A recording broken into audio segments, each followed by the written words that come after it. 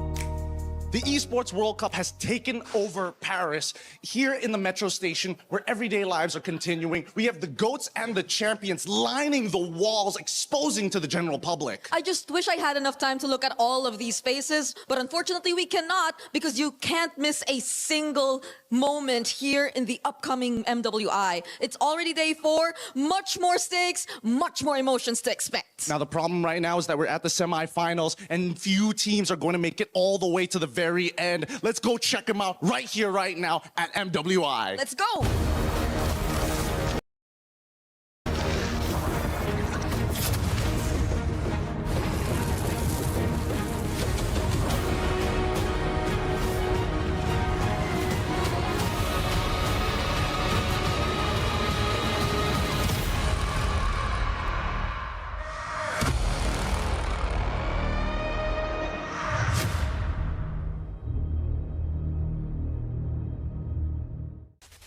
Welcome in, everyone, to the 2026 Esports World Cup here in Paris, France. Today is day 4 of the MWI. The best females in MLBB are ready to take the stage to dominate their competition. The question is, who wants to make it to grand finals? Doing so means you get the bulk of a $500,000 prize pool, plus this very trophy right here. But yesterday was a sobering day. 4 keys were crushed, and 4 ladies' dreams of making it to the grand finals ended. It was Team Ray Young, Seda Esports, and both Falcons rosters of Falcons MENA as well as Falcons Indonesia. But let's celebrate the fact that they made it to the knockout stage, a massive accomplishment, not only for their region, but also for their organization.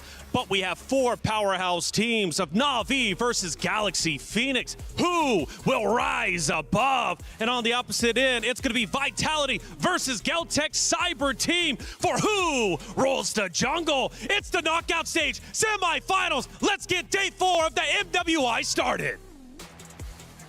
The third day of MWI at EWC26 was legendary as we saw advancements and knockouts happen on the same day. 4 sweeps opened up day number 3 with Falcons Indonesia moving forward and Seita, representative from China, making it to the knockouts by qualifying with a sweep as well. And of course, in the next series of matches, we got to see Falcons MENA also move forward while Na'Vi took down a rival in Gen G with a sweep.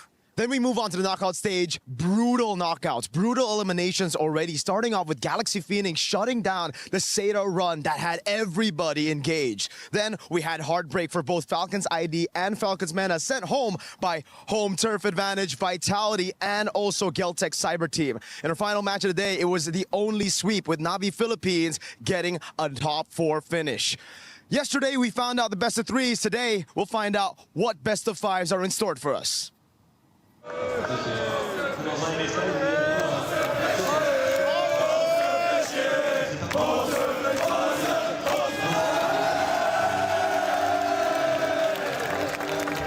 So first I got into esports with Vitality. I started supporting Vitality on Counter-Strike back in 2020. So I get into MWI when Vitality just got their team, especially when EWC has been created.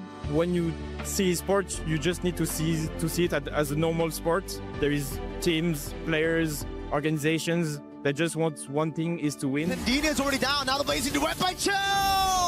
Spatial migration combo. Game 1 already falling into the hands of Vitality. That is what you see, a world-class series being played here. And that's how I got curious about the club, about his values, and I just felt like it was my club. It wasn't even a choice, I just felt like it was my club.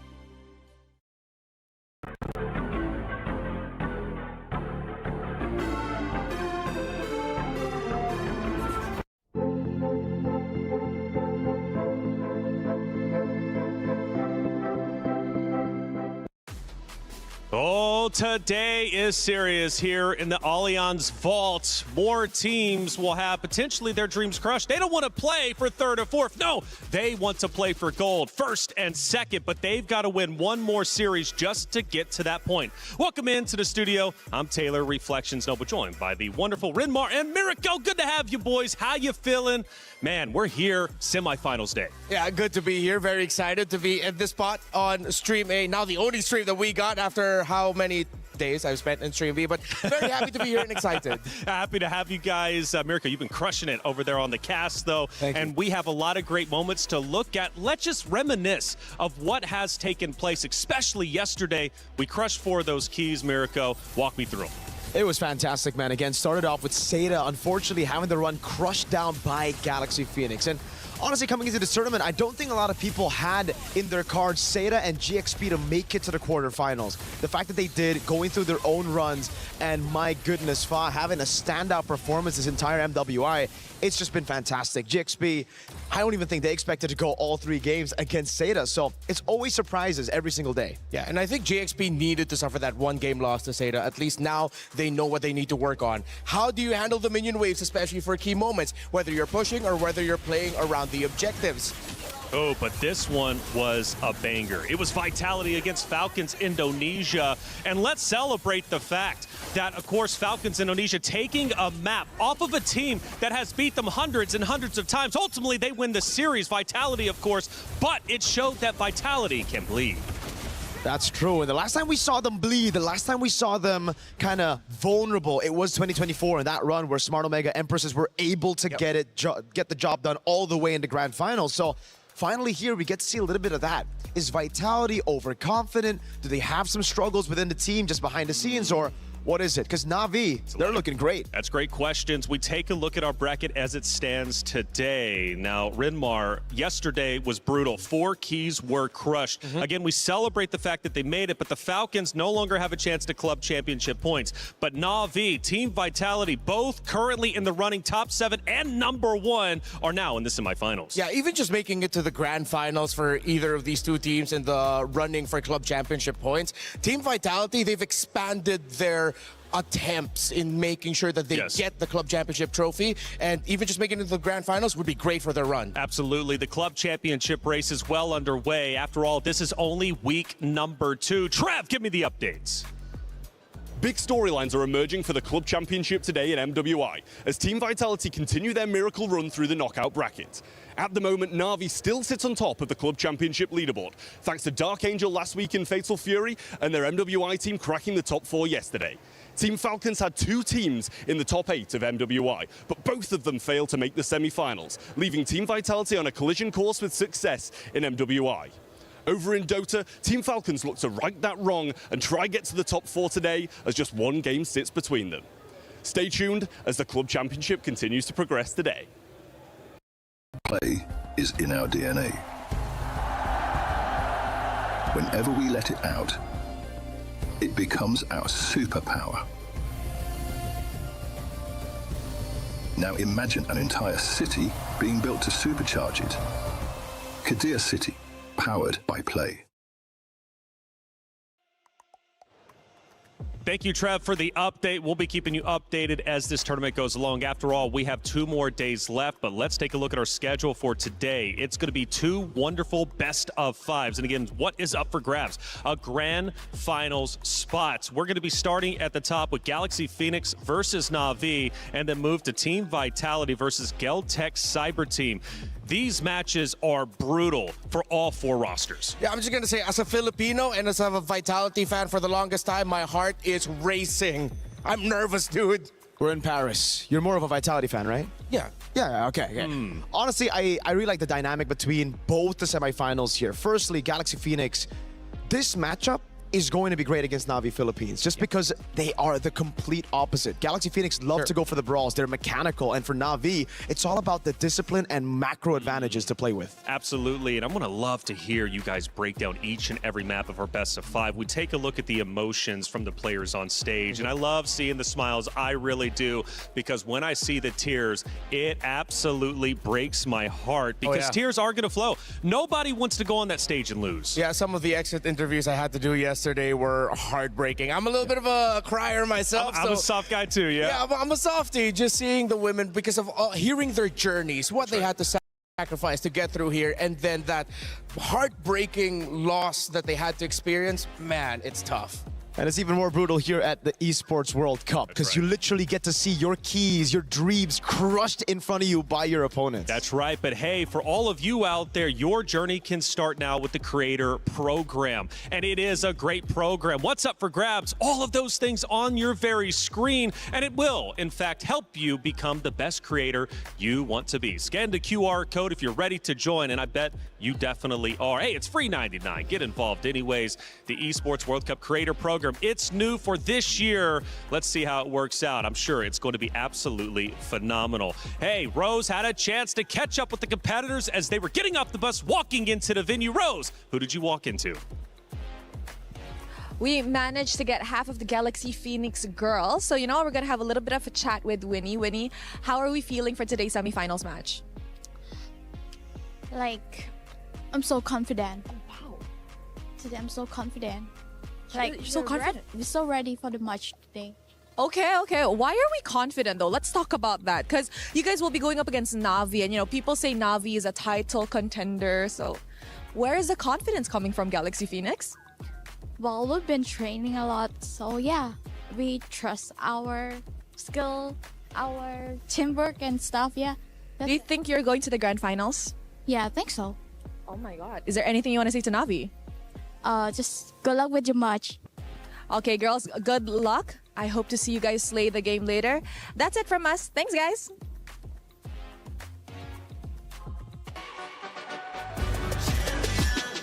This ain't no regular thing. Came for the ring, you know what I mean. You see my name in the lights. Better get right, I'm champion.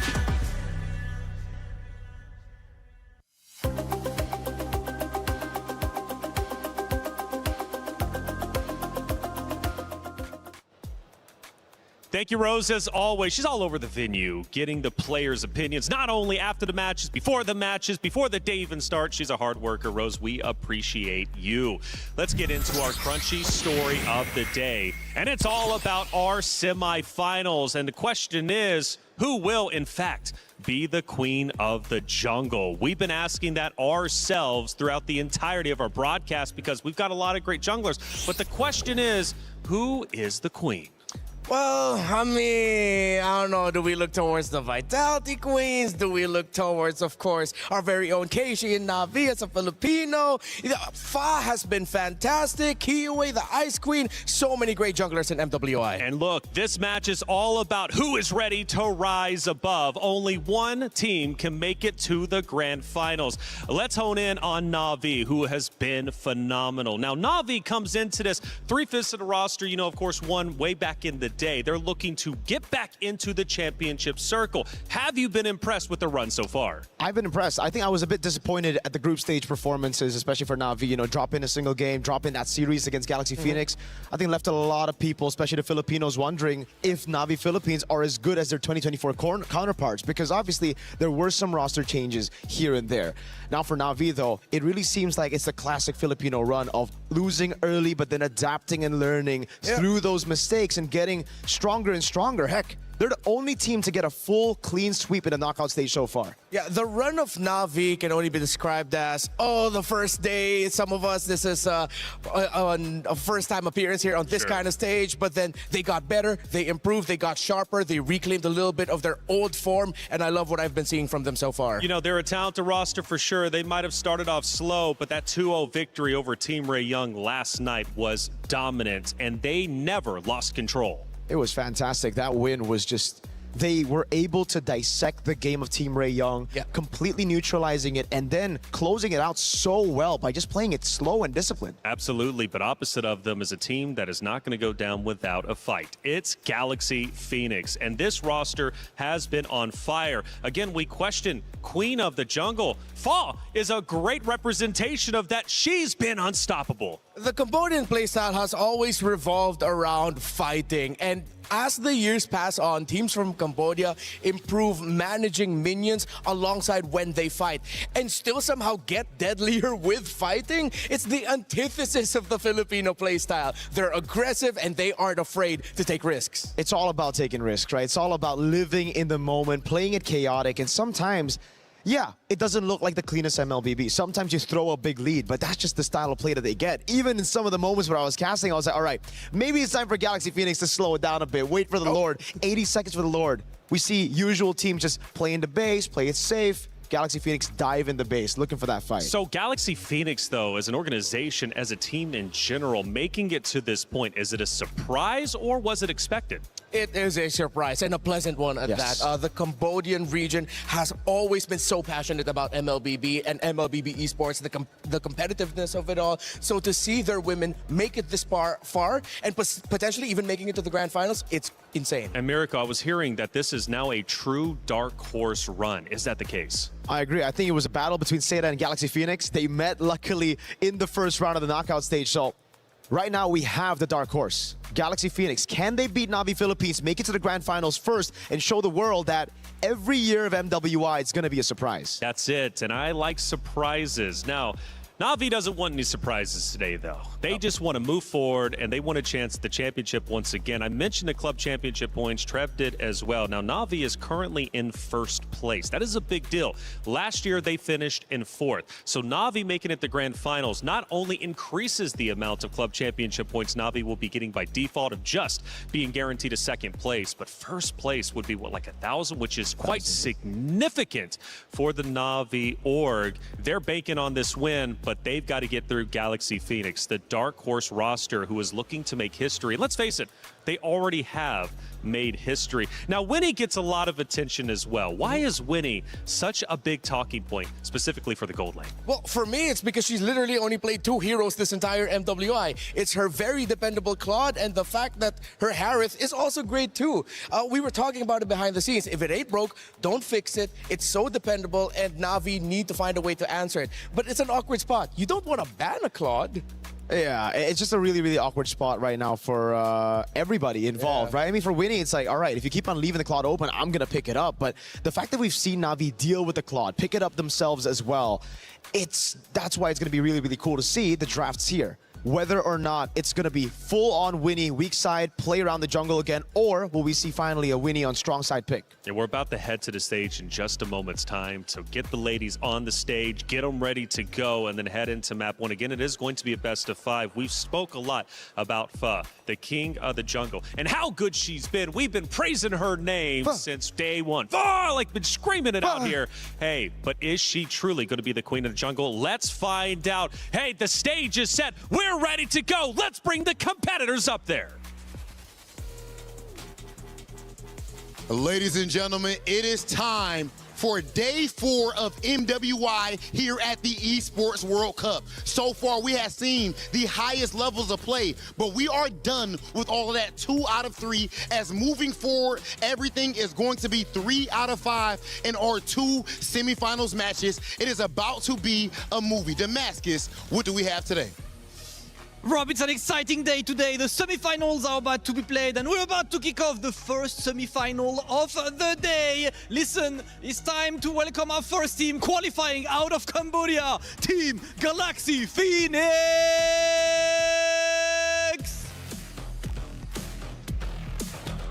Galaxy Phoenix has proven to be an absolute powerhouse in their first international appearance. Imagine making a splash like this and letting it be known that even going up against the best, they refuse to be shaken. Now we'll see just how far they'll take it. Let's send things over to our interview. Now, girls, this is the best showing for Cambodia yet. You have already done your country proud. Anything you would like to say to your opponents? បាទអញ្ចឹងយើងបាននាំមោទនភាពដល់សរុបខ្មែរតាមមានអ្វីដែលចង់និយាយទៅកាន់ប្រកួតប្រជែងរបស់យើងគូប្រកួតប្រជែងសម្រាប់គូប្រកួតប្រជែងចង់ប្រាប់ថាថ្ងៃហ្នឹងពួកខ្ញុំសុំទៅ Grand Final មុនទេ I want to say that to our opponent that we're going to make it to the Grand Final today. And we wish you luck. Please head on over to your battle station. Oh man, they try to punch that ticket in the grand finals, ladies and gentlemen. The pressure does not get higher than this, but our next team is accustomed to it. Please welcome to the stage, Na'Vi! Qualified out of the Philippines, they had a strong start, and they unfortunately could not get the first win, but they've been through the trenches and got a couple wins. They're the only team going for the clean sweep yesterday over Team Ray Young, led by Anot Ayanami, absolutely on fire. The Filipino team comes to the stage looking for a title that has eluded them since 2024. Look at Asmarai in this exact same position yesterday as I interviewed you as a winner. Now, anything you would like to say to your rising stars, the opponents, Galaxy Phoenix? We'll just do our best now and win this game. In this game, you shall. Please take your seats at your battle station. So yes, yesterday, we have seen some really interesting things unfold. Right now, stakes are high and hunger shows. We've opened up the knockout stages, seeing our top seeds with an unblemished run go the full distance. And with a surprise flip in the script, Na'Vi PH actually took down their opponents to be here today. But as Marai mentioned yesterday, deja vu, could this be their miracle run again? Let's see here, because in this matchup, who are they facing? The very foe that put them in this position to be crawling out of the bracket. This is a rematch of day one. Over to you guys at the casters, and welcome to the knockout stage of semi-finals.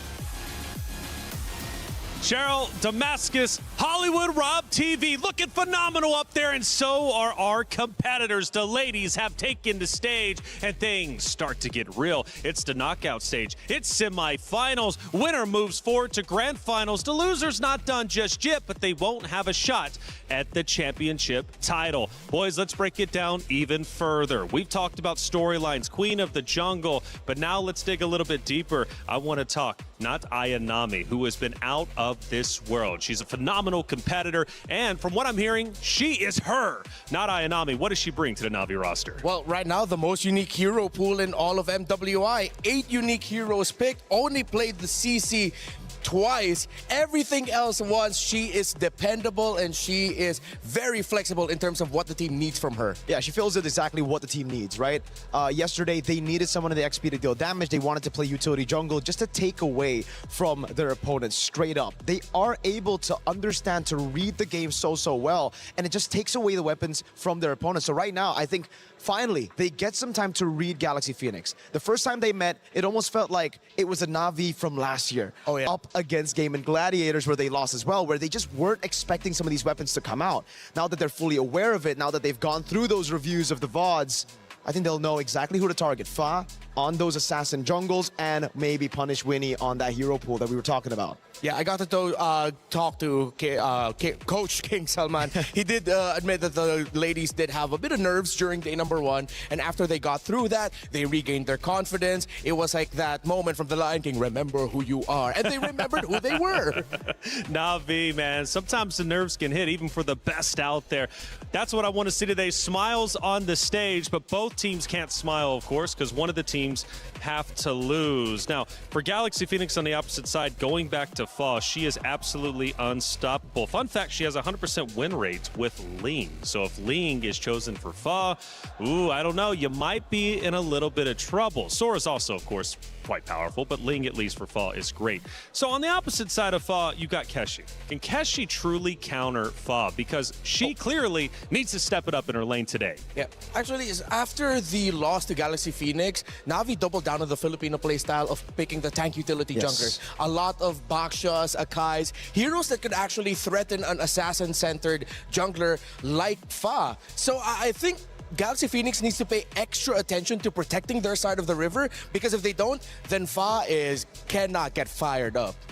Could be very tough for Fa, but the thing is, when we're talking about Keishi, she's really good on assassins as well, right? So if we're talking, all right, you want to neutralize their game through objectives, you go for those tanks, the utility jungles. But if Na'Vi want to turn it around, just flip the script, they could be the ones to pick up the assassins, go 50-50, especially in a best of 5. Try to read your opponents in, maybe get that morale advantage in game 1, game 2, and then maybe go for the head quick. Clean sweep. They've been the only team to have done that so far in the knockout stage. You know, these teams have history. They've met before. Sometimes Galaxy Phoenix gets the best of Na'Vi, and then the opposite way around. The biggest note, though, for Galaxy Phoenix coming into this is they really have already proven themselves. They've already made history. They were the dark horses coming in, and my goodness, they are making a championship run. They are officially in contender territory. So for Galaxy Phoenix, they haven't had anything to lose from the start of the tournament to now. I say get loose on stage, feel good. You've already made it this far. Maybe you can go a little bit further. Yeah, I think that's why that's the vibe of Galaxy Phoenix. They know that there weren't a lot of expectations for them. They weren't expecting a lot out of themselves, but everything that they have done has just been so natural. Their free flow style, not always the cleanest, but it's entertaining, and a lot of, I think, MLBB players can relate to how they play the game. It's something we don't see in the men's scene anymore, you know? It's always just a system. You need to follow the meta. You need to do a certain, play style to win the game. Here, we see a lot more of team identity, what their strong suits are, and how to utilize it in the game. And it starts in the drafts. Let's get the first draft started for our semifinals. It's a best of 5. This is just map 1, but nobody wants to fall behind. You want to dominate your map 1, end up ahead. It makes you feel a lot more comfortable, trust me, especially if you don't have to be forced to come back. Boys, let's break it down. All right, firstly, Flying Clouds. So far already, I think this is a pretty good map choice for Galaxy Phoenix. They're getting what they want. That aggression early on, fast-paced, trying to join the team fight or rejoin the team fight depending on the situation as fast as they can. I don't know how to feel about these first 2 bans by Na'Vi because these are the 2 picks that messed them up in their first meeting. For those 2 games, Galaxy Phoenix rushed the Belleric and rushed the Guinevere. Na'Vi had difficulty against it. So instead of trying to see whether or not they're ready to deal with it now, they just said, nope, we want to take it out. So GXP will also take out the Baksha that we mentioned earlier and would take out the Harith, meaning that we might end up seeing a return to just a trade between the Claude, Carry, and Moskov in the gold lane. Yeah, could be the Juicin as well here. Depends on what they want to try to prio, right? The Akai still comes up. When we're talking about Na'Vi Philippines, they've been able to dominate that neutral objective game through picking up the Akai. Great flex pick too. Something that a lot of teams here in the knockout stage have been utilizing. The Paquito will be banned out, despite, I think, the Esmeralda rising in popularity. The Paquito is just too oppressive still. And it's a difficult choice for Na'Vi. You have Marcel open, Freya open, Esmeralda that you mentioned. So there's 3 picks now that most likely Galaxy Phoenix will be able to get 2 of them on the swingback. So let's just see. What do Na'Vi prioritize here? I don't want to see a Juice in priority. There they go for the Marcel. I think that's like the most stable out of the 2 because at least now there's a little bit more choices for Galaxy Phoenix that I think on the swingback, Na'Vi will have some open picks for them that are power meta picks. And what's different though is not Ainami, I believe, usually runs a Boxia, or at least she has, and she's found high success with that. How do you think she's going to do with the Marcel? What's the difference in a Marcel and the Boxia pick? I mean, well, for Mirai on the roam for the Marcel, I think that allows Mirai to get into the river and keep getting tabs onto where Galaxy Phoenix is. Because we've talked about it. If you want to read Galaxy Phoenix, you need to know where the jungle is. If you are letting Fa get to where she wants to go without any information, it's not a good time for you. Not at all. Claude, though, gets picked up. Winnie, again, only played 2 heroes, and we'll stick to it. With the Harith banned out, there's only 1 hero in her pool. The Atlas comes around as well. Great choice, but to answer that question as well, I think it's also partly the speed, the tempo difference. Whenever Na'Vi go for the Baksha, they want it fast, they want it quick, they want to get those invades early to control the neutral objectives, get those early ganks. But on the Marcel, it'll be a delayed approach. They'll try to bait those resources out from Galaxy Phoenix first. Actually, this was a tough choice for Na'Vi. With the Atlas on the other side, with the Marcel on your side, you have to think about whether or not you want to pick up a Valentina for you, just so you can get that utility, and you don't get the chance to give the golden hour to Galaxy Phoenix if they want to pick the Valentina. So they said, you know what, let's see if we can give it difficulty at the center of the map. We'll pick up the Lilia instead, and they get the power pick in the Esmeralda. And I understand it, you know, on the Valentina, you deny it away from Galaxy Phoenix, you don't give the golden hour away, you get a Fatal Links to play with as well if you pick up the Valentina. But I think right now it's all about survivability. That's why they build on the Marcel. They're doubling down on sustain, on delaying fights, and playing the long game, just because they know the Galaxy Phoenix tendencies, assassins. Yes. They want to go on assassins. They want to get in, get out real quick. If Na'Vi can lock them down in the team fight for a long period of time, this looks like the comp to do it with. No junglers yet for either side. Let's see if Galaxy Phoenix will pick it here. And yeah, they do. They'll pick up the Akai, and might not be the best pick right now. I feel like the Valentina would have been much better, even though the difficulty would provided the roam mid. I like the idea that they have the golden hour with them. That guy could have been something else, but let's see. So going so far from what I'm understanding, the side of Galaxy Phoenix, they want a quick game. They want to finish this strong and fast. Now for Na'Vi though, they're okay with postponing the game, keeping it long. They want to play the slow game to counter the aggression of Galaxy Phoenix. Now for the last 2 heroes to be picked though, could that change up? It could. It really comes down to picking up the CC in the XP, but the thing is, Na'Vi were the first ones to do it, right? We see the Barats getting banned out as well, just taking it away from Keishi. It really feels like they've kind of swapped their play styles. Galaxy Phoenix now have gone for the early approach, going for the neutral objectives with the Akai, and I agree with you, Renmar. I'm not a big fan of these picks, not because it doesn't work, but mainly it's because it's just so not Galaxy Phoenix. Yeah, there's something about it right now. It's like, are you trying to show them that you can play the same play style as them? But that's going against how you made it so far here in MWI. You showed off your own play style. But also, is there a chance? Hey, it's semifinals. Grand finals is right there. They're knocking on the door. Have they been holding out this entire time? I think if there's a time to show it, it should be now. It's a best of 5. You can come into the series slow. You don't need to go in guns blazing with your best picks. You could try to maybe get a win on some of the uncomfortable picks, you know, frustrate your opponents, deny some of these win conditions away. But again, for Na'Vi, it's the CC ban straight up. They do not want this Esmeralda to lose out on the lane. Yeah, and with them taking that out, the gold lanes for Rian are slowly getting taken away. You still have the carry available, seeing that there's an Akai on the other side. I think Na'Vi has to consider banning out the Farsa of Sophia. That was one of the picks that gave a lot of difficulty. But then if you're going to be stuck with a carry, you have to consider, do I also ban out the Eve? It's a pick your poison type of deal, whether it's the Eve because it's better for the team fights or Farsa with the overall map presence. It's Na'Vi's choice, really. I'm thinking Eve right now. They need to get that carry, man. So many tanky boys here up for Galaxy Phoenix. They banned the Valentina instead. Something that can still be good, the Golden Hour, but I personally would take that risk going up against the Valentina, just giving the carry a little bit more range, because the Golden Hour, if taken by Galaxy Phoenix, could hurt them. They have an Akai and an Atlas. It's all about one moment. If they just mistime the Golden Hour, miscoordinated that Golden Hour, it'll be quite tragic. Yeah, right now it's like Na'Vi said, we don't want the choice, we'll give you the choice. You pick between the Eve or the Farsa, and they do go for the Farsa of Sophia. This is the pick that I saw with how she played it. It really stopped Na'Vi from being able to rotate around the map and take control of the river, so I understand why they would want to prioritize it. We did mention that the carry would be one of the best picks that Na'Vi could go for right now. It's not an Eve, but it's still going to be really difficult because now you have a choice. Are you going to go for the Flicker or are you going to go for the Purify? You pop your Purify against the Atlas, and Sophia still has a Feathered Airstrike. It's almost GG for the carry. It looks a bit too good right now for Galaxy Phoenix. It doesn't look like Na'Vi have an answer, but we'll find out. Do they go for the Assassins? We mentioned it. Keishi can play the Assassins. They kind of need it right now, a little bit more damage to the backline or something they can threaten the back. Thing is, they don't have a Moskov anymore. The Claude's already denied away from them. They go for the Alice. Oh. We saw this in the jungle just yesterday, and it's a Bruno in gold. Not that carry, a little bit more versatility, and I guess, I don't know, it's not really the best of lanes now against the Claude. I think the carry's still better in lane, but the Bruno gets the job done when we're thinking about the main win condition, which is long team fights. You build up on those stacks, get the crits all over. This is going to be a really demanding game for the Bruno. We talked about the carry and the difficulties it would have against those picks. Bruno even more so. Yeah. So, Riyadh, now is your time to shine, to show off that you have gotten so much better since MWI 2024. You've improved over the years. GXP on the swing back, they have an EXP, I think. Oh, with the Alice.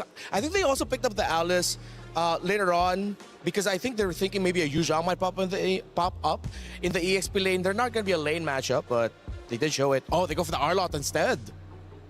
And it's really good.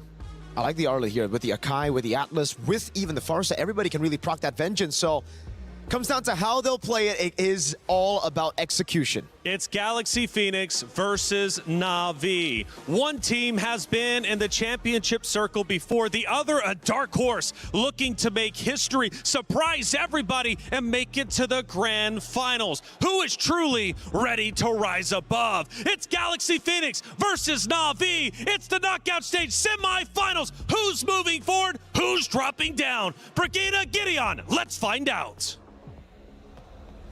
Thank you so much, Reflections. Here today, MWI is going to continue in the semifinals, is not going to disappoint here. We're kicking off this best of 5 immediately right from the get-go as we head on into the Land of Dawn to show you who is going to be the best. Both competitors have been set up perfectly by our studio, Brigida. And I don't know about you, but I was leaning over to GXP with their performance, and I know you're leaning into Na'Vi, but one of these teams are going to go home. I really want to say I'm leaning into Na'Vi, but based on the performance that GXP has been showing us, I'm just pretty sure that this is going to be a tough task for them to overcome, to make it back into the grand finals. We're taking a quick look at the emblems right now. Definitely, I have my eyes on the Farsa since we don't see it a lot, but this is looking like a very aggressive type, because even based on the flight paths that Sophia's been showing us on the Farsa, there are just times where she plays it so aggressively, and that's nice to see. Personally, for me, it's really nice to actually see Farsa kind of come back into the meta. Yes, she has the relevant damage, but it's that range that makes the marksman's lives difficult. So far, Rian and Winnie are going to have a very difficult game here overall.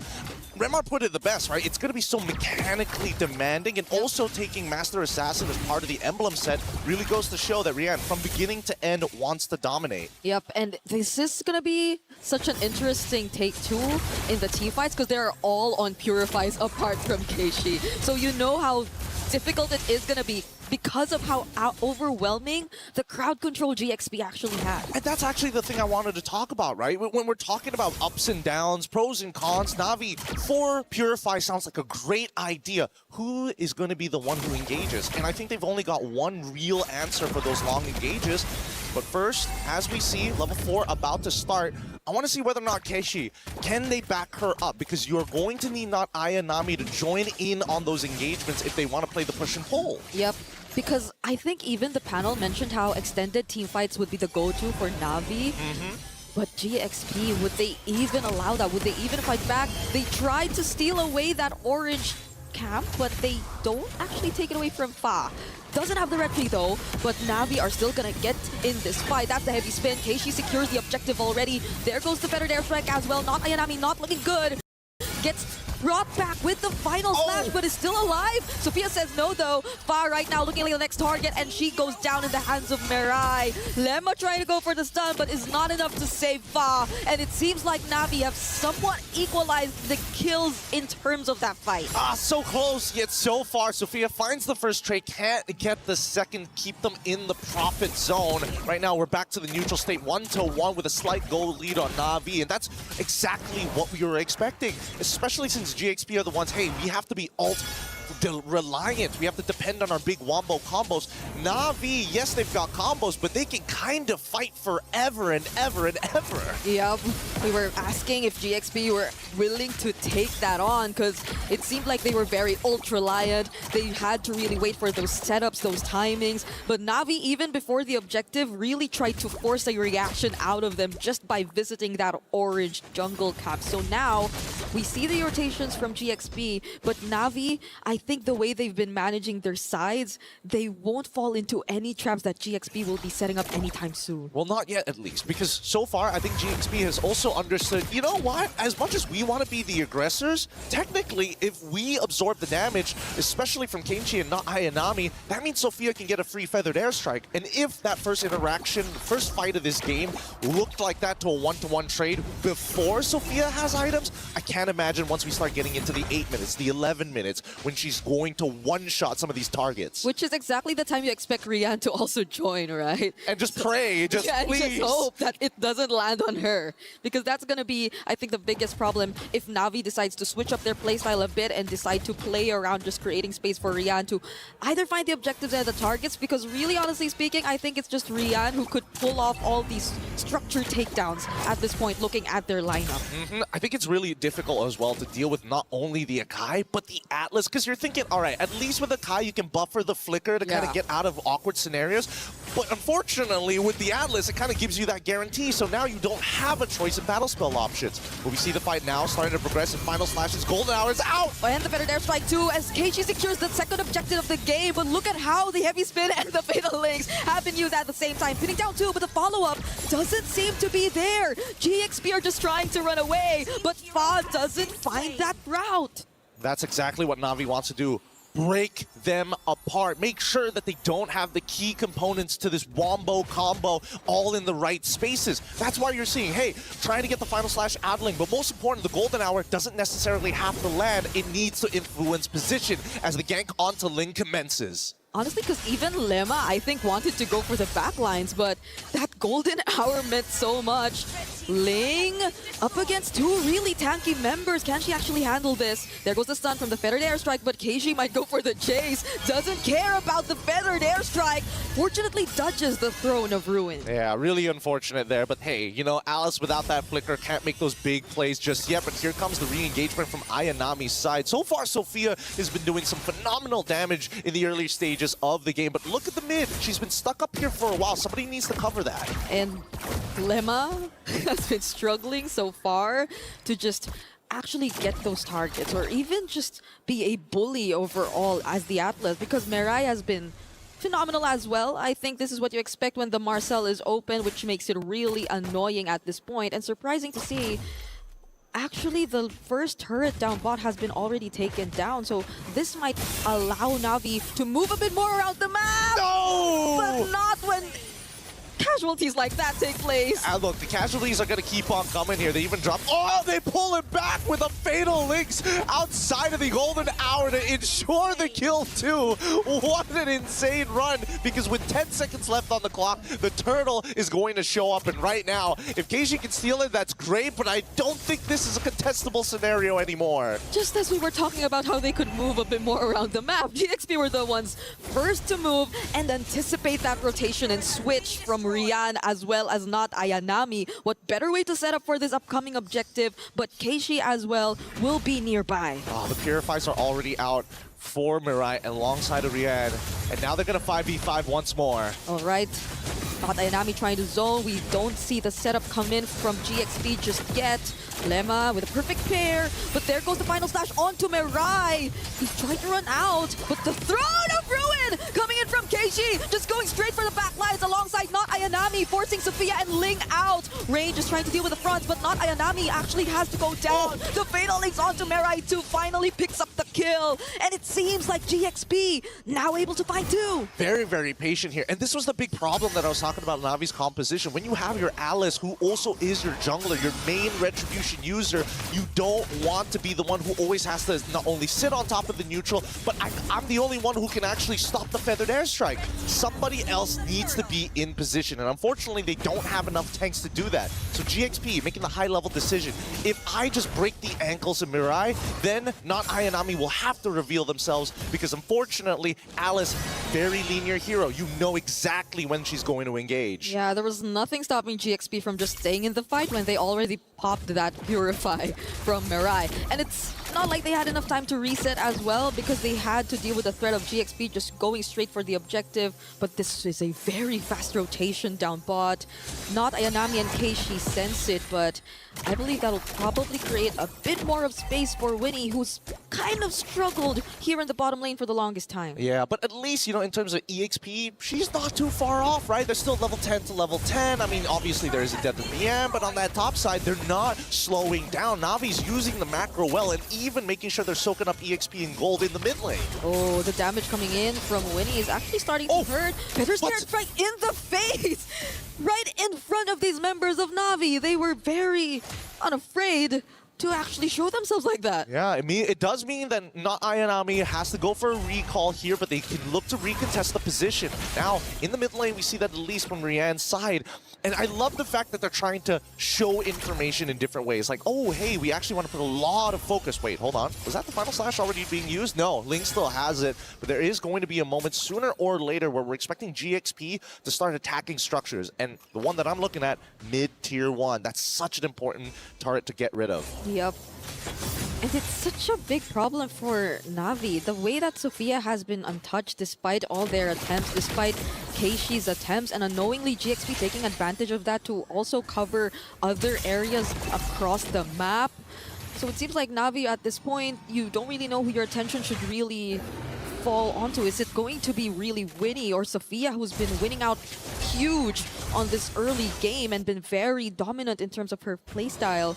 Because as much as Mirai gets the information, She's just too well protected on the far side. Yeah, I have to agree. And they don't really have too many ways to kind of break them out of it. I'm trying to think of what would the order of the fight look like in order to get an upper hand against GXP. Either they get massive value out of Keishi, but I think for now, it's up to Rain. And if Rain gets blasted every single time by the Feather Airstrike and forced to fight early, it might not necessarily be good. Oh, this engagement! There's no golden hour left. GXP are just gonna go for it. The heavy spin hasn't been committed, but the Throne of Ruin stuns too! Ling falls down, the XP laner is gone, so is the Roamer. It's a double for Keishi. The best possible setup before this first Lord. That's exactly what we were looking for, and Rain able to find these really big assists, making sure those Gloom stacks are nice and high to start eating away at the members of GXP's front line. And that's what we want to see. Here, both Na'Vi and GXP now finding solutions to the problem, but with Lord spawning in Navi's favor, this 2.2k lead is only going to extend further as Mirai, unfortunately here, has to back away. But Winnie,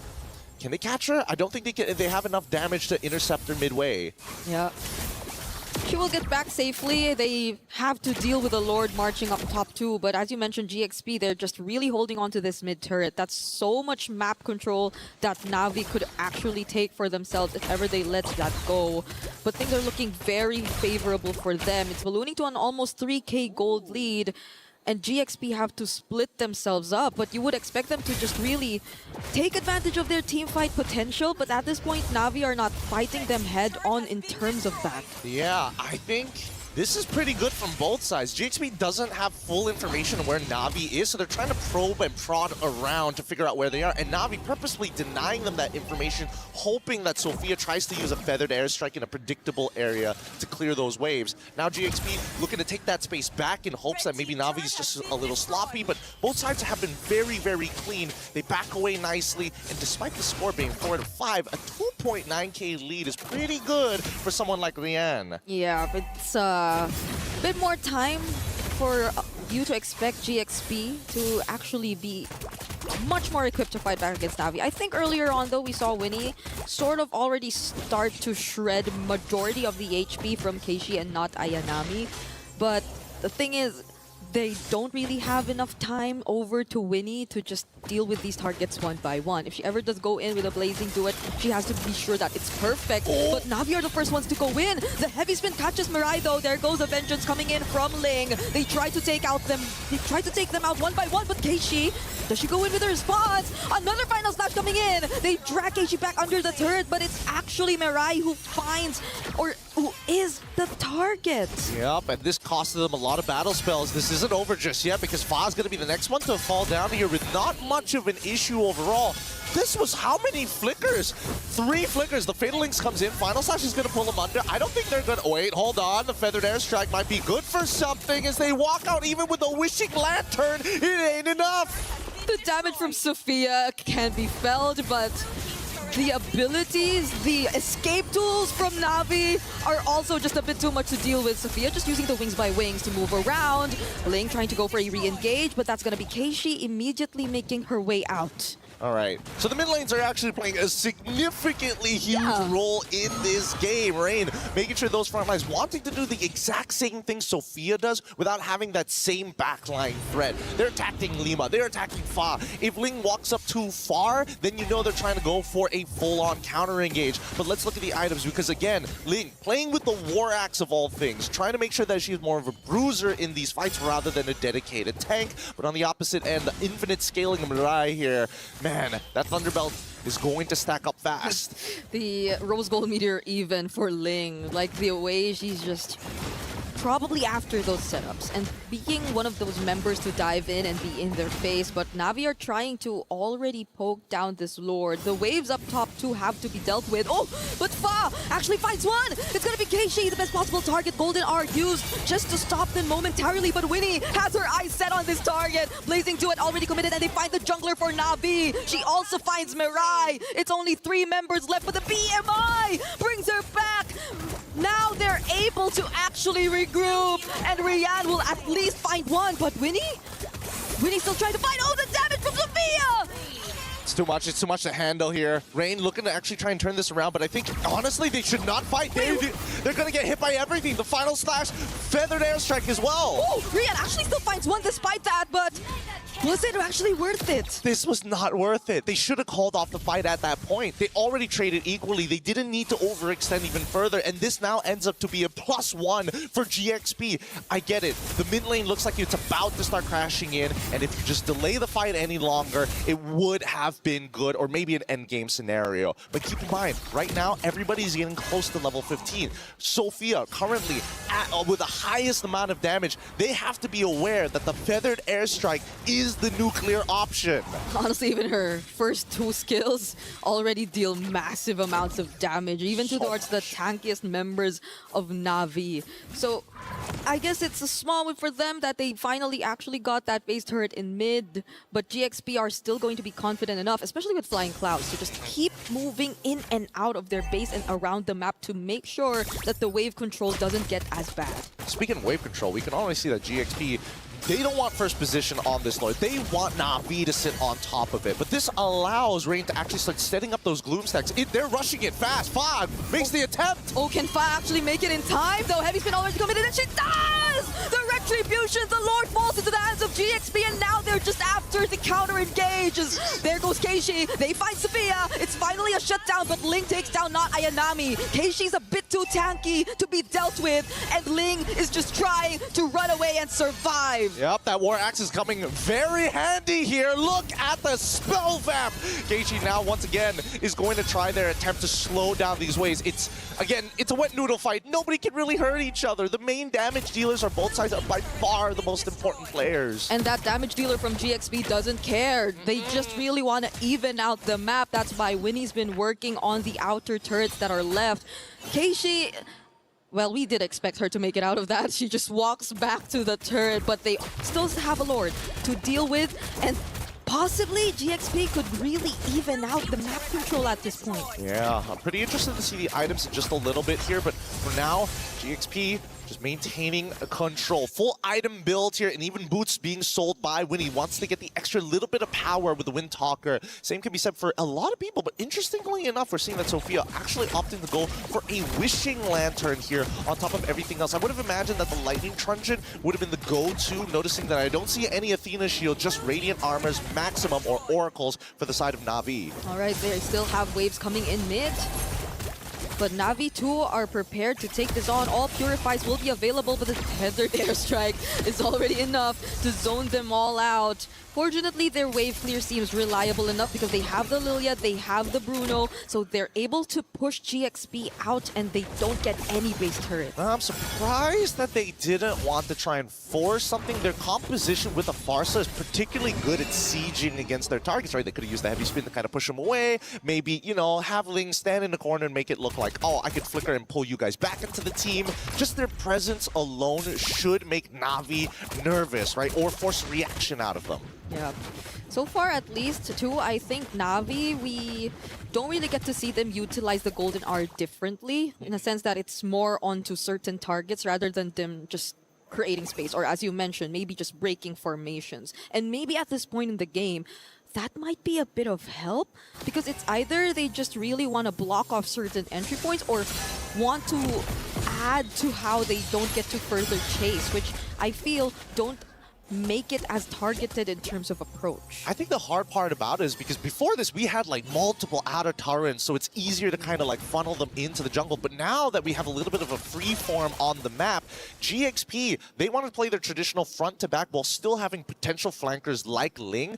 Na'Vi, on the other hand, I'm not so sure, because Mirai's position is very flexible overall. Yeah. They don't have a dedicated anchor, and I think the closest we can get to that quote-unquote dedicated anchor is Rian, because even Rain with the black shoes, where are they going to end up? Right next to Rian. Yeah. So we're setting up for this next objective, and I believe this is an Evolved Horde. Can't believe we're almost 20 minutes in. Hey, these girls, they don't want to lose just yet. They want to show the best possible performance in a best of 5. You have to, especially as you're already in the semi-finals.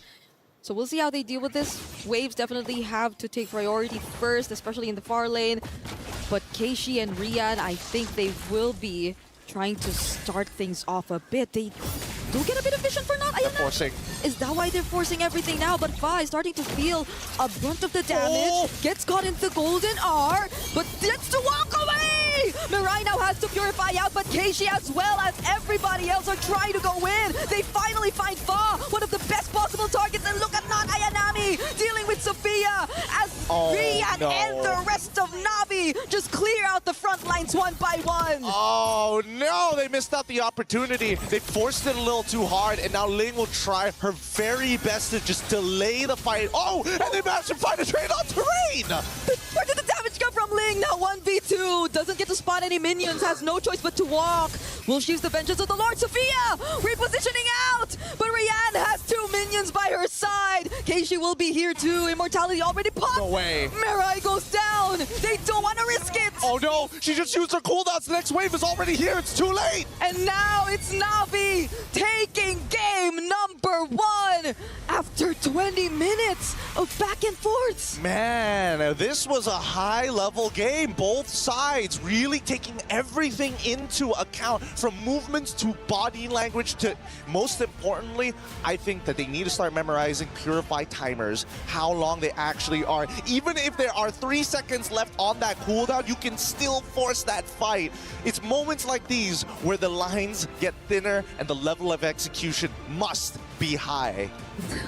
Na'Vi, after a very unexpected run, now the momentum really seems to be on their side. It really looks good. And personally for me, I don't know if any one of these teams are going to need that extra motivation, that extra push. But this is only our very first game, and it's this intense. It's only going to heat up from this point onwards. We're going to be throwing it back soon over to our studio, as our ladies are going to have to go back to the drawing board and figure it out for game number 2 right after these messages.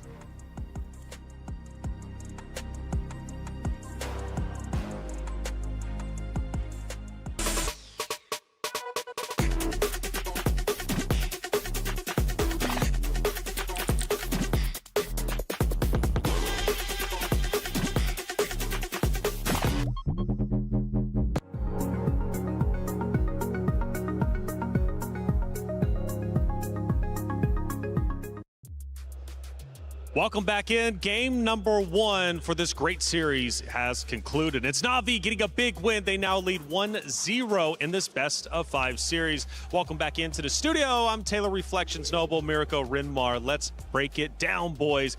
Rinmar, going into it, the hero selection was a big talking point, and we knew that they were differing styles. Now, for on the one side, for Galaxy Phoenix, they wanted to go in hard and heavy. They wanted to fight aggressively. For Na'Vi, though, they were okay with things being a bit slower. How do you think it worked in execution? Well, it worked out well for Na'Vi early on, but again, because they got their comforts in the Farsa and Claude, I'm talking about Galaxy Phoenix here, they still looked pretty much within their realm of comfort. It's just that you could see the moments where they miss the explosiveness of Fa, something that allows Fa to be a little bit more of a damage dealer and a carry. Yeah, that's why I'm going to go the opposite round and say Galaxy Phoenix, it really looked like it's just not a composition they're comfortable with, right? Because, all right, we do have some components where they're doing well with. Winnie on the Claude, obviously up top as well, but Fa on the Akai, not even a neutral objective win is, I think, a big miss for GXP. Well, a lot of great moments throughout this game. In fact, it was a long game, 20+ minutes. Let's take a look at our first moment, and this is right before the Lord.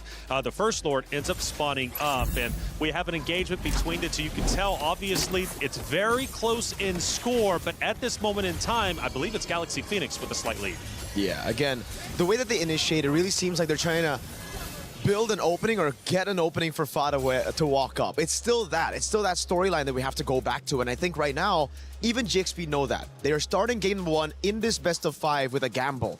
Can they utilize Fa on the utility jungle? Because if it worked, now it'll create a lot of confusion for Na'Vi. Now that it didn't, they have to go back to the drawing board. I think Assassins again. Rinmar, let's take a look at our second moment from the game. This will be the battle for the second Lord taking place. Well, GXP was able to start it off well here, but this is where Rian was given a harsh reminder of if she does not watch her positioning and the formation of Na'Vi is too tight around their Bruno, it's so much easier for GXP to fight into it and find their targets. Rian needed to go down in every team fight that GXP fought, and in that moment, that was crucial because Na'Vi didn't watch their footing. And for the third Lord fight, Mirko, this is what set Na'Vi up for a victory. They go in hard. At first, it looks like they might be in trouble, but then they flip the script. And this is where I think I'll be, I'll double down on the statement that I think Fa's just uncomfortable on this pick. She starts off with a heavy spin so early on instead of just playing around the neutral objective. We get to see a pattern here and there through the 3 clips. GXP, when they win, they go in straight up. They get all their damage onto the right targets, and then it's done. If at any time Na'Vi are able to prolong these team fights, utilize their sustain, it's GG, especially with the Bruno in the late game. Now, Renmar, we take a look at some of the stats from game number 1 and it starts to tell the story. It was a long one, 20 minutes, right? Yeah. But it was Na'Vi just edging out GXP. So one thing that Na'Vi needed to get right with their team fights is the placement of Ayanami. Look at her damage taken, almost 200,000. That's because she's the one trying to disrupt GXP's formation because Keishi and Mirai are staying back alongside with Rain so that Rian is well protected. If Ayanami was a little bit too close to the team, that's what we saw in Lord number 2. It was easy for GXP to break them. But as long as they get their 2 separate fights, Ayanami in the back, the rest of the team with the Bruno, it's all good for Na'Vi. Yeah, and I think if you just look at the numbers, you look at the damage taken numbers, and it's like, all right, pretty similar, both sides. The thing is, though, on Na'Vi's side, they have an Alice, an Esmeralda, and a Marcel. All these heroes can go back and forth really easily, regenerating all of their health with just a few abilities. On the other side, it's not really the same case. GXP on the Akai, the Atlas, once you get chunked, once you use that big resource, you're out. Have a standout player here from Galaxy Phoenix, a 10.88 KD. To me, coming from the games that I come from, seems hugely impressive. 50 kills, I assume, coming out not only from this game, but also multiple games. Yep. So Galaxy Phoenix clearly has a top slayer. Yep, that's Fa. Fa needs to get back into the high-impact heroes. Agreed. The impact of Akai is different, but that's more of a Filipino play style. That's right. Well, Moonton is doing a lot right, and MLBB has been ignited on the stage during the MWI. The most talented ladies have been competing, but that's not all happening at the Esports World Cup.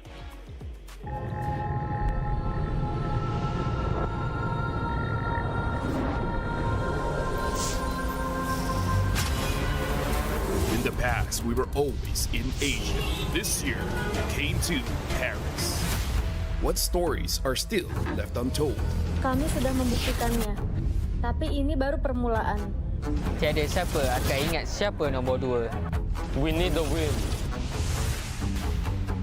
Bukan sekadar keinginan, tapi tekad. Hindi ang pag-abot sa top ang pinakamahirap. Ang corona ang mahirap ipagtanggol.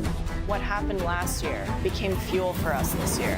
This time, we bring it to the fight and finish it. A new lineup, new chemistry, new fire. Once champions, not settling for podium finishes. World champions, defending MSC champions. As the final boss of MLBB, can anyone stop them? Names have been named, stars have risen, but now they need to show the world what it takes to rise above. This time, the world is bigger than ever. Like every year, new challengers step onto the world stage. Some carry the ambitions of 2 continents. Some fight for the pride of home turf. Some have never stopped chasing the throne. So who will finally rise to clinch the title? This is where unresolved stories find their ending. A new shot at glory. One more chance at redemption. We are back. Kali ini, sekali lagi. Bukan atau tidak, Pareho lang ang chance namin. no one is untouchable. Let's fight. Bukan ako kalau bisa. 2 champions, 1 game.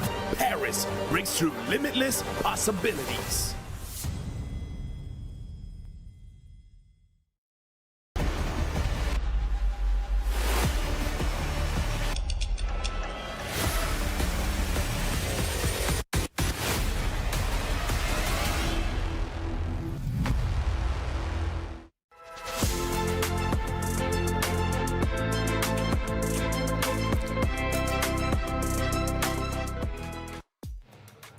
Like I said, the Esports World Cup, we have a lot happening. This is just the first for MLBB. The MWI has been electric, and we are nearing the end. Tomorrow will be grand finals time, but you've got to get through your matchup respectively if you want to make it to the grand finals. Who's it going to be? Right now, Na'Vi currently has a 1-0 lead in this best-of-5 series, forcing Galaxy Phoenix to answer back.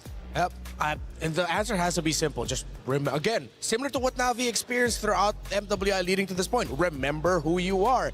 I don't mind if a team tries to get out of their comfort and tries to do something different, because you need to show that flexibility, especially at this point. But it felt a little bit too far from what they're used to. But Miracle, honestly, even though their hero selection was too far from what they're used to, speaking in regards to Galaxy Phoenix, I felt that game 20 minutes long. It went a bit back and forth. I still felt they did incredibly well. So if they go back to their bread and butter, I think this matchup could be very difficult for Na'Vi. I think so too, you know, because the way they did it, the way they flexed that hero pool of theirs, they also did it in a way where it denied a lot of the big picks, like the Akai away from Na'Vi, who, again, have been thriving around these Akai picks, these high-tempo, early-game compositions. Thing is, though, Na'Vi know how to adapt even with the Assassins. I think they're coming into this tournament thinking about the Assassins already. So if we can see them go and improv their way into a Game 1 victory, having their picks denied, I think they'll do pretty well here, even if GXP get on those Assassins. We go from Flying Cloud now to Dangerous Grass. And it is going to get more dangerous if ever Galaxy Phoenix does decide to go back to Assassins, and if they tweak their drafting priorities a little bit. That Atlas and Akai pick, I love it, but it felt like they were just trying to block off Na'Vi from being able to get something that they want instead of playing around what they want themselves. Again, it's not the worst composition in the world. At the end of the day, they still got their comforts in the Farsa and Claude. They allowed Ling and the EXP Arlot to do what she does best, but that little missing sauce actually ruined the dish. Exactly. It's not that it's a bad composition, it's just not GXP, especially now in MWI, where we've been talking about how each team have their own identities. I think we need to stick a bit more to that, especially now that they're behind in the series. Na'Vi, comfortable, banning out the Marcel, knows it's a crazy pick to let go. GXP, they take away the Phobias and the Baksha, so it's more on the same kind of page. They still want to take away these early game dominant heroes from neutral objectives away from Na'Vi. Seems like we're going to be getting a potential rush for either a Paquito if the Esmeralda's gone, or a Freya for GXP, which would be a little bit more towards the GXP playstyle for Ling, although no Freya game just yet for her, but if I'm not mistaken, it does constantly get banned out by their opponents. So the Guinevere gets banned out again, Na'Vi. Wouldn't be too surprised if they even ban out the Beleric together with the Guinevere, but I think at this point it's okay. Yeah, right? you can let one through. You've already banned one of the other main components. The Harith gets banned out, and honestly, this might be a GXP first pick Claude, knowing that usually when they do this, they need the Claude to be picked up. If they don't go for the Claude, I think Na'Vi are going to be very happy taking that away from Winnie, who's only played Claude and Harith. The Beleric still gets banned out by Na'Vi. They just don't like Lemma on these kind of roams. It's a great playstyle for GXP as a whole once they get that Beleric. They're a little bit braver knowing that the fighting them gives them more damage. Sora rush right away. This is a bit of a throwback and a little too far back. Yeah, the Sora first pick. It's been good so far in this tournament. Yes, it has been. And at one point, it had a 100% win rate yesterday until Vitality shut that down. But Ling on Sora could be pretty deadly. Could be, but I think Na'Vi, they can have, I mean, plenty of answers to the Sora, right? They can go for the CC and the XP that went down in lane against the Sora. They could go for the Arlet that does well against the Sora, the Paquito as well. But first things first, you take away the Claude from Winnie's hands and you ask the question to GXP, what does your gold lane play aside from the Claude and the Harith that you banned yourself?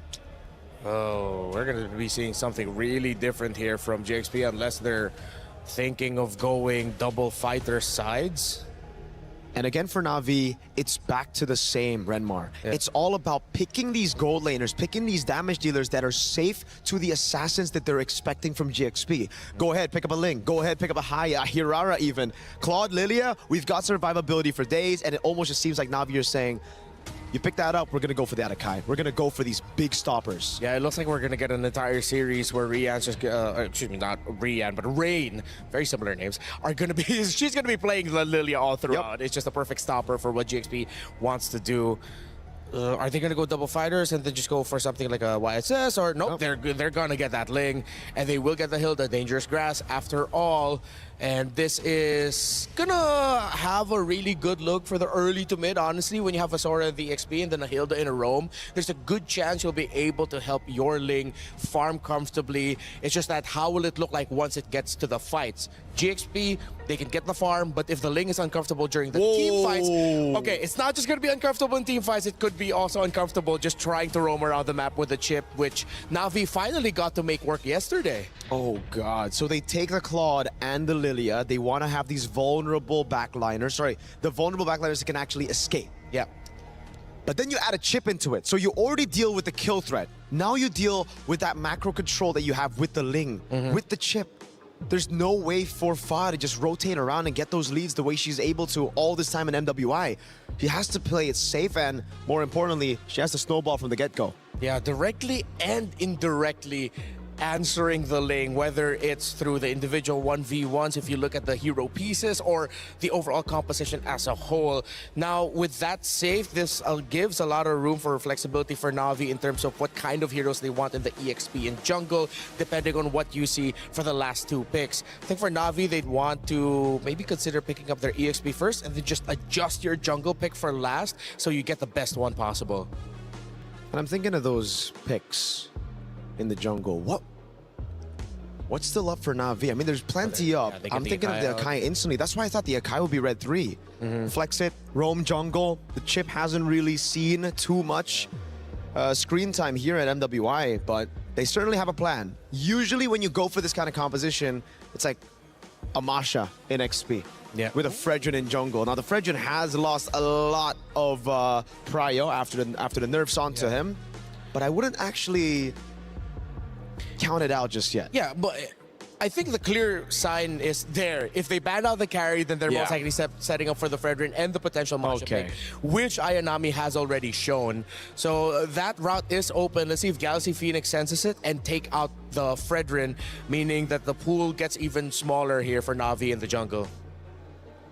It could also be Barats. Oh, right. Yeah, Barats is still here. Yeah. There's no more option of you potentially going up against something like an X-Borg jungle. You already see the Ling. Yeah, I think Barats would be perfect here, honestly, for Na'Vi. And with Galaxy Phoenix already showing their cards at the jungle, then there's not going to be a lot of counters left for it unless you pick up, like, what, a Lunox in the mid? But then you're up against a Lilia. That's why it really just seems like Na'Vi have it all covered. The Fredrin gets banned out again. I think Na'Vi shouldn't be in any rush to pick up the Barats, but they shouldn't be in any rush to pick up a crazy pick for not Ayanami and XP as well. So just comes down to what they want to reveal first. Do they want to reveal the Barats or the Masha first? Yeah, it's preference at this point. Because of the wide pool of not Ayanami, they have so much options to go for. And I think that's the main discussion right now for the team. I forgot. Yeah, Freya is still open. That's why we thought earlier Freya would be picked up in the very first pick for Galaxy Phoenix. Well, okay then. Yeah. I wouldn't even be too surprised if they just go and pull a crazy Leomord Freya. It's been a while since we've seen Leomord, but, you know, those nerfs has hit him. But with this kind of composition, it fits. Yeah. Just go all in. Leo Freya, then you add the chip there. I think if you want macro, would I be too mad at the low Yi pick right now for GXP? Team fighting wise could make it difficult once they get out of the chip portal, plus the Freya's there for the constant pulls. Oh, they go for Sophia on the Selena. They ran for comfort instead. It is very mechanically demanding to make this work, but it's one of those things where if the arrows hit, it's great. If the arrows don't, kind of GG. I wouldn't even be too mad if they just run it back on the Alice jungle again. Yeah. That could work out too because of the very close to mid-range nature of the composition of Galaxy Phoenix for team fighting. Alice, the Throne of Ruin, is going to stop the tempo of the team fights. That could give a little bit more space for their Claude and their Lilia. Yeah, just lock them down for the AoE damage to come through. And it's the Bauman. Oh, physical shred, physical defense shred with a Freya and a Claude.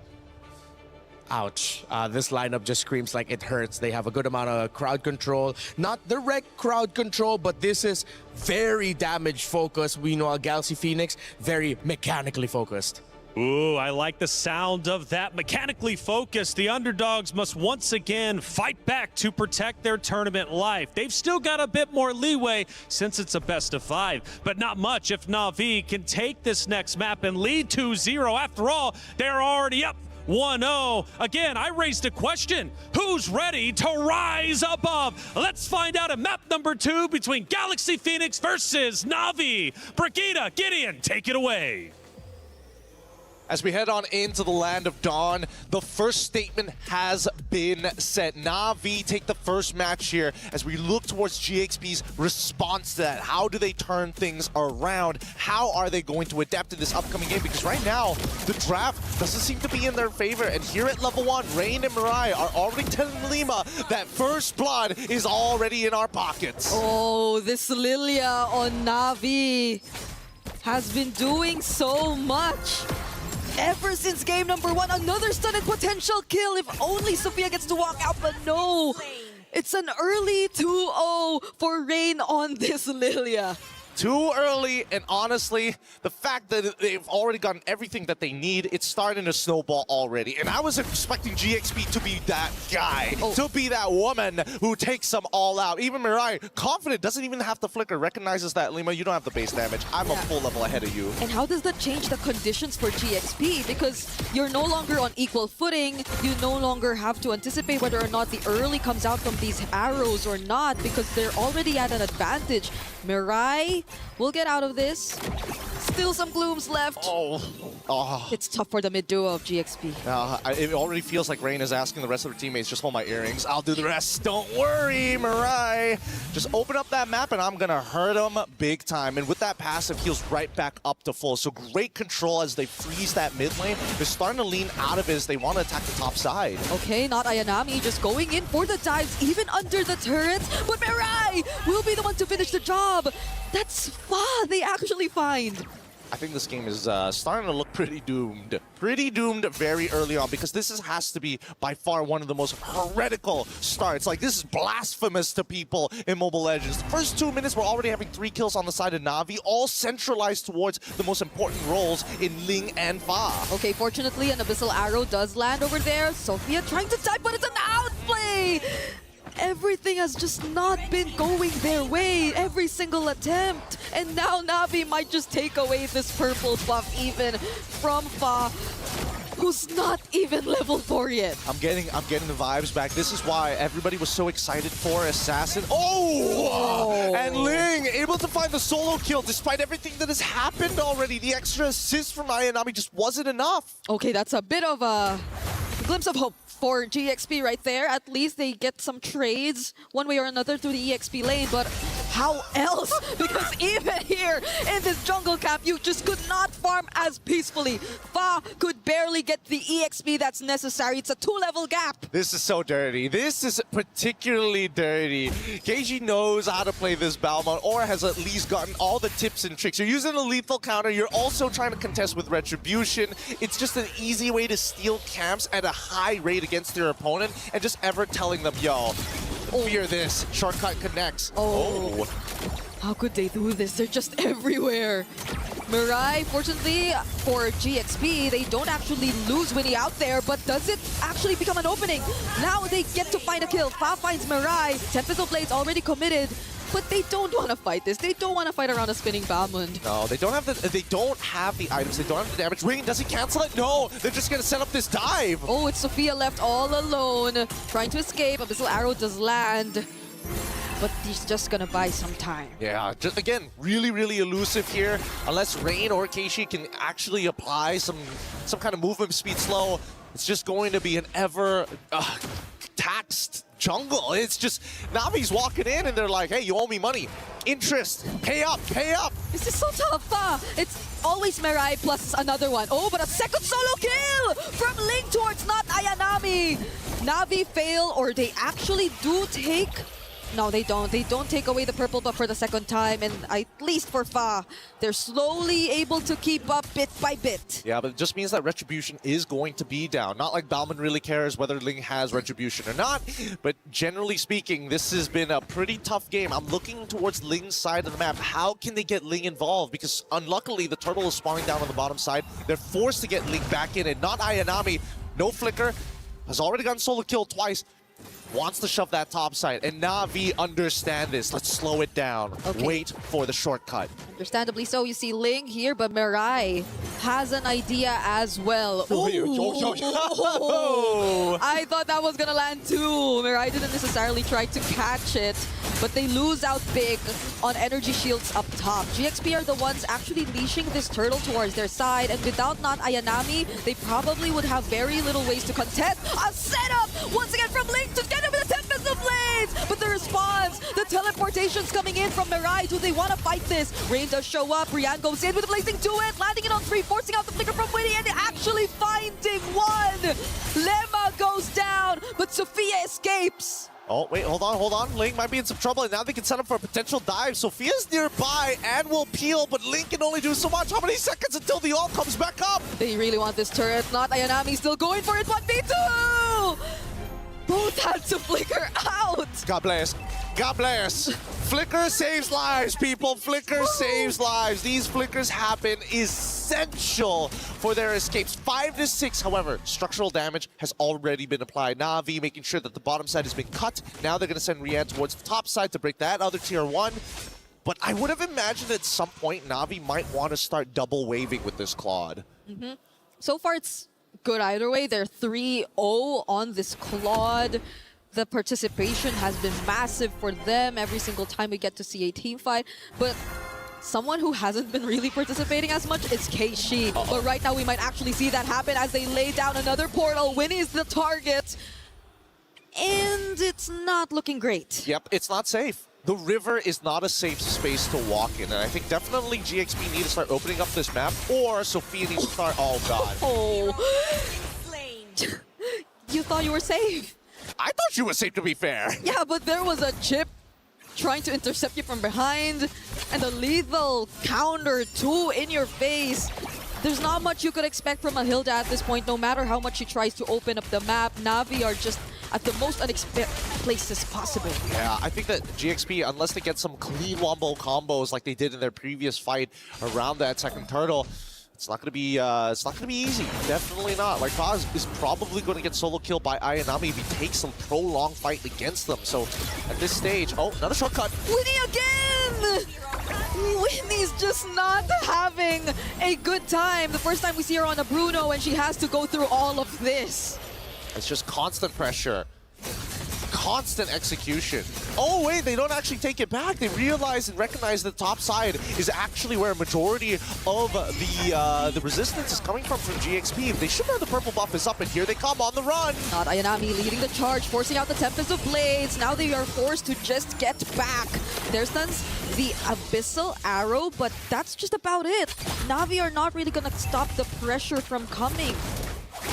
They're gonna try though. Oh, next on towards the back line. However, Ling unfortunately can't seem to close the distance. Didn't want to commit the flicker as well, but they've got battle spells out of Na'Vi. And honestly, at this stage of the game with a 3.8k lead at 8 minutes, it could have been a lot worse. Yeah, at least if you look at it from the perspective of having a Ling on your lineup, you could play around the map a bit more, but just how could you? If Na'Vi keep forcing these kinds of fights and just surprises all over, at least for now, Faz trying to stay composed by doing exactly what we mentioned, but even Keishi is just a bit too quick to expect what's about to happen from GXP. Yeah, just a little too fast. And now, here we come. Descent of the Valkyries into it. Oh, cloud shift though! Oh, the cancels. Now it's Rian having to get away from that. Not Ayanami left all alone against 3, and she could not take out at least one. Rain eventually shows up with a flicker. Winnie too having to dash away, and Mirai! Another intercept! That's the fourth time we see them take down the gold laner. Again, great target priority here. And no time being wasted by Mirai. It's like, all right, I see my low target. I know exactly what I want to do. And this lead now, as we pull up the item list, we're already seeing fleeting time completed. 9 minutes pretty early on with rapid boots as well. Explains why, not only with the passive, why Mirai's so fast. Okay, Fa's okay. Thank goodness. Like, he couldn't get worse from this point onwards. I mean, don't worry. That purple buffer was always Navi's. It was always Navi's anyway. Yep. But I wonder who else is not safe. Winnie yet again. Oh my god! She's been holding on that bush for too long. Mirai's been staying in that bush for too long. And even with this 4-man setup coming in from Ling, I don't think they will get the value out of it. They'll just lose out on more and more members. Ling falling down as well. There might be one trade, and that's going to be Rian. They can't scale at this point. They can't scale. They don't have enough EXP to stay above them. Even Mirai having a full level ahead of Lima. The early game is completely gone, and technically this is where we're expecting Fa to start really picking up the slack for the rest of the team. However, with such a big lack of and an interception from Mirai, what are you supposed to do? She had another ultimate available.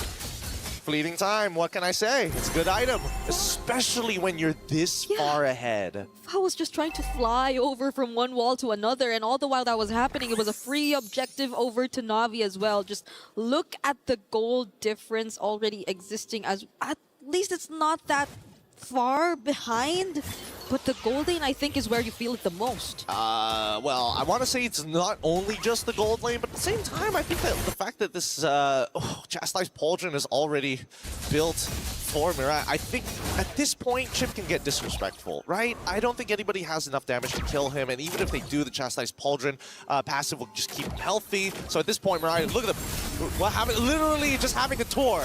Yeah. Just doesn't mind those bits of damage you get to receive from Lima as the only person who could possibly walk up and not get bursted down by Na'Vi, not unless they just go full commit. But now they have more and more waves coming in, not Ayanami showing up as well.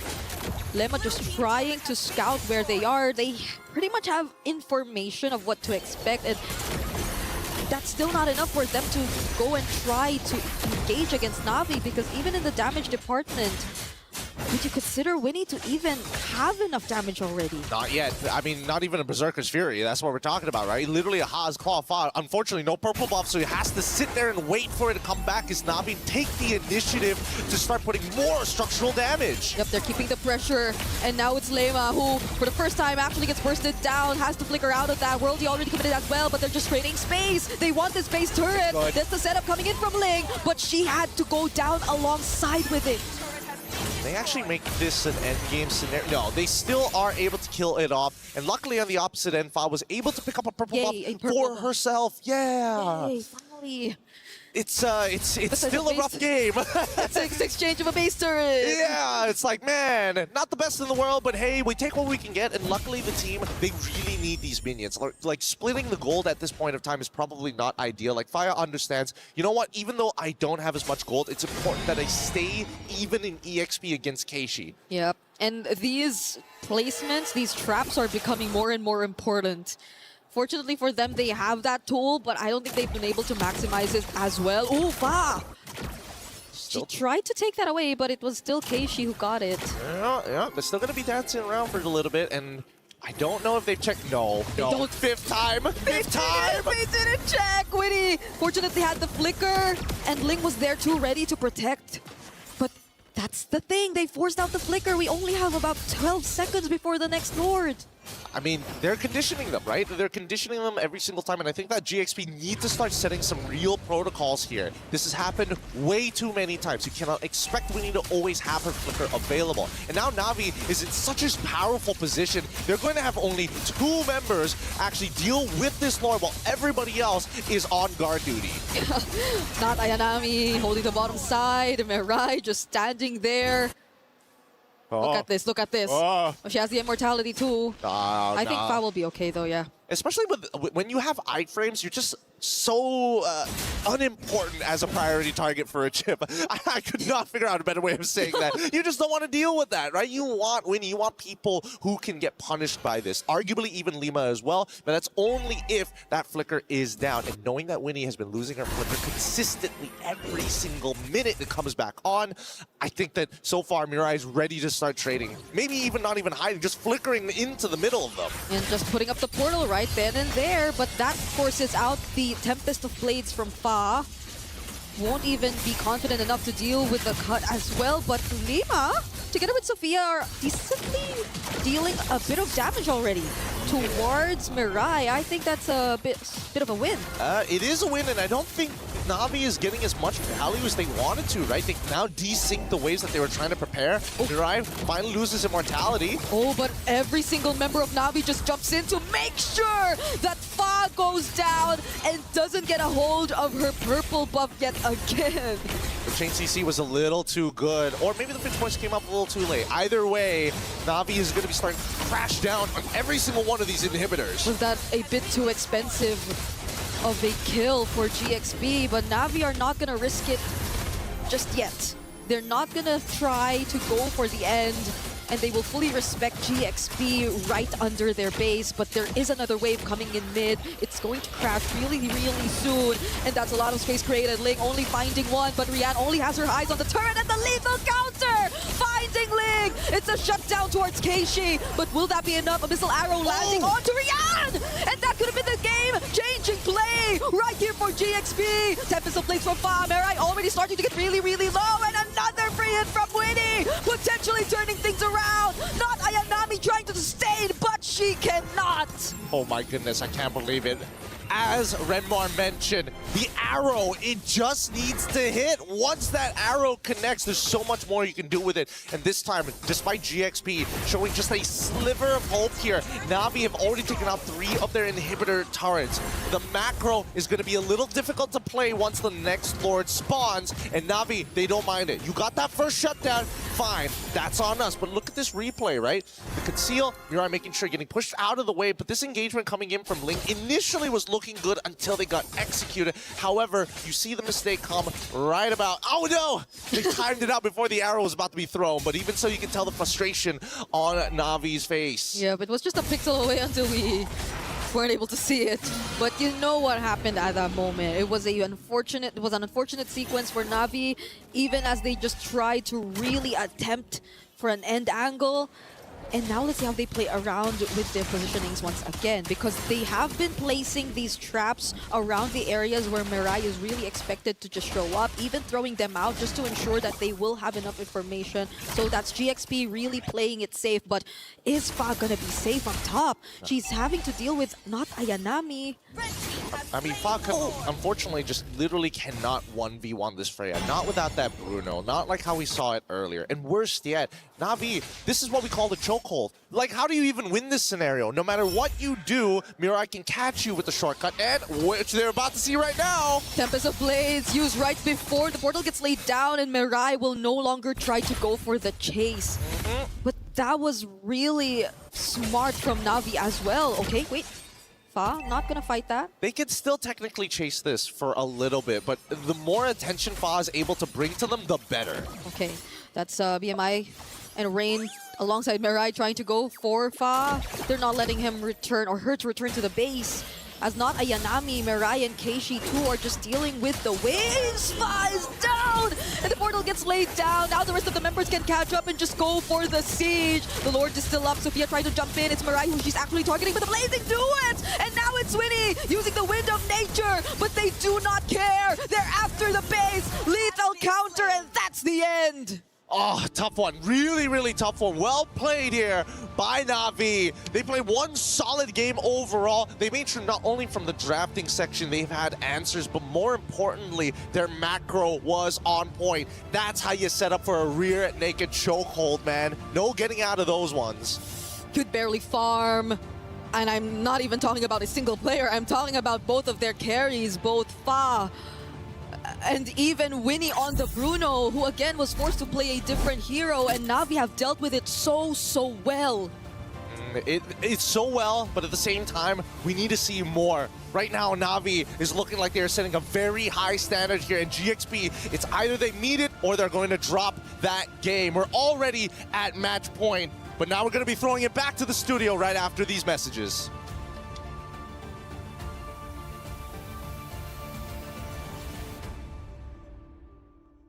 Was built to move.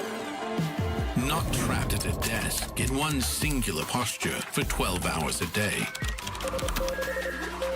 It's time your chair evolved. This is Secret Lab Titan Evo. Ergonomically engineered for you, gamers, hybrid workers, artists, backing your every move.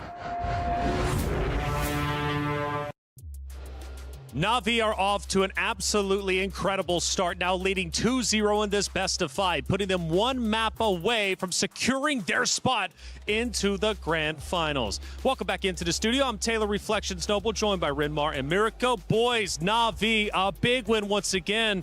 Renmar, you got to protect that voice. You're screaming, man. That wasn't me. That was another guy in the crowd. That was Reptar. That was Reptar. Devilishly handsome. Yeah, that was Reptar, not Renmar. If you know, you know.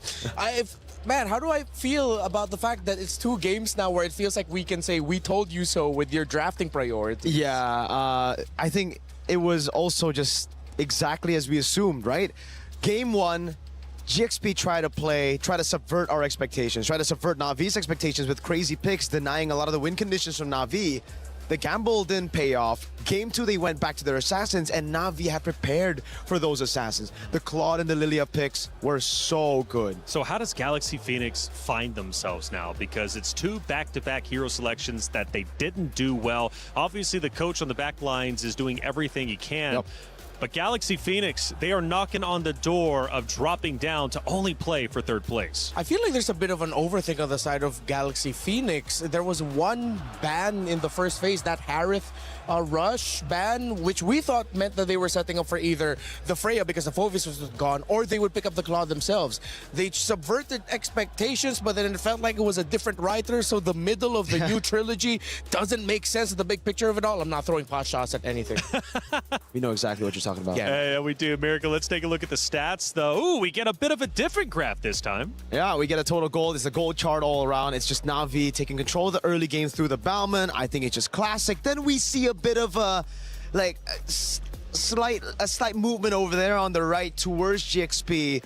But as even the casters mentioned, there's not much that GXP could do even with that team fight win, right? Even with that almost wipeout. Yeah, we did get to see the role that Sophia needed to play here and what could have been the bad part for Na'Vi, which is if those arrows landed over and over again. But in MLBB for so many years now, it's always about simplicity. How much simpler is your lineup to pull off compared to the opponents? If you have good crowd control, good damage, and it's simple, that's great. If it's a bit too overcomplicated, it's not good for you. Well, it looks like Rain is in the building, and I don't mean Rain physically, but hey, Rain, the co-streamer, how you doing, man? Let's bring him in, because Rain has been covering the action. He's been hugely passionate about MWI naturally and giving all the coverage not only to his fans, but also to even us at times joining us on the desk. And Rain is an integral part to the MLBB scene, and I know he's been supporting a couple of different rosters, but when we get a chance to speak to him, I want to know what he's thinking about this matchup here. Na'Vi versus Galaxy Phoenix. Rain, hello, how guys. you doing, man? What's going on? I'm doing good. I'm doing good. I actually quite enjoying the match just now. For me, Na'Vi PH playing better as a whole. They have better draft, have better early game, better targeting. Yeah, I'm quite enjoy the show right now. Hey, and that's actually what they've been talking about. Miracle, you mentioned it. When it comes to Galaxy Phoenix, they're just falling behind on the hero draft. Yeah, it really just feels like that's the case. And King Salman has really gotten the read on Galaxy Phoenix. So I want to ask you, Rain. Yeah. What do you think GXP should do for game number 3 to turn things around? I think they need to think properly their draft, especially there's like certain heroes that might quite questionable against Na'Vi composition. For example, that Hilda against utility jungler. And also, because in terms of when we're saying about mechanical skills, right? I think GXP have that quality that can fight Na'Vi PH, you know, but overall as a team. Because right now, overall Na'Vi have better targeting, also better wave management, and also a good early game. So these three things, GXP need to fight them. All right, well, let's see if the words of wisdom from you, Rain, will end up paying off for the team of Galaxy Phoenix. Thank you as always, Rain. We really appreciate everything welcome, guys. that I'm you're doing enjoying for the show MWI. with you guys. Absolutely, and I hope to shake his hand eventually. I haven't actually had a chance to see him in person just yet. It's always been virtual, even though he's quite literally just right up there. So we're going to have to connect. Let's take a look at some of the players' emotions from that game number 2. And in the meeting room, this was a big moment for Na'Vi. They understand they're getting so very close to securing a grand final spot. Makes sense. Get everybody in a little powwow, discuss some strategies, get out there and fight. They have to keep up the discipline, though. We've seen them in the similar position in the Southeast Asian Games gold medal match against Team Malaysia when they were representing Team Philippines. They fumbled that. That hurt them. But they did admit that they learned a lot from that, and they have to show it here. They have to end this series and make it to the grand finals now. That's it. Americo, let's take a look at one of our great actions from that second map that we just witnessed. We're going to go towards the mid-game, and I believe close towards a mid-fight for the Lord, at least eventually coming up. What are we noticing in this engagement? I think right now it's just the fact that Na'Vi are just so calm and composed, right? They don't need to go for the neutral objective. They don't need to send the Freya over because they have the shortcut. A couple of times, though, it did happen where GXP were just quicker and they were able to just pull the trigger. But at the end of the day, it's kind of the same story we saw from game number 1 as well. It was Na'Vi just baiting all these resources with their front line so that their backline could come in late with the shortcut and clean up. But Renmar, Galaxy Phoenix did show some life. It was a bit later on in the game, but they successfully defended their base. It didn't amount to much in the overall scheme of things, but they were still fighting till the very end. Yeah, it was a preview. That Selena of Sophia, which did already get to have a great showing in MWI, arrow after arrow, and this is a rare moment in this series of Na'Vi slipping on the discipline, not respecting the gap closing capabilities of Ling on the Sora. It was able to get taken down by Na'Vi, but once that arrow hit, bang, and it landed on Rian as well. So you know that the Selena comfort is there. It's just that, again, overall, this happened way too late.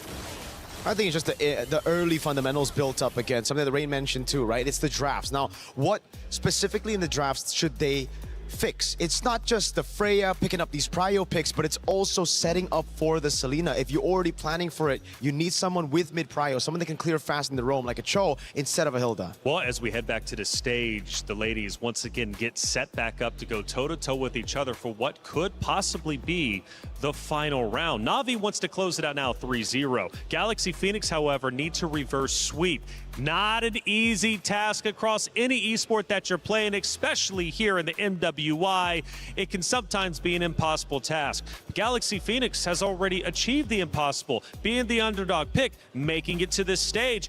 But is that enough? Are they satisfied with their performance so far, or do they want a little bit more? As far as the fundamentals go, I understand Galaxy Phoenix is losing the hero picks, but do their fundamentals look good enough to where if they can, in fact, battle Na'Vi in the hero selection, do you think they can actually take down this Na'Vi roster at least for one more map? Oh, definitely can. We've seen moments, especially in game number 1, where it was more prevalent, wherein it looked like Na'Vi looked uncomfortable fighting GXP. There were certain angles that they didn't take into account for, didn't realize GXP could even go for. There were moments of discipline that makes me wonder, how come GXP can't do that consistently? If they can find that consistency, then the fundamentals will show. You did question Sora for the side of Galaxy Phoenix. Do you still question it now? Yeah, as a first pick, I don't really like it, especially with the Freya up, with the Claude up as well, something that's just integral for Winnie, you know, something that's just so important. I'm going to play devil's advocate, though, for Renmar and say I don't think GXP have the fundamentals against Na'Vi. No, That's fundamentally, they are worse than GXP. What they thrive in is chaotic skirmishes where they can rely on their mechanics. Yeah, I'd say mechanically, they can go toe-to-toe. Maybe they're even better than Na'Vi PH. That's a tough call. Sometimes you got to keep it real on the desk, and you absolutely did. I'm still rooting for the underdogs. Galaxy Phoenix, at least get us one more map against Na'Vi. You made it this far. Make the most of it. After all, top 4 is a massive accomplishment, but making it to grand finals, lifting that trophy, is even bigger than you could possibly imagine. Map number 3, a fresh opportunity. Will Galaxy Phoenix take advantage? Are they still a little bit too reactive with the bans? Exactly. I don't know about this. You're rushing bans on Chip and Bama. This screams Na'Vi is in the heads of GXP right now. I mean, desperate times call for desperate measures. GXP certainly in that desperate time right now. It's match point in a best of 5. They thought they could slowly get into the series. So far, it's just been a wipe. And Na'Vi have been fast and they have been ruthless. If it gets to the point where you are just fielding some of the best meta picks all out there in the open, trying to overload one another of choices, and maybe that's where Galaxy Phoenix is just leaning onto now. Let's have a lot of choices open so that we could miraculously find a way. They're even banning Xborg first. Are they gonna try to take a page out of the book of other teams where they're trying to go for the Mathilda Barretts right away? That's too much. Even so, if it's not the Barats Mathilda straight up, I think it's going to be the Baksha, an Akai maybe. It's going to be a utility battle. And again, we've just spoken about this. Me personally, I don't like it. I don't like it when GXP play the slow, fundamental game, building on neutral objectives. I like it when they fight. I like it when they have a composition that relies on their strength, which is team fighting, which is brawling it out. They go for the Baksha. They're going to try to go for speed, tempo, early game. But Na'Vi, we've seen this plenty of times. Atlas Akai into the Baksha. Shut the Baksha down with pure CC. If Na'Vi PH go for those 2 picks right away, then most likely Galaxy Phoenix will have to respond with a Valentina. But Na'Vi, they are relentless. They focus on the Lilia and they get the glue. So they don't get that Kai Atlas combo. There's still a potential room for a Nakai maybe later on. But I like that they have been consistent with this. They know the strengths of their mid lane with the Lilia. This allows them to get mid prio and be really annoying so that Lemma and Sophia will have a hard time rotating. Ooh, I like this Alice. I really like the picks now. Coming from GXP, right? Like the Baksha pick first was all right. I didn't really like it at first, but then Na'Vi responded with just Lilia and Glue. So that gave GXP an opening to punish them. The Alice pick is great for the Glue. The Farsa here as well. Really good poke and some more range that they didn't have in the previous game. If Na'Vi PH want to play around a solid formation around their mid laner, then around their gold laner, excuse me, maybe a Moskov at red 3 would be warranted, or you pick it up at red 4, you just take away the Claude if you feel like the Claude won't have enough firepower to deal with what could be a very fast scaling Baksha Alice Farsa together. I'm okay with that. At the same time, you take away a pick. Oh, but instead they still go for the carry. They wanted that melt damage, all that damage that you need to deal with the Baksha and Alice together. So now they should probably take away the Claude and the Moskov. Yep. Should be the Claude and the Moskov. There's already too much magic there. I think it's fine to go for the Harith, to go up against the Harith with the carry and the Lilia anyways. So for Na'Vi, it's just back to basics. It's back to, all right, now what do we go for in XP and jungle? Is it the safe 2 double frontliners here, or do they go kind of crazy with it? Because it could just be a Barats Mathilda on Na'Vi's side as well. Chomp down on the Baksha, don't let him get on the red trees, and then win out through playing for your backline. Yeah, they could still swerve that glue to the EXP and get the combination that is looming right now. And get Lapu for the Farsa. Lapu also. There's so many options. So this is the gamble that GXP wanted to play into, but at the same time, they're still leaving a lot of options available for Na'Vi. You pick up the glue early on because you want that flexibility. You make it hard to read whether or not it would actually go into the roam, or is it a flex pick potentially for the EXP. Lots of picks. So Galaxy, they're respecting power right now. They take out the Freya. I'm not a fan of that. You know, I think with the Alice and the Baksha, you already have the anti-regen, you have the sustain, and also the burst from the Farsa to try to deal with the Freya. You're leaving so many heroes open for not Ayanami. There's already a Yuzong that we mentioned. This could possibly, if they really want to go for the lock, the Terizla too could work, right? There's just so many picks. It could have a really solid front line in the end that makes it nigh impossible for Galaxy Phoenix to make it through the carry. Even if you commit the Throne of Ruin and the Gleam, one dash out, and if you have no other hero with you to try and jump the carry, then it's going to be a great day for Na'Vi. If it's an assassin in the jungle, we'll see the Terizla. If it's a fighter / tank, then we're going to see more of that Lapu Lapu and dive heroes. Yuzong, even. Yuzong, Atlas gets banned out, so there you go. At least a bit of respect given to GXP, knowing that the glue is still very vulnerable to lockdown. Even though naturally Alice did come back into our visions when Yuzong started wreaking havoc maybe a season or 2 ago for our MPL leagues. They still respect the Yuzong. Okay, but Again, we've mentioned all of the EXP laners that not Ayanami could pick for. She is back into the position of I can pick whatever I want. That's pretty much okay. It's kind of awkward though if you want to consider something like the CC with the Farsa there. You want to be able to latch on to the back shot, but then with the Alice also, you don't know. So still, options are available. I like the flexibility of the Roam Glue pick, and I think it's difficult for Galaxy Phoenix to really read into it right now. That's why that flex pick on the glue is really... I mean, it's a mind game, for sure. Yeah, it's a mind GXP, game. you're thinking about it. They've already banned 2 XPs. It could just go to the XP lane and they go for another roamer. Yeah. The Claude will still be open, and Claude does benefit greatly from the little mini glulets. You get your stacks much quicker. Yeah. And they show it. They do get the... again, this is another flex pick. Yeah. This could surprisingly go into the roam all of a Could sudden. still be a roam, a Kai, and a glue XP into an assassin jungle, yes. Yeah. And it could be a jungle Kai to a roam glue to then something in XP, or again, it could also just be a damage dealing XP with the roam going glue, glue going roam. Irithel. Okay. Huh. Huh. I am not a fan of that. We've seen some Irithel performances here, and she does hurt, especially once she gets Berk as her first item, Berserker's Fury.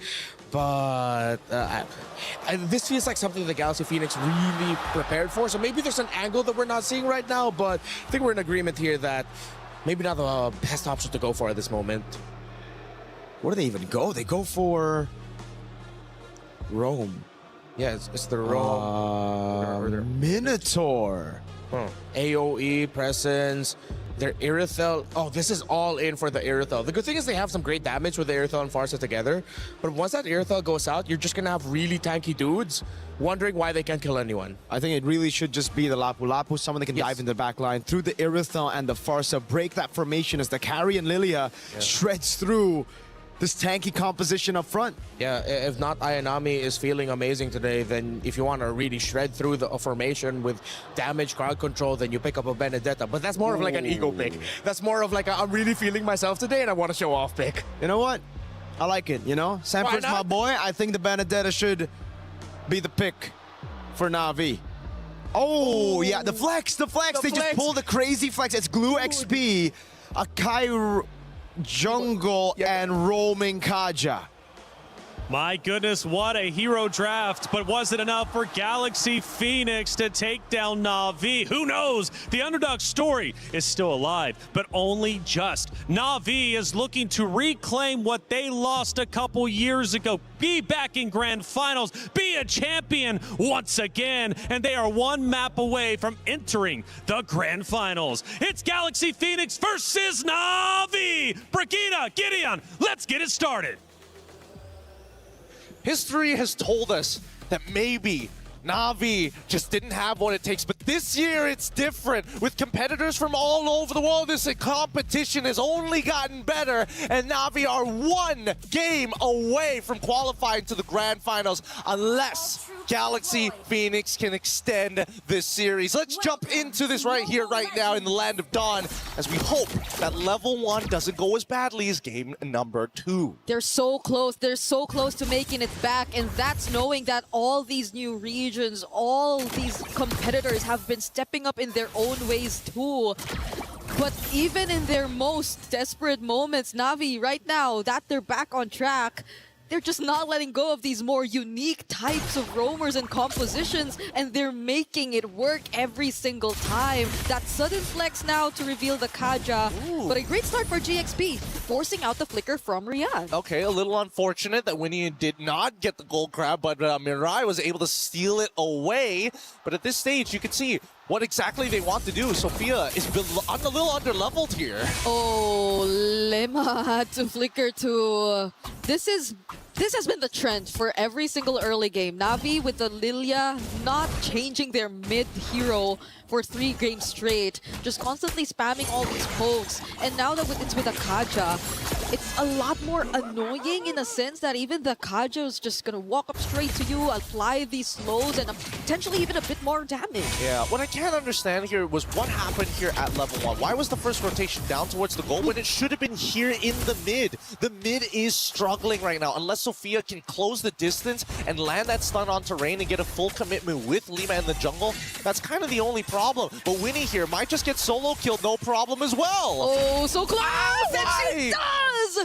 First blood over to Rian. No flicker though. Can Lima actually take her out? There's a dash and the concussive blast will actually be enough. God bless, God bless. At least they were able to get it back, and now it actually is slightly in Winnie's favor because they're going to be able to make it to that wave first. However, the gold is still in favor of Rian as now the turtle spawns out. Let's see how it plays. Link shows up, Throne of Ruin already casted, but the heavy spin 2 pins down their jungler. Fa could not lift off, but actually gets to land the retribution. Also will go down, but that's going to be an exchange of Keishi. Both junglers traded by these two teams. Oh, Keishi, or not Ayanami rather, being chased. That's going to be another kill over to GXP. And not Ayanami, unfortunately, not finding the perfect angle to actually get the split down.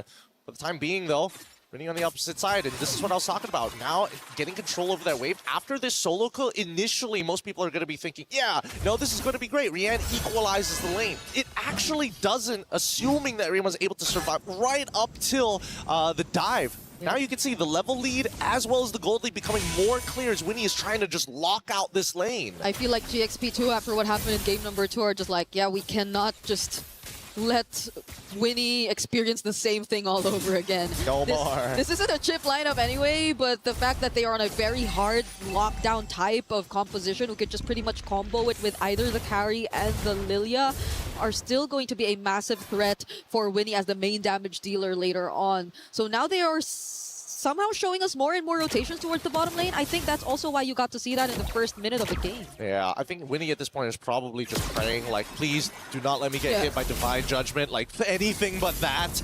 I don't mind a heavy spin, I got Purified, but now the next fight begins. Okay, it's gonna be Mirai as the target quickly bursted down as expected from Sophia and the rest of GXP. Even the EXP lanes being managed really well by Link right now. They managed to find an interception, which is great, but also I think Na'Vi, unfortunately, is still having a bit of lingering thoughts from the previous game, thinking that they're really far ahead. Mirai, you're not in that position anymore, you know? You're not having an extra 1,000 gold on top of Lima this time round. Yeah, and there wasn't, I think, anyone there yet to just really apply the follow-up damage. If ever they do get to find the Divine Judgment, they could probably deal a bit of poke here and there, but this is where it really should have mattered. This is the next turtle of the game, and both teams are going to fight for it. Mirai can put the handcuffs on somebody. Unfortunately, they still need someone else to be the guillotine. Oh! Buzz after Keishi, that forces out the heavy spin, and the feathered airstrike already gets committed as well, but I believe it was cancelled, and now it's an isolation play onto Fa! Oh! Thrown of Ruin and Yo and Fury! GXP might actually turn things around. Rain having to flicker out, Winnie with a heavy crossbow, dealing a lot of damage as well, and they survive. It's a 1-for-1 trade so far. Both junglers are down. That counter engage coming in from Ling to save the day right at the very end. However, Rian still 2-1 score, trying to keep back up, and despite what happened in the early stages of the game, manages to get enough of a care package, some economic aid to stay even. All these ultra-reliant heroes from GXP though, they probably will get it back a few moments later, but Na'Vi are just for sure going to be confident enough to get back in this too. It's only the heavy spin that's been taken out alongside the Divine Judgment. I don't understand why Ling is still trying to pull the wave. They know that they didn't have their ults earlier. They could have started zoning out way earlier. They knew they didn't have ults. They also knew they didn't have the battle spells. And now they're giving up the space over to Na'Vi. Yep, because Na'Vi are back. Heavy spin is back, and the turtle gets reset all over again. But it's going to be an attempt from Ling, which doesn't land onto anyone. And look at how not Ayanami is just trying to go for the zone. An annoying way to just break formation. Minnow and Fury forced out again, but it's Casey who gets knocked off. Fa still finding the retribution. They get to isolate Ling, but they might not have the damage for this. It's GXP finding more kills. Unfortunate indeed. Honestly, Na'Vi played as good as they can to kind of get out of this situation, but that first initial whiff coming in from Ling, really unfortunate to say the least, but Fa still made it work. Steals away the Lord just in time, because Keishi had pretty much all the advantages. Yep, they're really working as a unit at this point. Now a quick conversion to another objective as well. GXP are just focusing so much of their resources towards the bottom lane, even in that entire sequence where it feels like they barely paid attention to the other parts of the map, just as long as they could win it out in that turtle fight. Yeah, and now they just want to keep on progressing it, right? Whoa! Divine Judgment, that's gonna be one. It's a shutdown on Sophia. I think it's a great start if Navi, who slowly wants to get back in this game. But some of the bad habits are starting to show. The way that GXP is opening up the map is honestly getting them killed more often than not. Oh, good flicker and a pull! Oh, what a timing. He still gets brought back. Now it's another kill for Navi. It's both mid duos. Yeah, Lima tried to use the Minoan Fury as a means to not get displaced because of the anti-CC, but just did it a little too late, unfortunately. This punish is good, but that battle spell, I don't know. If you're already going to flicker anyway, you might as well just let it happen. Yeah. And Nara Yanami will just get it back real quick. We're looking at the gold difference right now. Not much in terms of the gold lane, not much in terms of most of the lanes. It's really in the macro that you kind of feel what GXP wants to do differently this time in comparison to Navi. But at the same time, it feels like both Navi and GXP, they've sharpened each other enough after these past 2 games. They're really picking up on the bad habits. Look at this! Oh, once again, we find another isolation. Sophia gets caught here by not Ayanami, but will get to Wings by Wings are out. But under the turret, can Ayanami still find the kill? It seems like it's a no, and then Fa gets dragged back under the turret. Oh! An unfortunate sequence for GXP. Really sad, but well played from Navi. They are not going to take this sitting down. They're going to make sure that they're being tall and proud when they take this game away. It's 6-6 so far, and Navi are in full position to take the Lord as well. Divine Judgment is not up, and Split is still on cooldown. This is just so interesting to me how Navi are able to deal with either the utility or assassin comp from GXP. Right? I totally agree with you, because again, we're seeing many different sides of Navi. Usually, we see a lot of, big personalities, but a very linear and clear idea of how they want to play a game. Navi, not only have they shown how tall they are, but they are showing how wide this team composition and the styles of play that they have in their pockets are. Oh, they're going to go for Rain. What? That's the Minoan Fury and the Throne of Ruin, but the heavy spin as a defensive tool to just make sure that GXP are not able to push forward. Rian joining in the fight too might make a huge difference right now. GXP lose a little more in the process. That's gonna be a 2-for-1 trade right before the Lord. That was a pretty good idea initially from Navi's side. I think there was a little bit of hesitation from Rian. Let's pull up the item list. I want to just get a double confirmation on whether or not the Trinity has been complete, and that's why she would have to come into her full ult to ensure that at least they get a trade back. But without the DHS, it's going to be a lot harder to get through the Limas and the Faz if you're only hoping that your passive is going to be enough. They're going to burst it down real quick. They do not want another instance of GXP just potentially trying to fight back, considering what you just mentioned. They still don't have the DHS, but at least for now they get a bit more advantage and the first Lord of the game as well. But it's interesting, at least for GXP, they're able to really push the sides, but Mirai, all alone here, gets a bit of protection from Keishi, and now 2 members at least brought really close under their very own territory. Throne of Ruin captured by Ling, not Ayanami trying to find a target, does find one, but the damage dealers aren't here. GXP are just turning things around. Rian finally comes to join, but then Sophia, Mirai from behind, who does she find? It's Sophia, but she doesn't have the Divine Judgment. Rain and Rian are making it work all by themselves. This is what I was talking about. Bad habits. They notice GXP, they keep coming at us front to back. They're not thinking about their size. They're not thinking about fights. They're not thinking about that huge top wave getting demolished by the Lord. And now Navi are just chasing after them, so they couldn't go for the defense. Vader trying to help out Ling, but it's not gonna be enough. This is the 101 of war. When you are fighting in the front lines, you must understand what your supply lines are, the logistics to get there. And right now, Navi have attacked them in so many different areas. GXP, you can tell the tunnel vision, the peripherals is getting darker and darker. They have to wake up. Take a moment, just breathe. Because we're so used to them being really synced up in terms of especially prioritization, the targets that they go for, and how they're always almost on the same page, but we're not seeing that from GXP at this point. It's more so from Navi as they find another kill on Sophia. Knock up from the Minoan Fury together with the Throne of Ruin, but the relevant members are just getting away. It's not Ayanami traded out, but Fa goes down too. It's a double for Rian, and she's just 7-1-2. It's so frustrating because The combo is good. It's a perfect Minoan Fury into the Throne of Ruin that had to commit a flicker from Ling. They just didn't have enough AoE to burst down the members after the combo. Winnie can only hit so many targets at once. And luckily from the front lines of Na'Vi, they have enough armor to tank the explosive crossbows. It's all their base turrets exposed just with that single Lord Siege, which Na'Vi barely had to work with because they just let it walk through the top lane, and every single lane too just pushed forward just because GXP kept forcing the fight. Yeah, I mean, majority of the... Oh, hold on, the Divine Judgment is good. Rihanna's already blown them up. So Throne Ruin tries their best backline. In trouble, Sophia finds one. Keishi gets another, and now the chase. Ray needs to win this against Winnie. Purify being used. The heavy spin locks down Fa, and there you have it. Na'Vi say, no, you took 2 of our members, we take 3. And GXP just wanted to repeat the exact same thing. It was probably not the exact same sequence in a sense that Lema actually got to cast the Minoan Fury, but it was follow-up from Ling that eventually, in hopes of them converting it into a successful team fight, but Na'Vi were just a bit too prepared for that.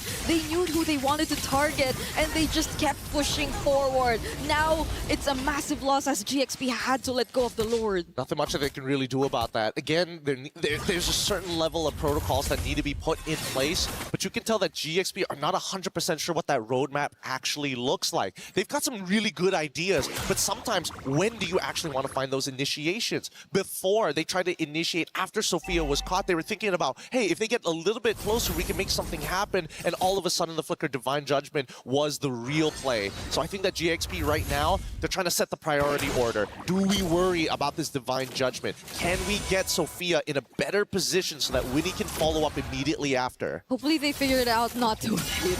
Because we've been questioning the priority order for the longest time in this entire game. Who does GXP really want to go for first?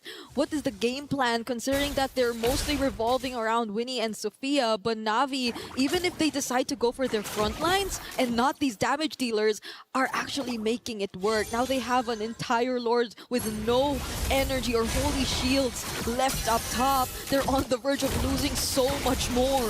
Yeah, with the suppression as well, it's just really difficult for Lima especially. Oh, that was a flicker in, but Mirai does get cancelled though. Does have the immortality, is gonna be okay. Feathered airstrike as well as the Minoan Fury trying to defend as much as they can. Keishi, defensive heavy spin, but Winnie finds a double. Na'Vi have to run away wings by wings towards Not Ayanami, and they go back right in. Do they really want to fight this Not Ayanami? Actually finds Sophia. No way! No way! Winnie ended up killing her own teammate because of that. They could have just stopped autoing. But they were just so desperate to make it work. Literally anything would have been good there. Oh man, Not Ayanami. Despite having a horrendous early game, now it's like, this is my revenge. You've hurt me enough. Yeah, I was worried when she went back in too, but the fact that GXP, I feel like they just panicked and clicked their buttons and unfortunately cost their teammates' lives there.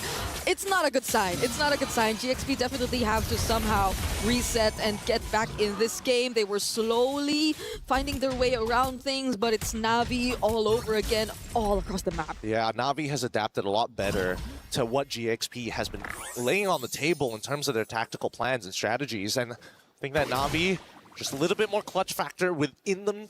But I think it's the awareness, right? The awareness overall about not only the battle situation, but what's happening across the map. It just feels like Na'Vi is just slightly more efficient and more flexible in those moments. GXP, it's got to be step 1, step 2, step 3, step 4, and they've been changing the order up, but it still feels a little clunky. So what could be the best order at this point? You would really expect it's just either Lema or Ling. Does someone have to be left behind to at least some sort of protect for Winnie and Sophia? They do have the flickers and the purifies for themselves, but it just seems that as long as Na'Vi get that one pick off done, then there's nothing stopping them at all. I think step number one is to control this mid. Oh, wait, actually, Divine Judgment. Oh, is that one pickoff? Is that the pickoff? Ling tries to stop them from getting that pickoff, but despite that, the heavy spin still gets committed.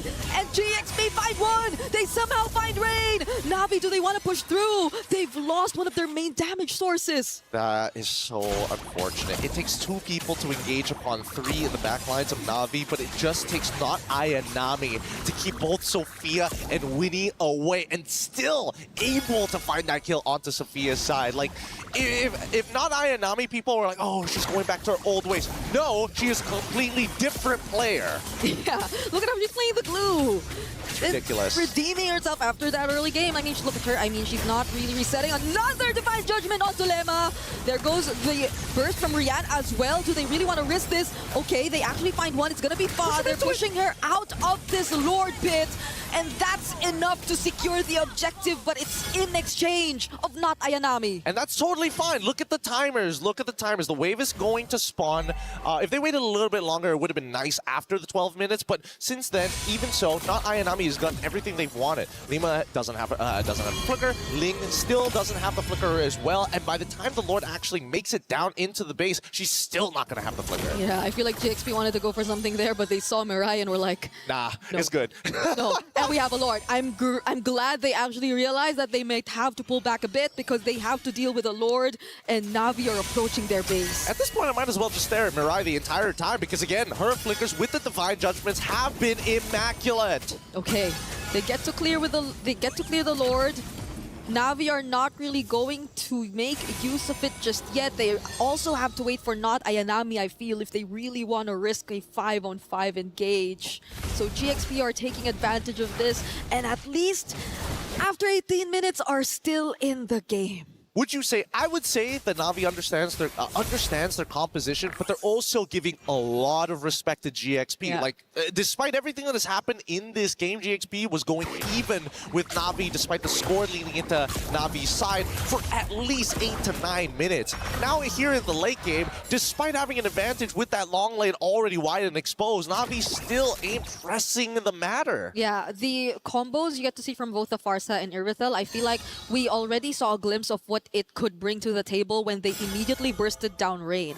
Because Rain typically on the Lilia has been always very aggressive. She's been showing up on the front lines, a lot of help towards not Ayanami, but during that moment, I think she also didn't expect to get bursted down as quickly, so they might want to pay attention to that, because that'll definitely change the way they approach their team fights for even just a bit if they don't want GXP to find an opening. Yeah, let's quickly look at the items here so far. The Malefic Gun is already done, but I'm looking at the tank specifically because I'm already seeing that they made sure that they have the right items. A decent amount of armor, but just enough magic damage to start burning down the squishies, which is probably why not Ayanami isn't dying as quickly in comparison to Ling having to deal with the true damage of carry. Oh, but this could be a problem too. Immortality pickup for Winnie already. Just letting go of the boots and understanding that she definitely has to be the one to survive in these fights. I think Sophia's also building a winter crown very, very soon, so they'll have more tools to survive if ever Na'Vi does go for another surprise Divine Judgment play, which puts a lot of responsibility on Mirai. She has to be very particular. I know she has been, but even more so now when it comes to who she uses the Divine Judgment on. Yeah, that's the thing, right? So far, Mirai not only needs to use it defensively, but more importantly, have to be very proactive on the map. Because you already have the fleeting time, you might as well just let it rip when you have the chance. But if that window, and you don't have that follow-up, isn't good enough, GXP, again, might even up the score 18-18. Yep, the punish is very much possible for GXP with just a single mistake, but Na'Vi are forcing the Lord. Oh! There goes the heavy spin, and they could not react! Not Ayanami finding one. Does Na'Vi still fight? This is a no! They flicker out! They want to run away! The Throne of Ruin captures one though, and it's gonna be Mirai, but Lima finds more! The knockups on multiple members, but the flicker! The reposition from Mirai! She's actually still alive! And the rest of Na'Vi are body blocking one by one as they turn this fight around. Rian now taking one auto attack at a time. Your battle lines are down. I will take the space! Sophia had to fly away because they're already losing out on so much. Fa and Lema are down the front line. lines. It's just Ling who could serve as that front right now. Unbelievable peel coming up from Navi's side. They've created an endgame scenario. Winter Crown is already purchased, but the situation is dire. All waves collapsing at once. Rian down to half HP, but the jump from not Ayanami. Winnie had to get out of that. Sophia too with a flicker, but the grab! Sophia popping the immortality and the sweep coming in for Navi! What a game. What an absolutely disgusting game coming out of Navi. Not only have they shaken off the rust of day number 1, they're coming in here saying, no, you better remember the name. It's going to be at the grand finals. They find their way back to the grand finals. Unbelievable runs, not being able to meet expectations, especially when they first started out here in MWI, but look at where they are now. And you watch their entire history, from their inception to their success to missing out an entire year to be back here in 2026 to redeem the names. This is going to be an impressive storyline, but let's quickly look at this replay as these fights go on. Desperation got hold of GXP. They saw they lost the Lord. They needed something back desperately, and that's a great mentality to have. But at high level play, you got to count your losses, and you can tell it's devastating, but at the same time, hey, you know, there's always another year. This has been a great showing from GXP. Let's throw it over to our interview up on the stage. Hatia's congratulations right here to Navi Philippines. They have clocked in their ticket to the grand finals in an incredibly convincing 3-0 sweep. Congratulations once again. Now, for you guys to reach here, definitely it has been successful thus far after the decider bracket, but you know, what are certain struggles that you guys faced? I think the first we play in this stage is kind of shaky, but yeah, we made it here. You guys made it here even though it was a little shaky. So yes, now you get to enjoy the fruits of your labor. We would like to invite Galaxy Phoenix to please pass your tournament key over to Navi Philippines. Galaxy Phoenix, you did Cambodia proud, but your journey ends here still with the best finish for Cambodia. Well done. Your journey ends. Thank you. And now, wait, I still have tons of questions. I know you're excited because Galaxy Phoenix, they were the ones that put you in this predicament, in this ordeal. They sent you down to the brackets to crawl out, and right now you're here in the grand finals. You know, what were the adjustments made that you guys did to face them today, the exact same foes? I think we just play confidently, that's all. You just played confidently, and now that you have their keys here in the hand, the very ones that defeated you in group stages, what do you have to say? How do you feel? I'm so happy because it's my dream to play here in stage now, and also I'm so proud to my team because we made this so far. And the Philippines is really proud of you as well. And final question, can we, you know, the fans of Navi Philippines and the fans who are watching you guys back home, can you tell them confidently that this is Navi PH in its competition from the championship form? Guys, please support us tomorrow because we're gonna claim the championship. Let's see if history will repeat itself. Ladies and gentlemen, this is Navi Philippines going to the grand finals. Take your walk of victory. Okay, ladies and gentlemen, Navi officially in grand finals. Congratulations. Go ahead and drop that key in there. This is a moment in history for Navi. Congrats. She said, thank you. She's hyped up. I can feel the aura. I can feel the aura coming off you right now with good reason. Team Navi officially about to go ahead and crush that key. But yeah, let's make sure make sure that we safe. I will make sure that you protected from this huge explosion. Oh my goodness, ladies and gentlemen, it's about that time. They fought valiantly, but Oh my goodness. Ladies and gentlemen, Team Na'Vi getting it done. Congratulations again for qualifying for the finals right here at MWI. Will they be able to punch their ticket? And more importantly, for the time being, who will end up being their opponent? Ladies and gentlemen, let's go ahead and send things over to our highlights before we get to our next match.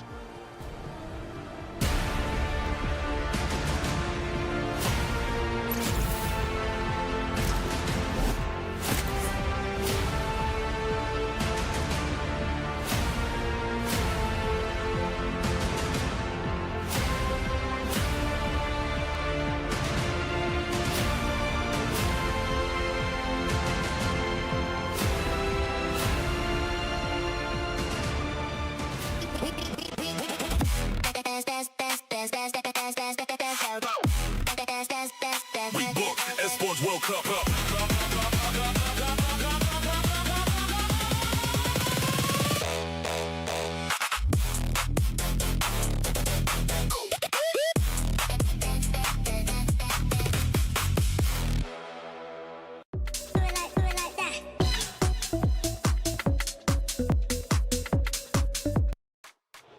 And the first semifinals has concluded. Na'Vi gets a clean sweep 3-0 over Galaxy Phoenix. A tremendous win. They will officially be in grand finals. A big moment, not only for the org, but also for this roster. Yeah, congratulations to them. It's been a long climb back. Now they have a chance to reclaim the crown, especially for the three players that were part of the roster in 2024 that won it then. Dude, I mean, I think we could all just call it here. We assumed the right things as well. We got the analysis right. Game 1, 2, we got it. But even in Game 3, where they went for the overcomplicated drafts that we were criticizing from Galaxy Phoenix in Game number 1, Game number 2, they still were able to make it work. Fantastic performance from the Na'Vi girls. Let's take a look at our first action of the game number 3, and it is going to be on the right-hand side here. We got a lot going on. What's happening? Yeah, this was the little trade that Miracle pointed out to me and made me fully realize, yeah, in terms of the fundamentals, it's Na'Vi. How they were able to drag this out, the push and pull. It looked really good for Galaxy Phoenix, but then this is where the veterancy comes in and just the raw fundamentals. The fact that they were able to come back into this, Rain and Rian being able to work together to get Winnie down. That's why for me, I'm just not a fan whenever Galaxy Phoenix tries to go for these kind of compositions, you know. Yeah. So build the lead from the start of the game, just getting those neutral objectives and relying on discipline to end the game. They're a team that needs to rely on that chaos, on that team fighting. Miracle, let's go to yet another moment. Now we're towards the tail end of game number 3.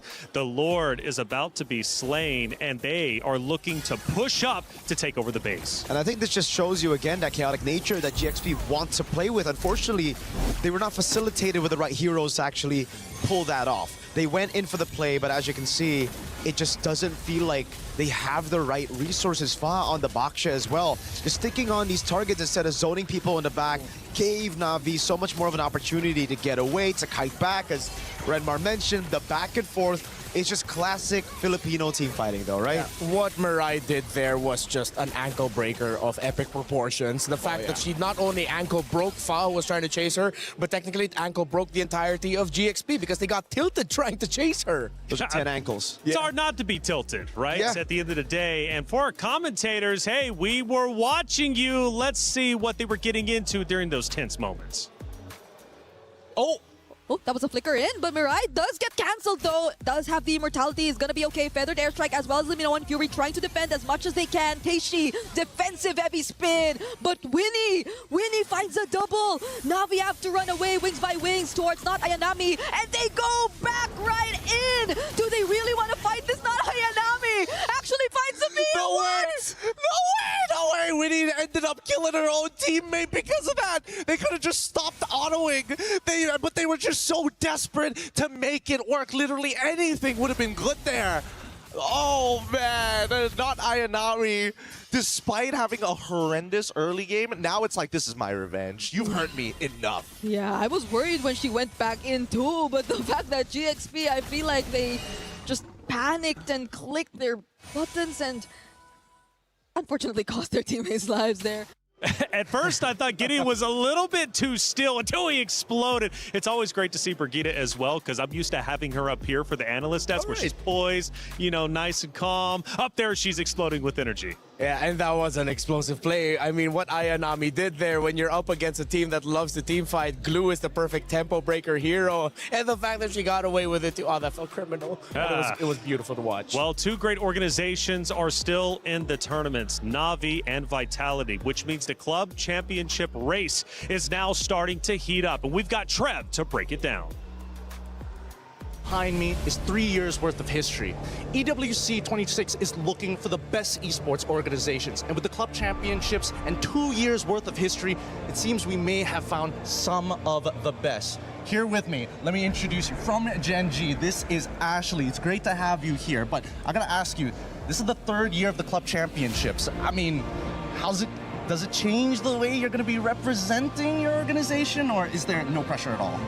Well, as you guys know, this is my first time representing Gen G, which is a huge opportunity for me because Gen G was one of my top dream organizations to join, and to be able to represent my home country, America, as well as my root origins, Korea, it means the world to me. Well, I mean, I would love to leave it off at just that, but we also brought in the one and only from Team Vitality, the mother of tanks, Vivian. Vivian, this year's MWI is taking place here in Paris. Does that make this tournament feel just a little bit more special?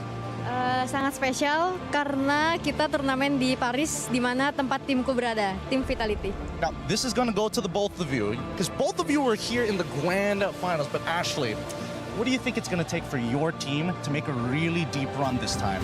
It's a good thing I'm from the country where dreams come true. Vivian, do you have any final words before we end this interview? Keep dreaming, Ashley. For you, Ashley? Are you still in your dream? Come to my dream! Come to my dream! And there you have it. Vivian and as well as Ashley, two heavy competitors here at MWI representing both organizations, all for the club championship.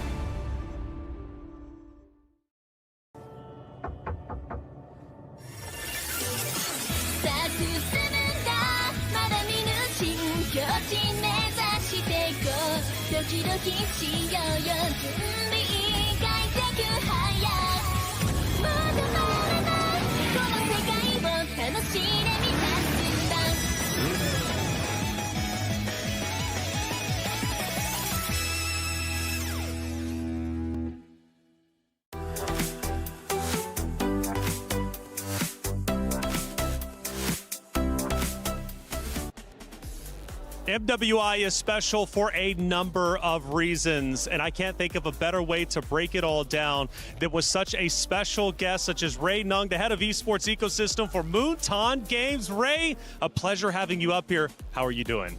Great. It's been a great lineup so far, so I'm happy to be here. Well, look, this is a special event. It's my first time being here, so thank you so much for allowing my opportunity to learn about this great scene and this game.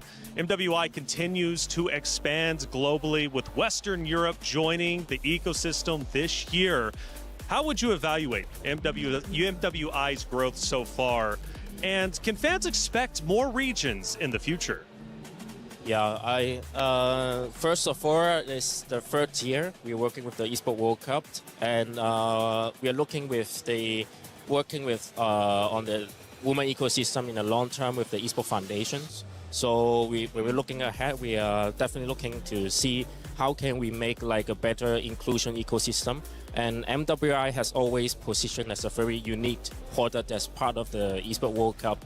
And in fact, we are already scheduling how the next year's schedules looks like for MWI and also for MWC. So can't wait to see how we can further expand the product. Ooh, that's exciting. Okay, so what has made MWI 2026 so special to you? Because I've had a blast watching the best ladies MLBB has to offer join that very stage. The energy is incredible.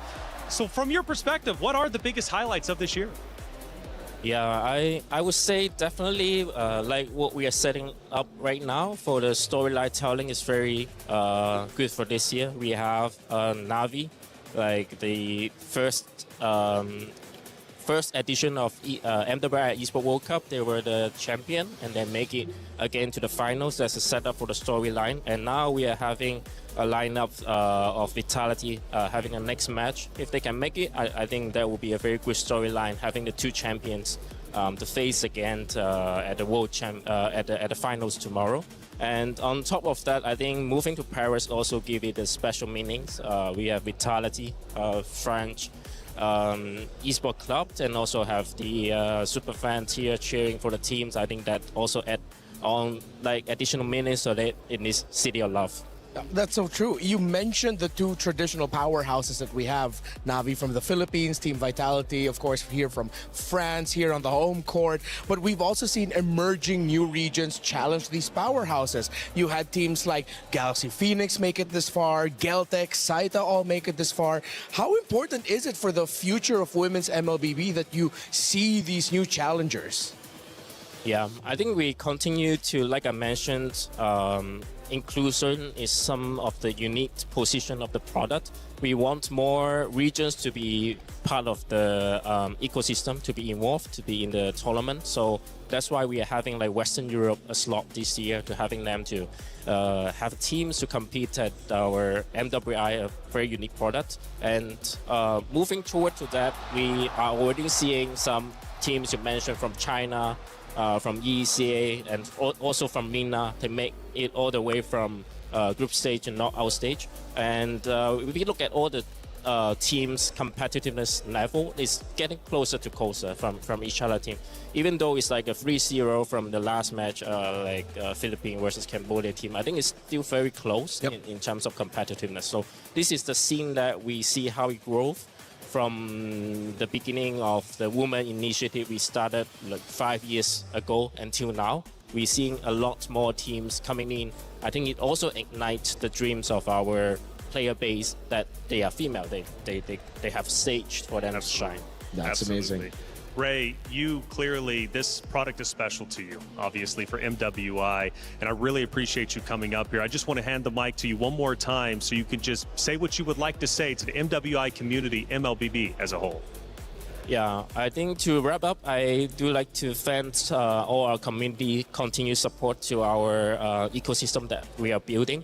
Building an ecosystem, especially a women ecosystem, is not easy. Like we have to be very dedicated, and together with the Esports Foundation, we are looking at this for long term. So we are very looking forward to the futures for MLBB women. Well, so am I, Ray. It's been a pleasure having you on the desk. It's been a pleasure being here in general. And we got a monster of a matchup about to take place. And it's going to be Vitality going on that stage. And we had a chance to catch up with them before the matchup begins. Hey guys, as we enter the second semi-finals match of the day, Geltec Cyber Team and Team Vitality is now in the arena. Hello, how are you? Hello, I'm fine. Now, a lot of people are very happy to see Geltec Cyber Team in the top 4. How are you feeling about that? We feel excited, very excited, I know. How do you feel about going up against Team Vitality? Do you feel any pressure? I think, yeah, because we're champions. But are we confident? I'll see you later. Good luck on that match. And you know what? Over here, I think Team Vitality is still on the bus. So maybe we could go and see if they're coming down right about now. Let's take a look, guys. Let's take a look.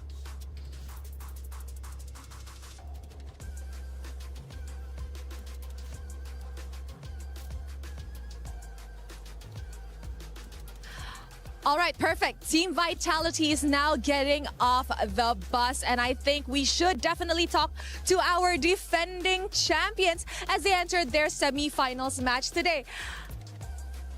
Fumieko, you know what? I haven't talked to you today. You're walking too fast for me. How are you? I'm good, thank you. Are you excited for today? Yeah, I'm excited because I meet Kyoai.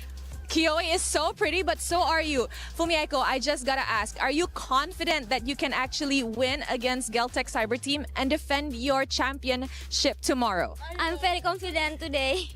Aw, good luck. I'll see you later. Bye. Guys, she is so cute. Thank you very much. That's it from us. Throwing it back to you guys.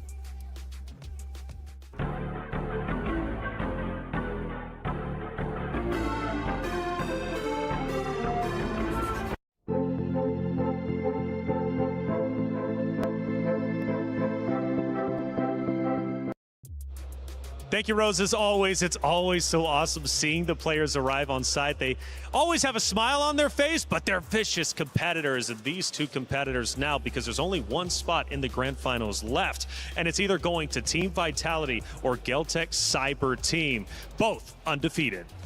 Team Vitality, my goodness. I thought they'd go on a completely perfect run, but they still ended up dropping that one game to Team Falcons ID. But I never really felt like, as a Vitality fanboy myself, that there's any cause to worry. Like, I would...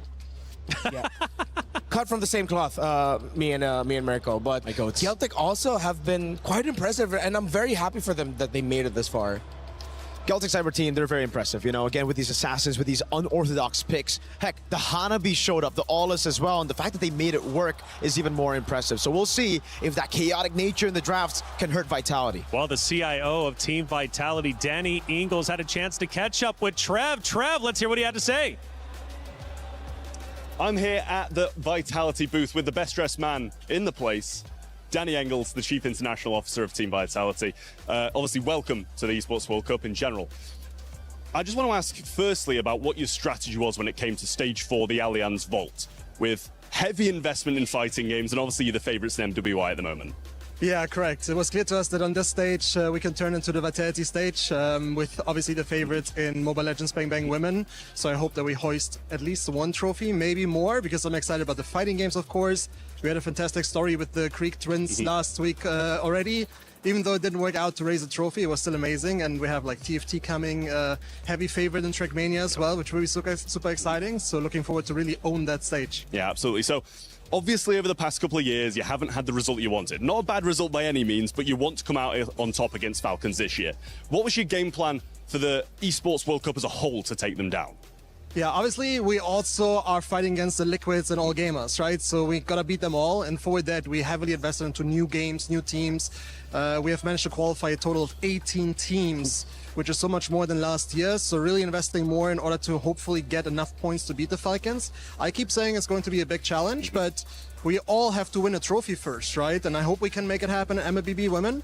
I don't know where the Falcons can actually make it happen, right? So that will be very exciting and a lot of pressure on them as well. Yeah, they do seem to be struggling at the moment, the Falcons in general, dropping out the competition. Obviously, in MWI yesterday, they had 2 teams in it, and none of them managed to get through the semi-finals. So do you think this is going to be the break you need to really get going? I mean, it feels amazing to break their keys, right? So it starts there. No, I think the pressure is definitely more on them than on us, and I hope that we can keep it up like that. And as soon as we are in the comfort zone and make them more uncomfortable, I think it gets more and more exciting heading towards all the 7 weeks of EWC. Absolutely. Well, thank you very much, Danny. Thank you. And obviously, good luck in the Esports World Cup. Is in our DNA. Whenever we let it out, it becomes our superpower. Now imagine an entire city being built to supercharge it. Kadir City, powered by Play. Danny, was great to hear from you, Trev. Thank you for the interview. Committing so much for the club championship trophy. They want to defeat the Falcons, who went back-to-back in the club championship race. For Vitality and Geltec Cyber Team, they now face off against each other. And I got to ask you, boys, especially you, Mirko, are you a fan of either two of the teams? You know, I'm somewhat of a Vitality fan myself. It's been a long run. The girls look great. They're the ones that always manage to break my expectations in a good way. The guys have been less successful, but recently, boom, MPL champ, domestic, bringing it on to MSC. I'm excited for Vitality. Are you? Of course I am. Of course I am excited for Vitality. I mean, my allegiances will change if ever they do go up against NAV PH in the grand finals. I am Filipino first, after all. But Geltec Cyber Team, if we're going to be talking about them, I have so much respect and appreciation for them. Their brand of MLBB, what they've shown, the journey that they've undertaken, making it this far. KOA making it to the semifinals yet again, leading a squad with names that we're not so familiar with, but carrying attitude with them, a courage to them, which I always respect. Ooh, Geltec Cyber Team banging on the table. They've got intensity, and they have the energy to match Team Vitality. I asked you, Mirko, are you a fan of Vitality or what? Yes, I am. And Mr. Danny just gave me a special gift just earlier. Let's see. Whoa. He told me to unbox it live, so. Okay. Okay. Oh! No way. Oh, and it's signed! Damascus. Yo, that's actually dope. Oh my and God. From what I'm hearing, by the way, the Vitality fans are running deep. Damascus, who do you got over there? Taylor, the vibes are immaculate right there. I can't even know if you guys can hear me, but the Vitality fans are out there and we need to put the maximum amount of noise. So you know what I'm gonna do? We have to do that in French. It is time to welcome the Queens. S'il vous plaît, du bruit pour Vitality!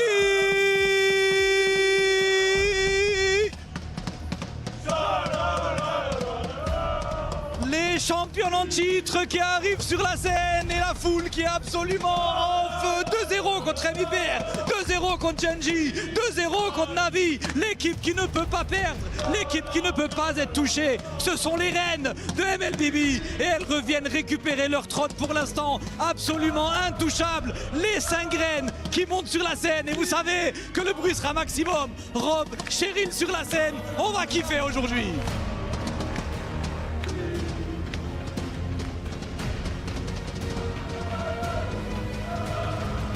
Now, this has been a matchup that you guys have anticipated even before coming. Vivian has penned Kioe on the board of what she wants to see in MWI, and now wish granted. Here in the semifinals, anything you would love to say to your opponents? Please don't make us sleep in the middle of the game. Oh, locked and loaded and ready to go. And with that, thank you so much. Please head on over to your battle stations. Team Vitality is clearly ready for a battle, ladies and gentlemen, but as close as they are to their dreams, there is a team that is standing in their path and hoping to achieve their own. Please welcome to the stage, Galtech Cyber Team.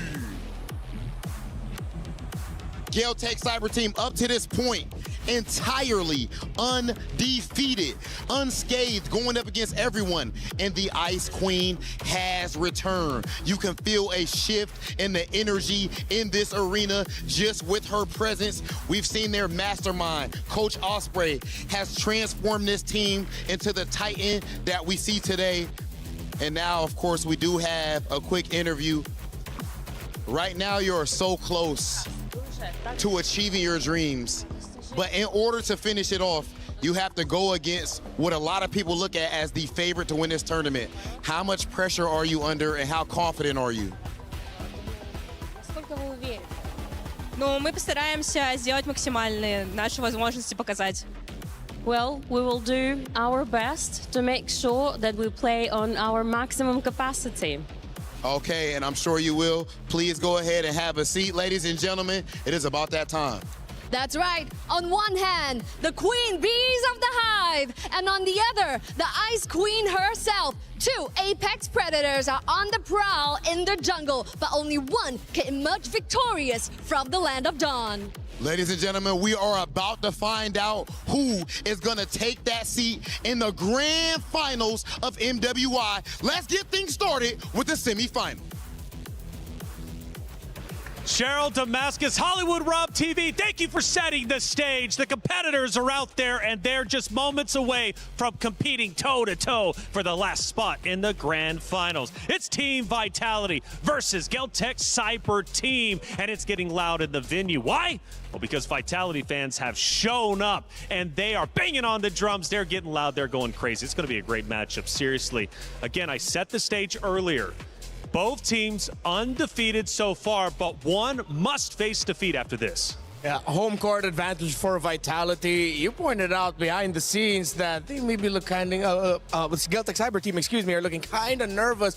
I would like to think it's their more stoic, mysterious nature that they'd like to show off, especially Kioe, the Ice Queen. She's called the Ice Queen for the jungle, not just because of her cold-blooded gameplay, but of course, what she does behind the scenes. Well, I tell you what, Miracle, if he's going to bring up the Ice Queen of Kioe, let's bring up the Hive Queen of Vivol. You've got 2 queens about to battle it out. Absolutely. The Hive Queen Vivol has been, taking all the attention from the fans as well. I've heard some chants already from the Vitality fans in the building screaming, Vivol, Vivol, Vivol. And it's through her playing a plethora of different picks. When we've seen players just stick onto the tanks, stick onto the assassins, Vivol does both equally well. Although, I'm a bit more biased to the assassins. Ooh, I like the assassins, especially after one of the matchups we had on day number, I believe it was 2 or 1. So fast-paced, absolutely brutal. And speaking of brutality, this is, in fact, the boss fight for Geltec Cyber Team. In fact, for all rosters, of course, every contender must meet Team Vitality to claim the trophy. And fun fact,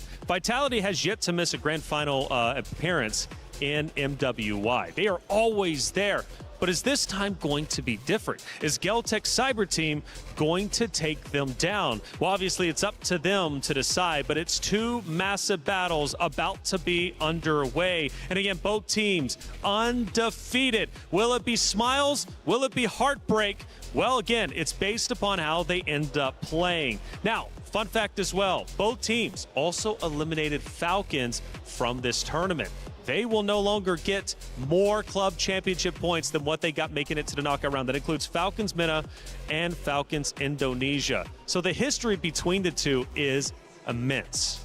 Geltec Cyber Team, what they were able to show off yesterday against Team Falcons MENA, it was just strong mindset. They had a difficult game number one. It really looked like it was going to end quickly, and it would be Team Falcons MENA in this semifinal today. But then they held strong, and they showed off why they've made it this far. That's right. And Mirko, I got to ask you, man, losing a map. Now, for most teams in a series, we don't really bat an eyelash at that. We'll mention it. It is what it is. For Vitality to lose a map against Falcons Indonesia, it was said on the desk, it was almost like the world turned upside down. I do agree, you know, it's a bit concerning, maybe a lot concerning if you're looking at the track record of the team and how dominant they've been throughout MWI history. But I think I'm pretty happy. I think the Vitality fans should be pretty happy as well that they got a reality check very early on in the knockout stage, and they were able to recover. So I think more props to the women here because they were able to recover in such a short period of time after getting come back like that. The mentality stayed strong. They went back to the drawing board and they cooked up a fantastic early game draft to close it out. Renmar, I was hearing rumors that when Vitality went back on stage to go into that final map against Falcons Indonesia, they were shaking, physically shaking. But after watching them beat Falcons Indonesia, I think it was pure anger. Yeah, we saw Vivian on her show. What more can you ask for in a backs against the wall Team Vitality who are fighting for tournament life with all of the pride? She gets her most iconic pick, and she had an iconic performance. So if they were shaky behind the scenes, it definitely didn't show in game. Nope, it was, I think, pure anger. That's what we saw. Oh, my Lord. The Cho pick was amazing, by the way. Like, the amount of times she was able to catch Zev on a Harley, it was just ridiculous. An orange buff steal at the start of the game. So for Geltec, I really hope they've studied that. I really hope they take it away from Vivian. Yeah, let's see if there's going to be a way for them to deny it. Maybe not try to overthink it. I like that, especially up against a team like Vitality. We talked about Vivol earlier, who is very flexible in the type of jungler that she'll get. My personal favorite, and it is because of a bias of mine, you know my favorite pick, the Akai. Taking it away from her, I feel like it's a great call by Geltec Cyber Team. Vitality have really just relied on that Panda to get through a lot of these games. Heck, 3 games out of 3 just yesterday up against Falcons ID on the Panda. So I like it, but also it's kind of like the Claude for Winnie type of situation. I feel like for Vitality especially, it's if it ain't broke, don't fix it. If you're going to let the Akai go, we're going to pick it up. Now that it's finally banned out, we get to see some more of those prio picks, maybe some more of the picks that were hidden by Vitality from the group stage all the way to top 8. Yeah. Let's see if Vitality has much more left in the tank. Oh, they're taking away the Hirara, of course, from Kiowa. We touched on the Aulus earlier in the pre-match discussion, and that should be a possibility here for Geltec. I want to see them consider their options. I want to see them get creative, maybe even bring back picks like such as the Julian if it works out well for them. That was the pick that put Kiowa in the map 2 years ago. For Geltec Cyber Team, though, they have something in their back pocket, and that's Coach Osprey, who has been absolutely phenomenal in leading this roster. Coach Osprey, going into this hero selection, you've already seen some of the bans. What do you think his game plan is going to be? Well, it looks like right now Geltec are just taking away some of the most annoying picks to deal with. If you're an assassin, if you're a team that wants to play somewhat steady so that your side of the river and jungle is safe, and then you'll find your moment, go for that explosive play, and then snowball from there. All their 3 bans scream. They want to protect their river. They want to make sure they have a good XP matchup. No tempo control, right? Like that's, they want to have that. And it's equal amounts of respect from Vitality.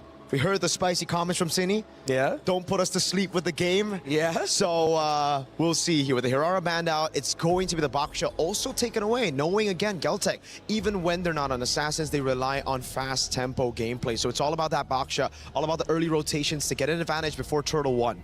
All right, with Esmeralda gone, a Paquito, Freya trade is up in the air. Fovius priority as well. I wouldn't take it away from Geltec Cyber Team also to later on show some flexibility through their mid lane pickups. There have been some teams who have picked up the Sicilian. I love MWI because a lot of my favorite picks, even though quite cheesy as they are showing up. But teams who are willing to play that risk have shown some good results. Whether or not they won the game, but they get good results in-game with high KDAs. You see the opposing team struggle with it. So we mentioned some of the power picks. Let's see if they'll go another way. Geltec Cyber Team are taking a while for that first pick. Valentina as first pick for Geltec Cyber Team.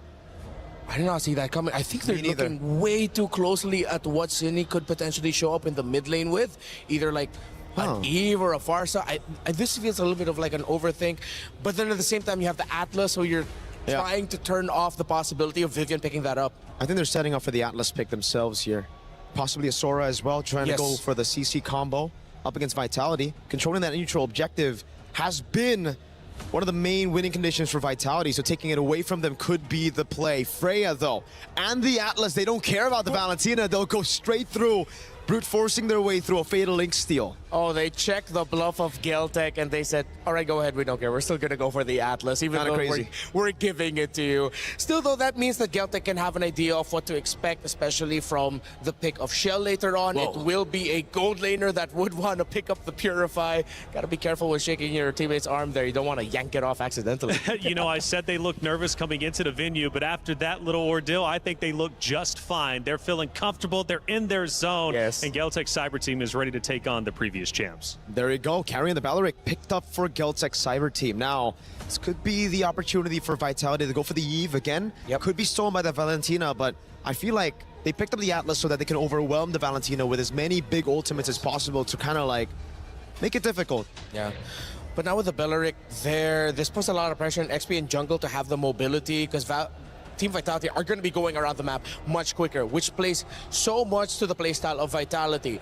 Quick, fast rotations, dominate, and don't give your opponent any breathing room. While for Geltec, the first 3 picks, as good as they are for the current metagame, we've talked about Beleric, especially on Stream B, as one of the best roam picks that you could go for now. I do not see that tempo match from them just yet. They need to match the speed that Vitality are going to be going for, and that makes it even harder knowing that in the center of the map, you're getting controlled by a Juicin. They got tons of CC Renmar, but no one to really deal with the carry. Now that's a concern for me.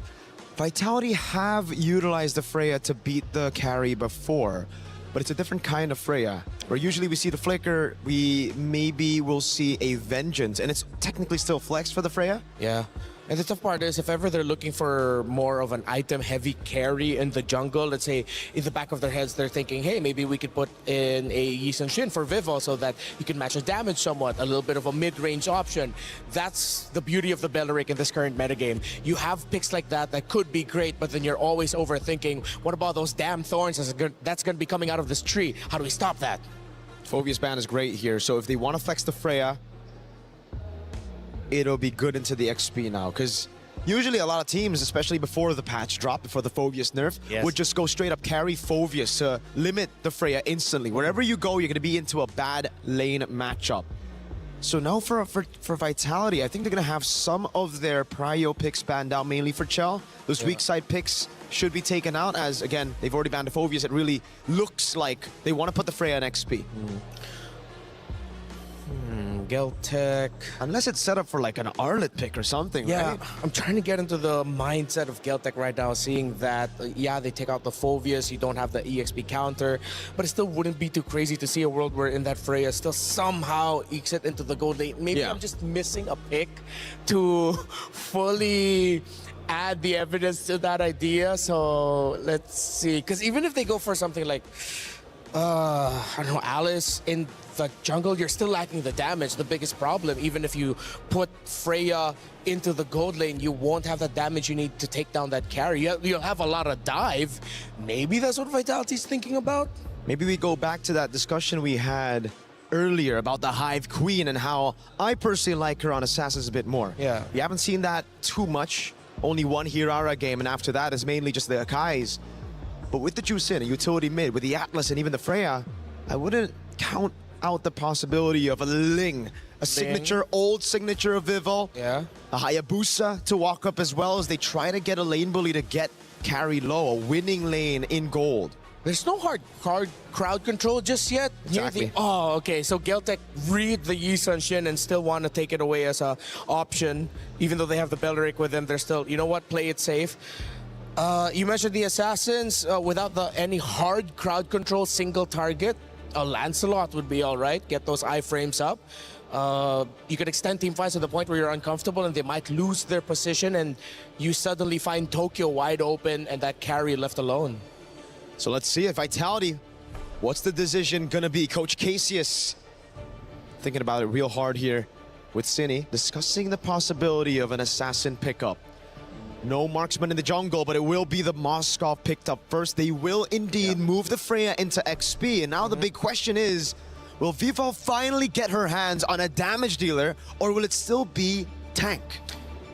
Very basic attack focused are the side lanes of Team Vitality that I wouldn't take it away from them from still putting in something tanky in the jungle, but at the same time, damage with all that damage sounds kind of good. Maybe it's just like a little greedy nature sometimes in MLBB. But for Geltec, I think it's to ask of them for more range, so they will just lean on the idea of them having a lot of dive.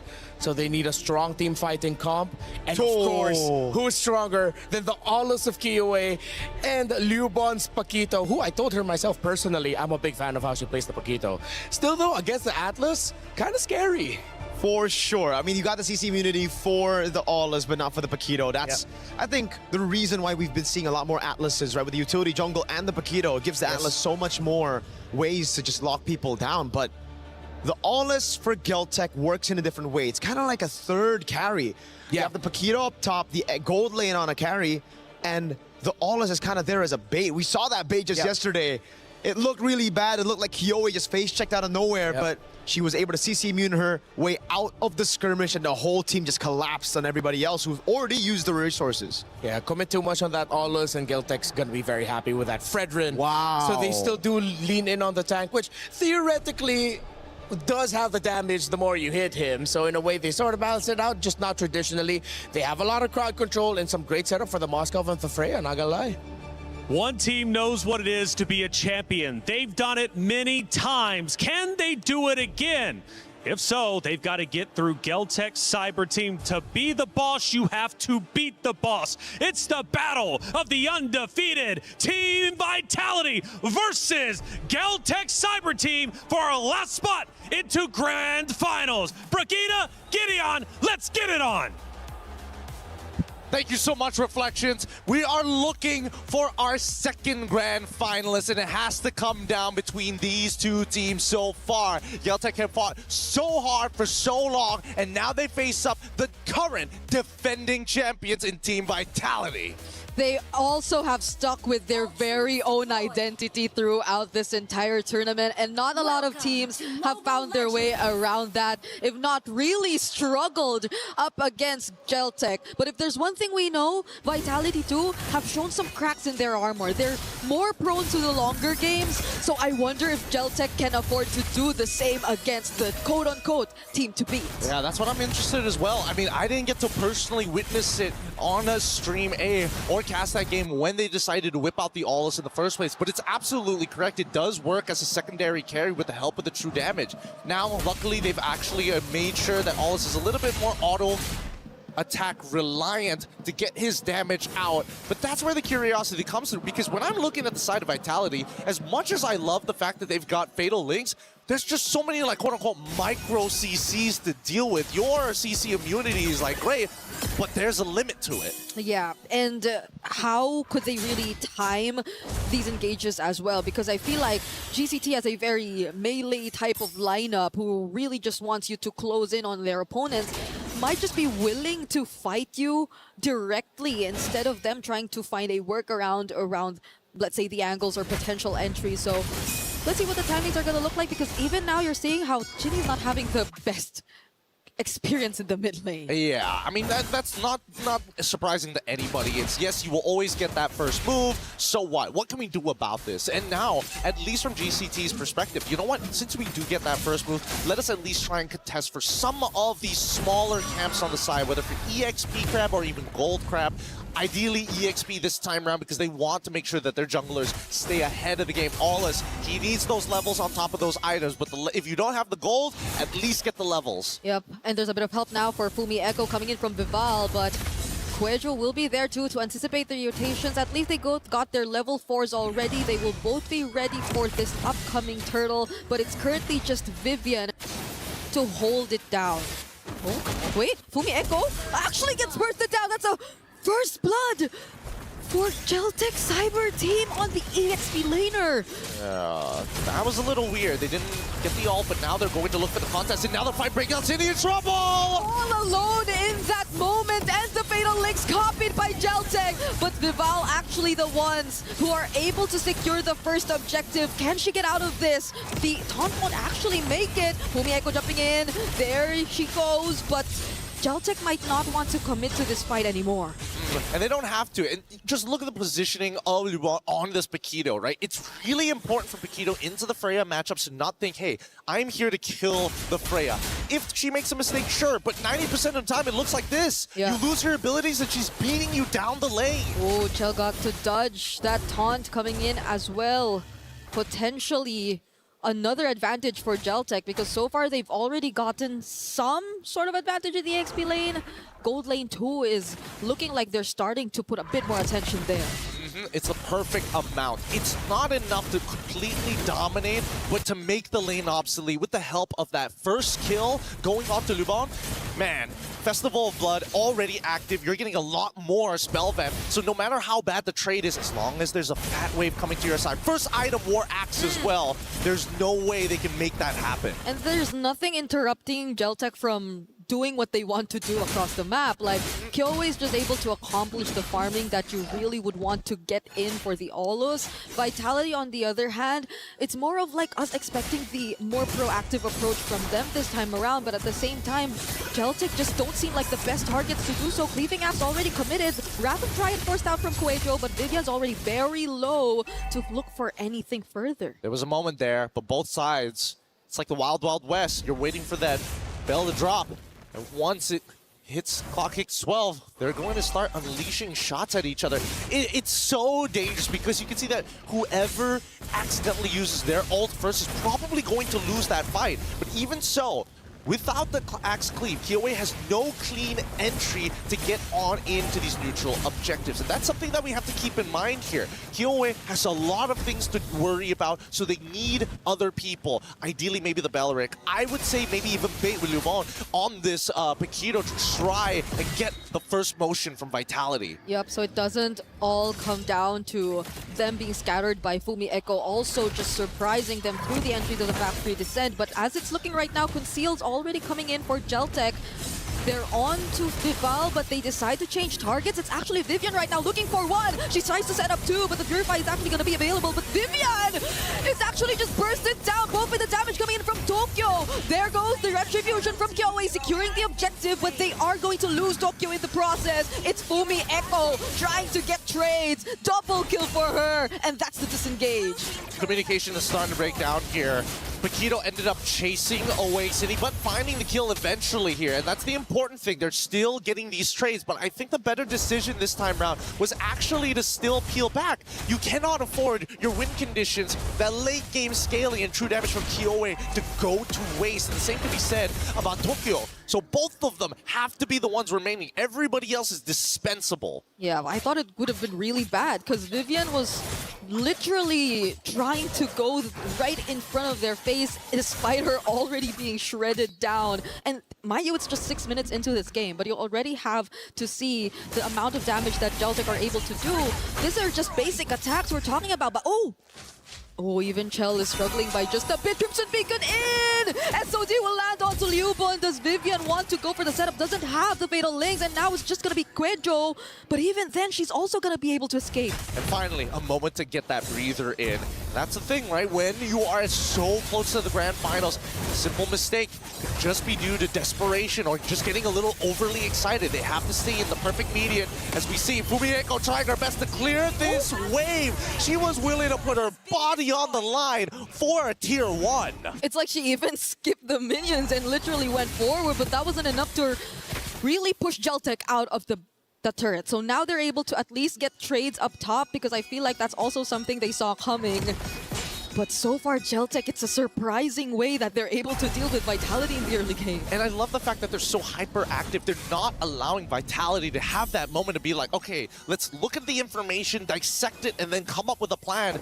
GCT, they're in your face. You make the choice now. Whether it's good or bad, at least make a choice. And look at where they're positioned. Currently, the control they've shown in the river is insane. It's Vitality who we're seeing struggling to actually get control of majority of the map.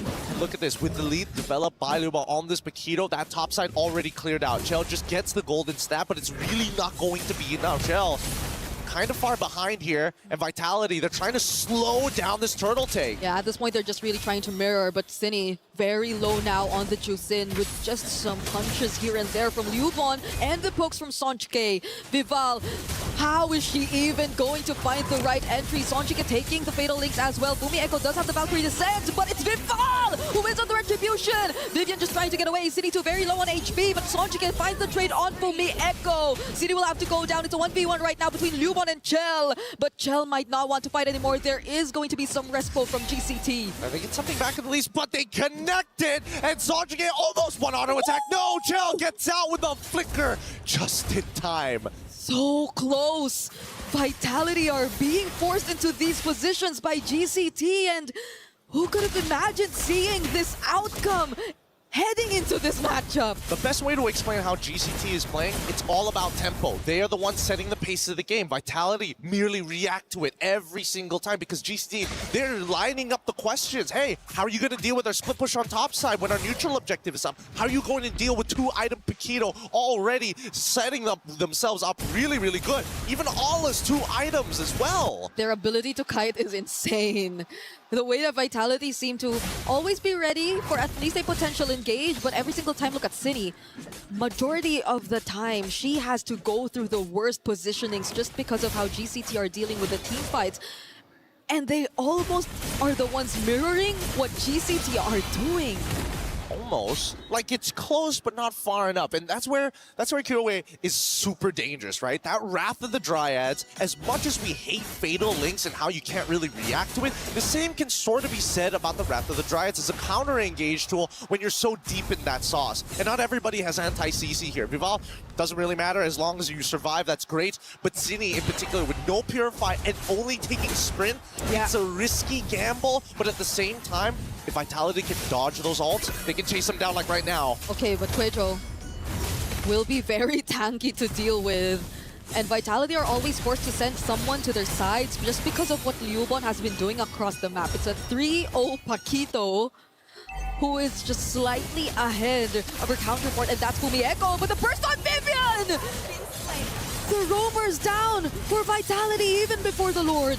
A beautiful piece of chain CC. Quejo just played that perfectly. I mean, what can I really say about that? Oh, I know! Cine doesn't have the sprint, or maybe she just used it, but it's also not enough. Kiyoe just has her eyes set on the Lord as Quejo and Liubon deny Vitality of any contest. Beautiful game so far, but this is their style. GCT, early to mid, just nasty stuff, and they're still trying their hardest to crack open this mid-tier 1. The floodgates open. As soon as mid-tier 1 opens up, the rest of this jungle becomes a lot easier to start fights against Vitality. Yeah, Vival is definitely not going to be able to freely do what she wants anymore, but I think it's not just on Vival that we really have to pay attention to anymore. It's how Chell and Cine are almost shut down in their individual lanes. Fumieko, I think there were some attempts here and there, but even then, not even Fumieko is able to open up as much for Vitality. Yeah, I already think that it's a mistake that Sydney had to take the sprint this time round, and unfortunately the laning phase did not go the way they were hoping for. But at the same time, as long as they can scale towards the later half of the game, like Chell right now really needs to get those 3 items down. We endless battle as Kyoe is in pretty strong shape. I don't think there's a lot of people who can 1v1 her right now. I think even arguably Fumieko, without her vengeance, will lose to Kyoe as of this point. It's a killing spree too that you actually see on the Olo, so I think the longer the fights, as long as there won't be any direct burst, which I don't think you're seeing from Vitality, Kyoe is pretty much gonna be okay. Like, she could just keep throwing out these high mobility skills and basic attacks to survive, but can she do that against 3, even with additional layers of crowd control? As of the moment, she actually is able to, even in the face of a Valkyrie Descent. All right, let's pull up the item list. Last time we checked 3 items, like, excuse me? Excuse me? That was all it took to deal with 3 members? As Vival just isn't too far behind. Wait, do they have enough to anti-heal?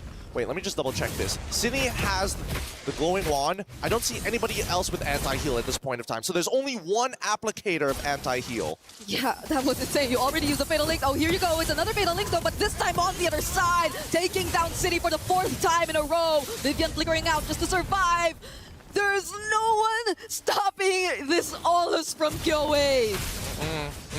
They're making it real tough, and now they also net themselves an inhibitor tower. Beautifully done by GCT. Vitality are not even going to look for a fight there.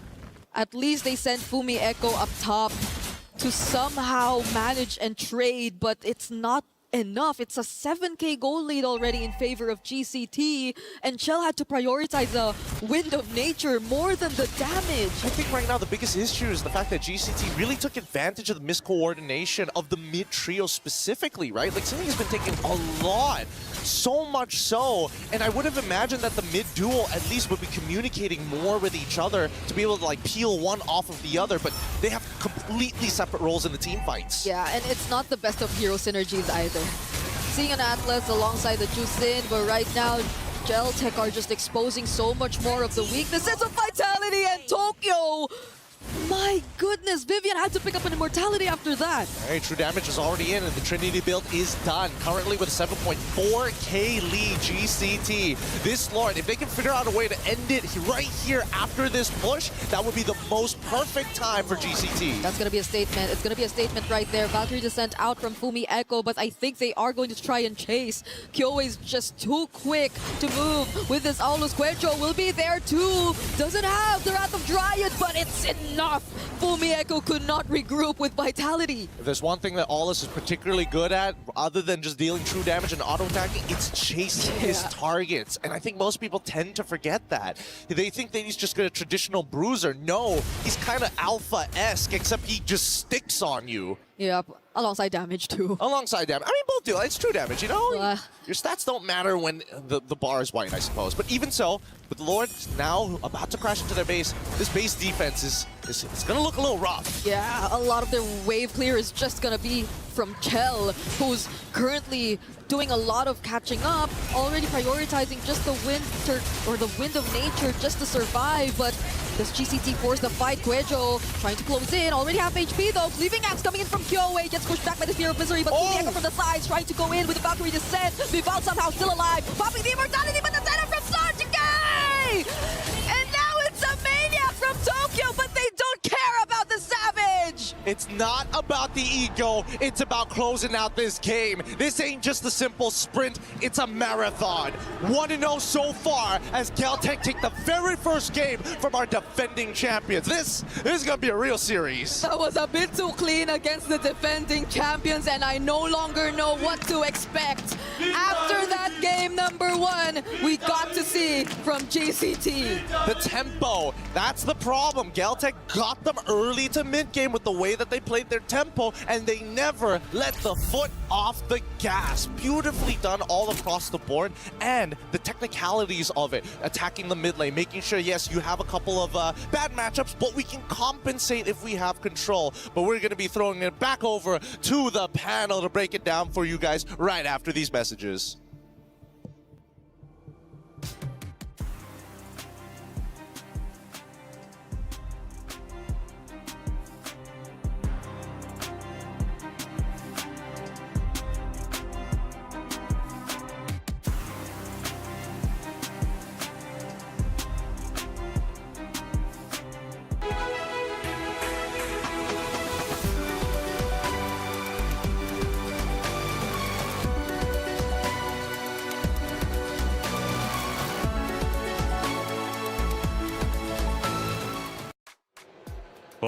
Things are shaking up in a way we never expected it to do so. Geltec Cyber Team have taken map number 1, and Vitality is now behind in the best of 5 series. Is this the start of the unraveling of the Vitality roster? Welcome back into the studio. I'm Taylor Reflections Noble, LaFell, Eterna. Good to see you both. Eterna, my goodness, Geltec.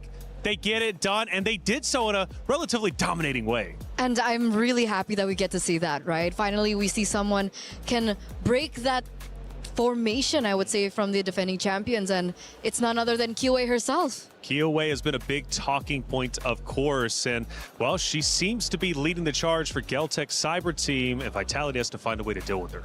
And honestly, I kind of feel like this game, not gonna lie, is kind of over for the first 20 seconds. Because honestly, looking at the draft just now, there's just not enough damage coming in from Vitality, and there's so much heal coming in from GCT, but hey, Osprey, man, he sure knows how to draft. He does, and he definitely has done his homework coming into this. Obviously, there was a big talking point about Coach Osprey and how well he would be doing, and he's already done well, right, for this Geltec Cyber Team roster. After all, they are undefeated. That was the moniker going into this. Both rosters undefeated throughout groups and obviously here in the knockouts. I think they both only dropped 1 game. That's correct, right? And so it really just shows, you know, the very best against the very best. And I really do agree with what LaFell said earlier on. It all came back down to the drafts. It's an interesting position to see for Team Vitality that they get drafted in such a corner, because obviously after the first few minutes of the game that you mentioned earlier on, you'd expect Fumi Echo on the side lanes on a hero that is so OP, like the Freya, to actually be able to carry it through. But unfortunately, I think they were just really falling behind on rotations. So could you imagine a roamer like Kuejo dealing more damage than Freya or Fumi Echo? No. Fumi Echo only did 29,000 damage. Kuejo did 35,000 damage in that game. And part of the reason is because of her passive, where you attack me, I hit you back. But the problem is, you attack me so many times and I just don't die, so you take all the damage. Tough stuff coming out, obviously, for Vitality. They've got to find an answer, and they need to do so very quickly before the series falls away. The Vitality fans, though, are unwavering in their faith. They are still out there, even after the loss, screaming and going off. Coming into the venue, Geltec Cyber Team, I thought looked nervous, but I guess it was pure concentration. They got on that stage, then they started joking around and having fun, and I knew, okay, they're comfortable, they're great. And even for the side of Vitality, a couple of smiles. One of the highlights, LaFell, yesterday was the fact that Vitality, even though they dropped the map to Falcons Indonesia, during the interviews with Rose, asked, like, what went wrong? They recognized what their faults were, and they came in to fix them. But did they truly fix them? I don't know. Map 1 was tough. Because personally for me, I think this is a very easy thing to fix, because they noticed that the jungler was hit. So I feel like just pick up your jungler earlier, don't get to all the way to the red 5, and then you have no other choice than the Fredrin, and it should be fine. Because Indonesians, they like to fight. So when they have a draft that don't have enough damage, I feel like game number 2, not going to happen again. Eterna, let's look at one of our in-game actions, and this will start to tell the story of what ended up unfolding throughout that game number 1. Truly a phenomenal game indeed from the side of Geltec. And Eterna, I can't even imagine what we're going to see in this moment. Okay, we're 14 minutes in, so it's already a little later in the stage of the game. You can see the Lord marching down in the bottom side of the map as well. And unfortunately, at 14 minutes, it feels like Shell just really didn't have the damage yet. Either she was lacking behind on the farm, or she just really didn't have her items down. But you could see her being the only person to clear on her side. There's not really much that she could have done in this moment. But what I found really surprising was this SOD hitting and her actually going into that. And that's huge, because in the interview that you were referring to yesterday about them taking accountability of their mistakes, it was actually Shell that was like, you know, okay, that was my bad on my part. And I felt like in that particular clip, we see Shell kind of faltering as well in terms of her decision making. What about Cinny? Now, Cinny has been a big talking point for the side of Vitality, and from what I'm hearing, she is the IGL, one of the more vocal figureheads on this roster. What is Cindy's game plan? What do you think she's telling her roster going into this match number 2? Because she's going to need to get her team behind her. Well, honestly, for game number 1, it looked like her role for that one is to control. Make sure that the front lines was disrupted. But in the early game, we can see that she didn't have enough time to really farm her own lane. So I really feel like in game number 2, I think she has to be a bit of a carry role, because I feel like in that game, all the weight is on Shell's shoulder. And I think going up against Geltec Cyber Team, that should not be the case. I feel like 2 or 3 members need to do damage. Fumi Echo could, but she was disrupted so much by Kyoe on that Aulus. A lot of true damage, she couldn't do much. I agree. I think for the moments that we find Vitality in a position of success, even though we've been talking about Vivian so much, even though we've been talking about Vival so much, it's usually Cine that holds a pivotal role, but based on the hero that she's given. Now, we were talking about it during the game as well, the fact that Jushin was nerfed out. So it's a little bit more difficult for her to do the playmaking role. And so when she's given a hero like something like the Valentina, that's a little bit more creative, a little bit more, difficult, like with a higher skill ceiling. Maybe that's why Valentina first pick, right? Maybe. Steal it away. So what do you think hero-wise? Because you actually said it was lost within the first 20 seconds, which I've started to learn from the both of you and everybody else here on this MWI team. Man, the hero pick and bans really does make it or break it from your roster. No matter how good you are, you fall behind in the hero selection, you're pretty much done and dusted by the very beginning. Where did Vitality fall behind? Because you're convinced it was over before it even began. Honestly, Eterna, I think this is showing the growth of the female scene here in MWI, because before this, Vitality was so strong, even with bad drafts, they can get away with it. Now everyone is at the same level. You make that mistake, you're not getting away with it. And I thought that they learned from that. I thought they learned from that from last year, because not last year, 2 years ago rather, 2024, because that was the run where they lost against Smart Omega Empress with a different set of coaches. They had Coach Susugaja at the time, and in that best of 7 or best of 5, I completely forgot, but in that series it looked like they were falling behind on in terms of drafting, and that's how they really lost against Smart Omega Empress. So with the change of Cassius, him stepping up, they've been undefeated, and then we see a draft like this. So we can say that from the beginning of the entire competition that Vitality had a target on their backs. That much is definitely true, because in that first phase, we saw so many of the important heroes from Team Vitality being taken away from them. Well, they are the boss after all, and everybody has to eventually beat them in order to get the grand finals. This could very well be a historic moment. Now, I know I'm counting my chickens before they hatch, but if Vitality does not make it the grand finals, this is the first time in MWI history that Vitality has not made it, and that is a big deal. They already dropped the map earlier just yesterday to Team Falcons Indonesia, something that didn't happen in last year's MWI. This year they have now dropped a second map, this time to Celtic Cyber Team, and we've kind of talked about how the competition amongst the regions and various regions have been improving. Is Vitality's end and reign starting to come to an end? Like you said, they are the boss. And usually what happens to bosses is they're not invited into the group chat. Right? Because I really feel like, because honestly, if you go to the player lounge, you see all these players, they hang out together, right? So of course they'll be talking, and everyone has theory crafted how to deal with Vitality. And Vitality being the #1 at the top.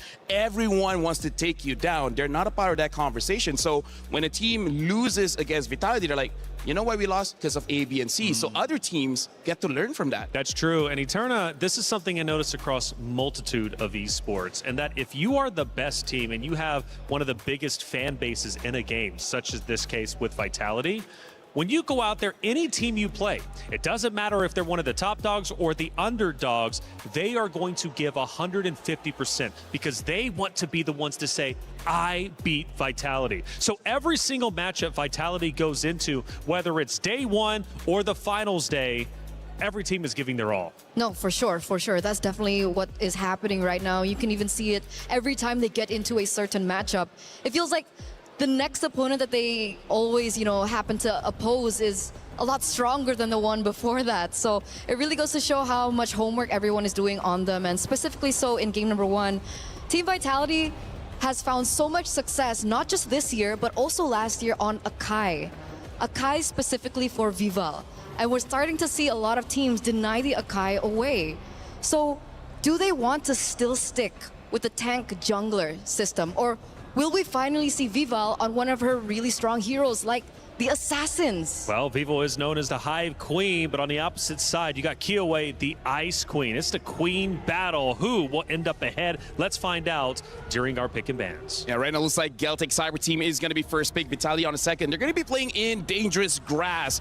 Looks like the Guinevere has been banned quite early, as well as the Marcel from Vitality. And honestly, Kyoe, so far, she's been doing very well with the Aulus. I believe she hasn't lost just yet. If she has, maybe it's just once, but I don't know. Do you think Vitality would just let her get that again? Because you were talking about the Akai. They're not letting Vival get the Akai. Super respect. They're taking the Guinevere away. They're taking the Akai away. And I think they should actually consider the Aulus. Or, you know, I mean, this has been the pick for Kyoei. Yeah. I don't think that Cassius has not thought about it. Right? If they didn't decide to ban it in first game, maybe they had an idea of how to take it down. Maybe it didn't work out. Maybe they want to go for something different. Because, you know, Benedetta was her thing last year. Now she has the Aulus. So we're going to see whether or not Cassius will actually start to respect it in the first phase. But the Hirara goes as well. So is this starting to eliminate my hopes and dreams for an assassin matchup between these two? I feel like it's not completely over just yet until we see the EXP. Because I feel like if Vitality picks up something like Esmeralda, which not going to happen because Esmeralda gets banned, it looks like both team... Actually, Eternal, I think this is smart, right? Because both teams are opening up the Paquito as well as the Freya, kind of forcing Vitality to just pick up tanks. And maybe Kyoei just prefers that because Aulus, after the revamp, is very interesting. He has a way to cleanse crowd control, and when he uses his ult, he has damage reduction, making it so that he can basically fight forever, which is great against tanks. So maybe this is just Osprey's way of saying that, please pick up tanks, that's what we want. Oh, but no, never mind, they're going for the Boxia, interesting. It could still be flex. You know what, you're right. Oh, definitely it still could be flex, but I think for Geltec Cyber Team in particular, Kuejo really hasn't picked it up so far. So we're looking at the idea that this should be jungle, but just for those of you guys back at home and for those of you guys in the venue as well, just keep your peels out for that possibility. Team Vitality though, earlier on we did see the Valentina being prioritized by Geltec. For Vitality, do they want to take the Valentina for themselves here, or do they want to look for a winning lane of their own? Because I feel like that's what they really lacked in that first game. I feel like you still... Personally, for me, I would actually pick up Carry as well as Freya. It's very honest. You're showing your opponents where each other is going. It looks like they're going for a different route. They do pick up the Carry, because Carry, as of right now in MWI, has been amazing in turn. And now the Atlas probably just want a little bit of control. And maybe they're saying no way Geltec is going to pick up Freya, but I kind of feel like Freya should be picked up here. I feel so weird about this though. I feel really weird about the gold lane matchup and how, you know, volatile it is. Like, obviously, there's an argument to be made for Moskov and the Claude. And the carry is great if she gets going. But I feel like in the grand scheme of things, the Claude has a little bit more value, especially in these team fights with his AoE damage. But it looks like they prioritize the carry instead. Geltec as well understand that with the choice of the carry, she's a little bit more, you know, low range, so she'd have to really dive into these particular team fights. They also see the Atlas on the other side. I think Beleric is a good call, and they again take away the Valentina, just really putting Cine in a position to think, all right, you're really good, but what happens if you don't get a hero that can really accommodate? I feel right now Vitality needs to get lane winners. I think that's the biggest problem, because right now they're kind of winning the mid trio, right? Boxia, Valentina, Beleric. They have Atlas. That's a good start. The problem is, they only have one slot before the other bans come through. So I think Coach Osprey is attacking that mid trio game, making sure that they don't have enough damage, or they don't have enough tankiness, or at least they pick up the Eve Atlas. Honestly, pretty solid. Exactly. That's what we were waiting for, right? That mid trio. You talked about it as well in game number 1, and it's definitely true. And that's the adjustments that we're seeing Coach Sup, Remar? Sup, JJ? really go through. Oh, so that's where he went. Hey, they love MLBB. They do.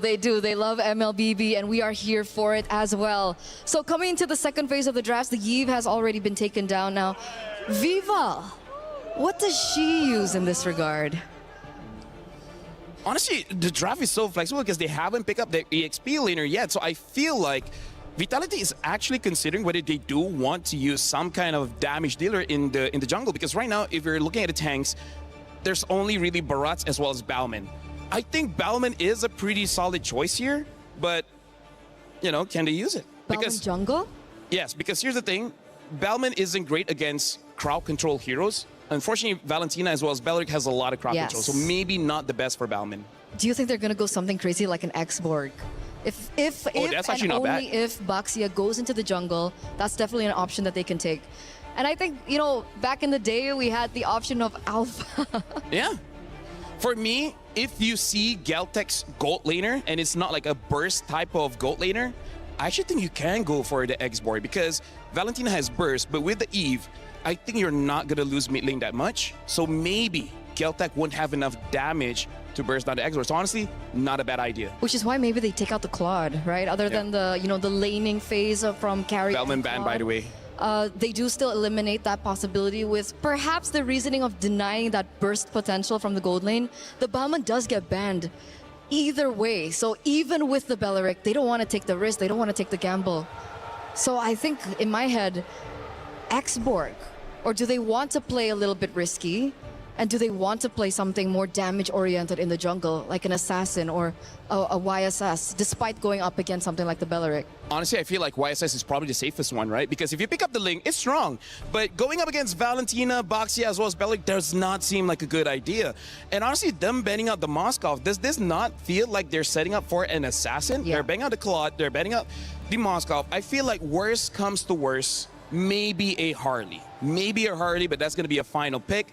So we probably will see an EXP first. I kind of want to see something like a Yuzong, because they need some kind of dive. For Vitality. That makes sense. That makes sense. Really great follow-up. I think Fumi Echo would do amazing on the Yuzong as well. She's been very active.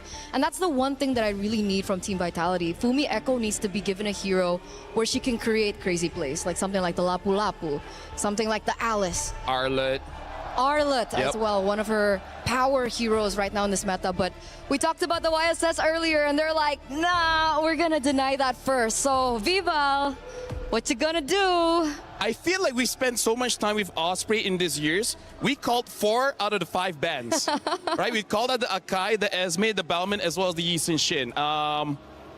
It's like a good friendship. We haven't seen each other in 1 full year, and yet we still know him. It's like us. So now Vitality, here's the question. I feel like to be safe, you do pick up an EXP laner. The problem is, most likely you're gonna get countered, right? I feel like the Alice is difficult because there's a Baxia. You got to be careful of that.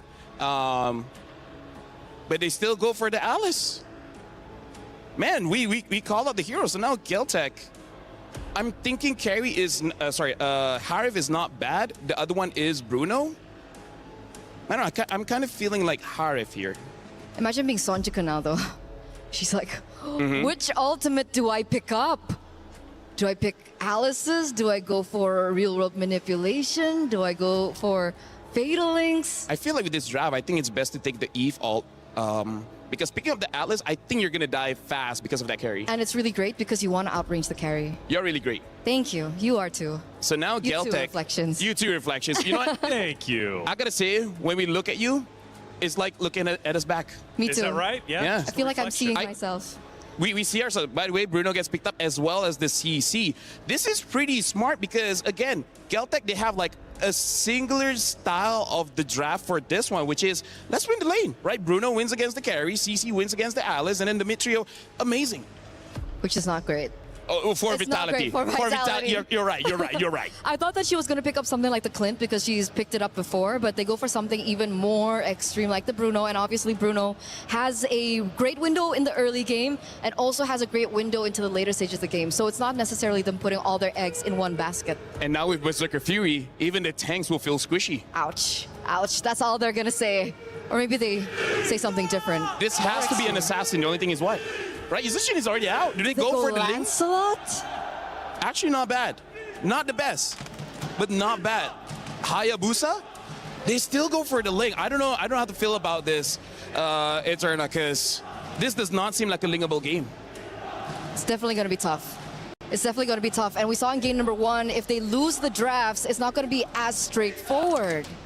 Oh, the Vitality fans are loud, but can the Vitality team get another W? Tie up the series 1-1. Or will Geltec Cyber team secure their spot in the grand finals by closing it out 3-0? They've got 2 more maps to get there, but they're well on their way to doing so. It's Vitality versus Geltec Cyber team, map number 2. Brigida Gideon, let's do it. Thank you so much, Reflections. We go into the land of Dawn with the world watching. Everybody looking for somebody to stop Vitality's reign. But with the fans here and how much energy they give, they can only watch and bear witness as our competitors hit the field. They cannot let any other feeling take over. I know we might be worrying by a bit just looking at how the Ling could potentially be playing into this game, but you have to give out all your energy because if GCT get on the momentum, it's gonna be tough for Vitality here. Keep in mind that, truth be told, as much as this might not be a Lingable game, as long as Vival is able to take out Tokyo, there's a really good chance that Vitality still win the team fight here. There's not a lot of big damages, nothing that really leans into what they want to do. There is anti-synergy on both sides, but for now, at least, the laning phase is going smoothly. So they've went for a very specific win condition if that were to be the case. It's not a Ling just constantly going for the kills all over the map, but more on making things difficult for one of the main carries of GCT, which is looking to be, once again, just the Bruno. But Kyoei seems to be on to Chell at this point. Vivian does show up though, but they're not really gonna go for the fight. Yeah, this is more of a punishment on the GCT side. Like, look at the tax on the HP, right? Getting a lot of the regenerates out of them, while Chell barely missing any EXP or even gold in the lane itself. Now, Newborn, this is the real question here. The fact that they banned out the... Wait, hold on. Oh, Vivian does find Tokyo, still has the Purify, but Vival shows up. And right on cue, you mentioned it. This might be the game plan. Yup. Again, the laning phase going really, really well. They got to be worried. Like, GCT need to recognize and remember that Ling, similar to Fanny, you take trades in lane, you better stay at least above 60% of your HP. Anything lower, there's a good chance that Vival's gonna show up and dive you. This is why they took out so much of the more safe options in the gold lane, the likes of the Moskov. They just wanted a gold lane that was easier to access for a Ling, but then right now, we did talk about the XP lane. It seems like Yubon does have a slight advantage over Fumi Echo, at least for now. This is great. Vitality understand we don't actually need the first turtle. All we gotta do is see whether GCT wants it more than us, and we're gonna start stealing camps away. Look at that. Minimal. Give it up. Doesn't matter. Ling's gonna get a purple buff on the opposite side, and still, unless GCT recognize, hey, after this turtle, we need to go for a fight and invade on the enemy purple side. Vitality had enough time to get back despite that steal. Now Fumi Echo though and Vivian are quite low on HP, so Vival just does it alone! Vival steals it all alone! There goes the Real World and the Tempest of Blades, and Sonjik is nowhere to be found. What a macro play by Vitality! What was that? What was that? Wait, I'm pretty sure that Vival didn't even have the purple buff. Yeah, Vival doesn't have it. They didn't steal it. They decided, you know what? They're actually rushing it down. We're gonna walk back over to the turtle and just take him out. They got 2 kills for no trade on top of the turtle. I think that I don't want to say that GC kind of let it happen, but it sort of feels that way. Yeah, they weren't able to really scout out what else Vitality was doing up on the map. I think they realized it very, very late too. So now they're losing out on a lot of resources. Fortunately, they are somehow balanced out in terms of levels and EXP, but that was a good start for Vitality this game. Yeah, especially since GCT already had all the advantages that they were looking for. Well, maybe not on the gold side, but other than that, they had first position, first move. Quaito all alone here. There's 4 members and Chell decides to go in with the ultimate and the setup from Vivino as well. There goes the Real World manipulation. The follow-up is just too much from Vitality. Vival constantly finding more and more kills. City gets 2 as well. All right.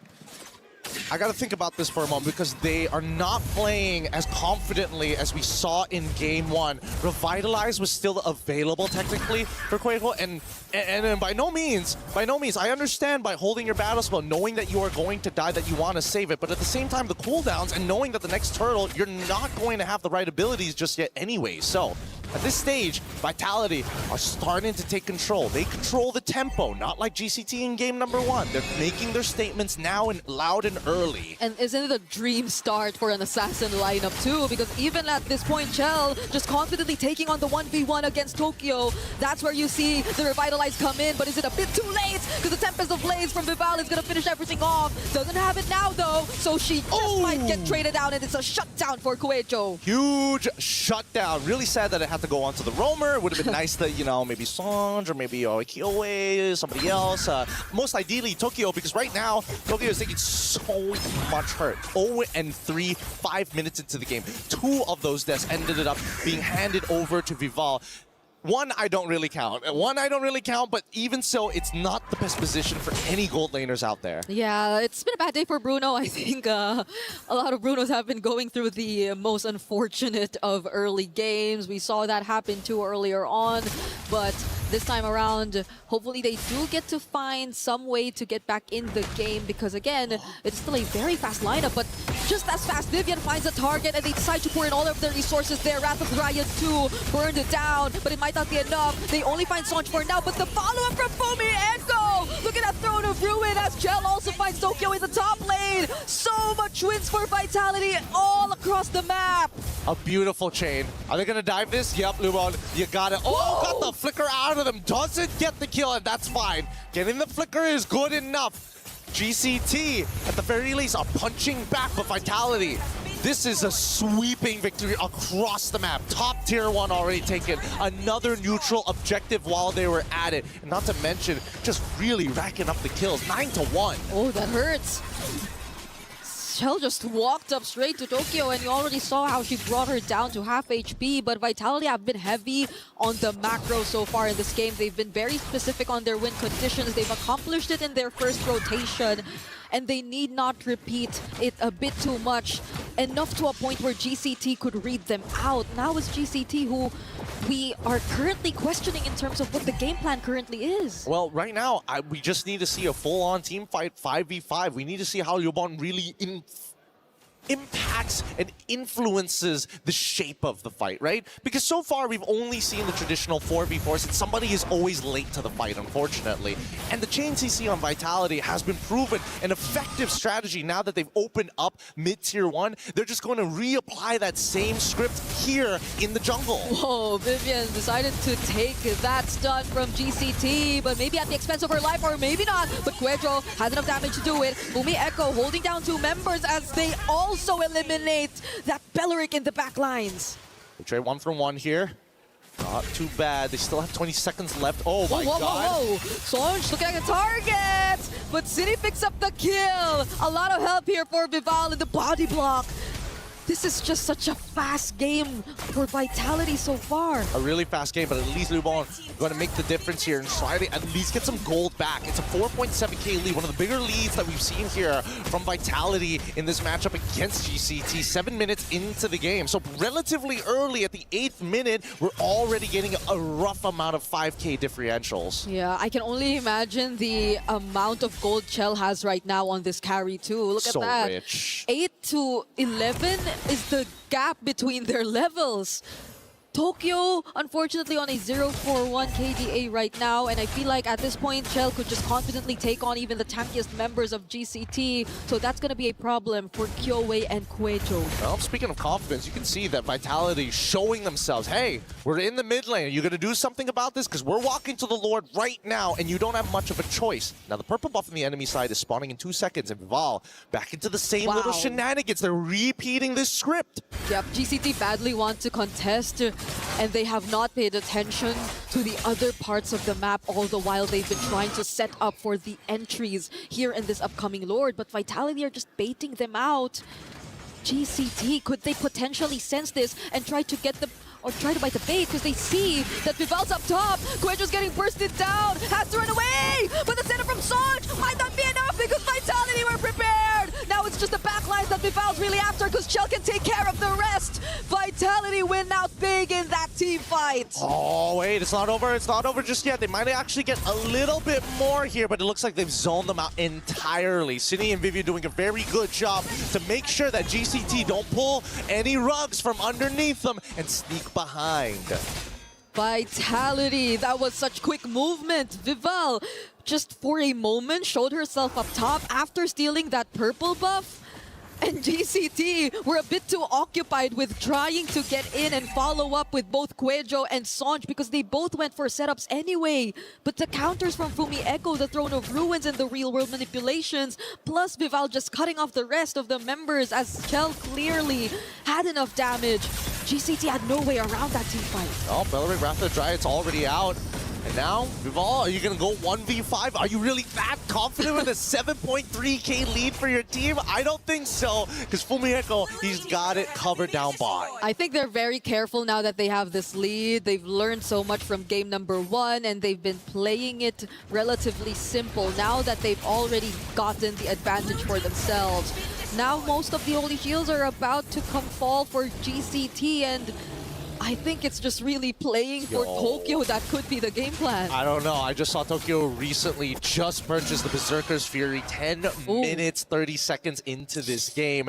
That's a really late pickup here in terms of just scaling timers. And in comparison to the already completed Trinity build on the opposite end, and of course, got to make sure you got some mana regen because Chell wants to stay on the map longer rather than having to recall every single time she runs out. Ooh, tough though, because that can deal with the front lines, yes, but that Wishing Lantern pickup too from Cine, so that's a lot of items already packed by Vitality just to respond to the lineup of GCT or to whoever might want to start things off for them. And they might not even confidently do so because, as you mentioned, it's just the Haas and the Berserkers. 3K is the goal differential between Chell and Tokyo at this point. Yep.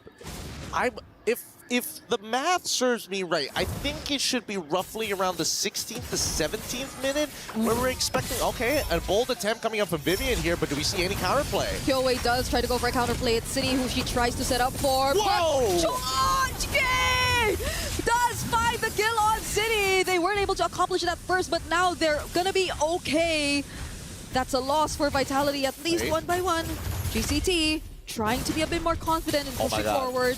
Yo, Fumi! Fumi Echo, Throne of Ruin on the far! And the follow-up from Vival, now it's Vitality with a re-engage! They're dealing with the front lines first, one by one. It's the exact same script for Vitality! The spread of the damage, a triple for Vival, and a double for Chell! What a huge engage coming out of Fumiko! This small woman has some big guns at such high-stakes games, and that is going to be it. Tokyo coming up in 7 more seconds, but the game is already done. A clean wipeout from Vitality to say, no, we're defending champs for a reason. 18-3.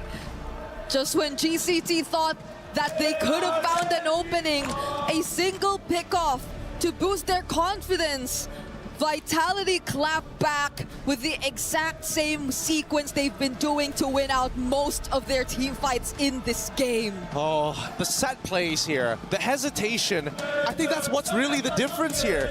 If a team is not only proactive, but is decisive, that is going to be the big game changer. Because look at this, Fumi was already communicating, we're going to turn this fight instantly. And the backline, Vival, you just deal with them, the rest of us will melt them down as Chell played a perfect game. Perfect purifies as well. You have too many guards. Chell is too well guarded in this game. We're going to be throwing over back to the studio. Break it down for us after these messages.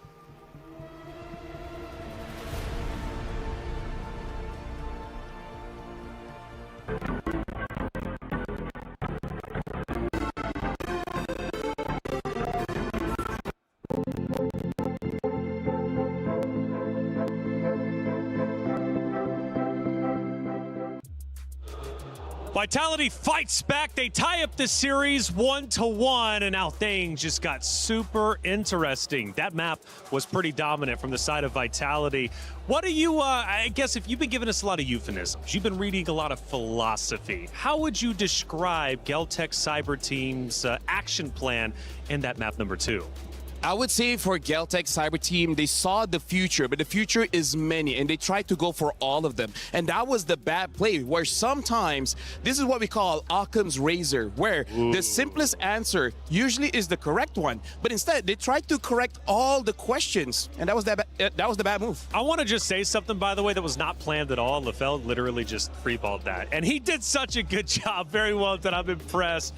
Turner, let's start talking about some of these stats, because it's clearly very one-sided. Yeah, so it goes back down to the drafts. I think even LaFell mentioned it. This looked like a not lingable game. Is that what you said? Yeah, a not lingable game.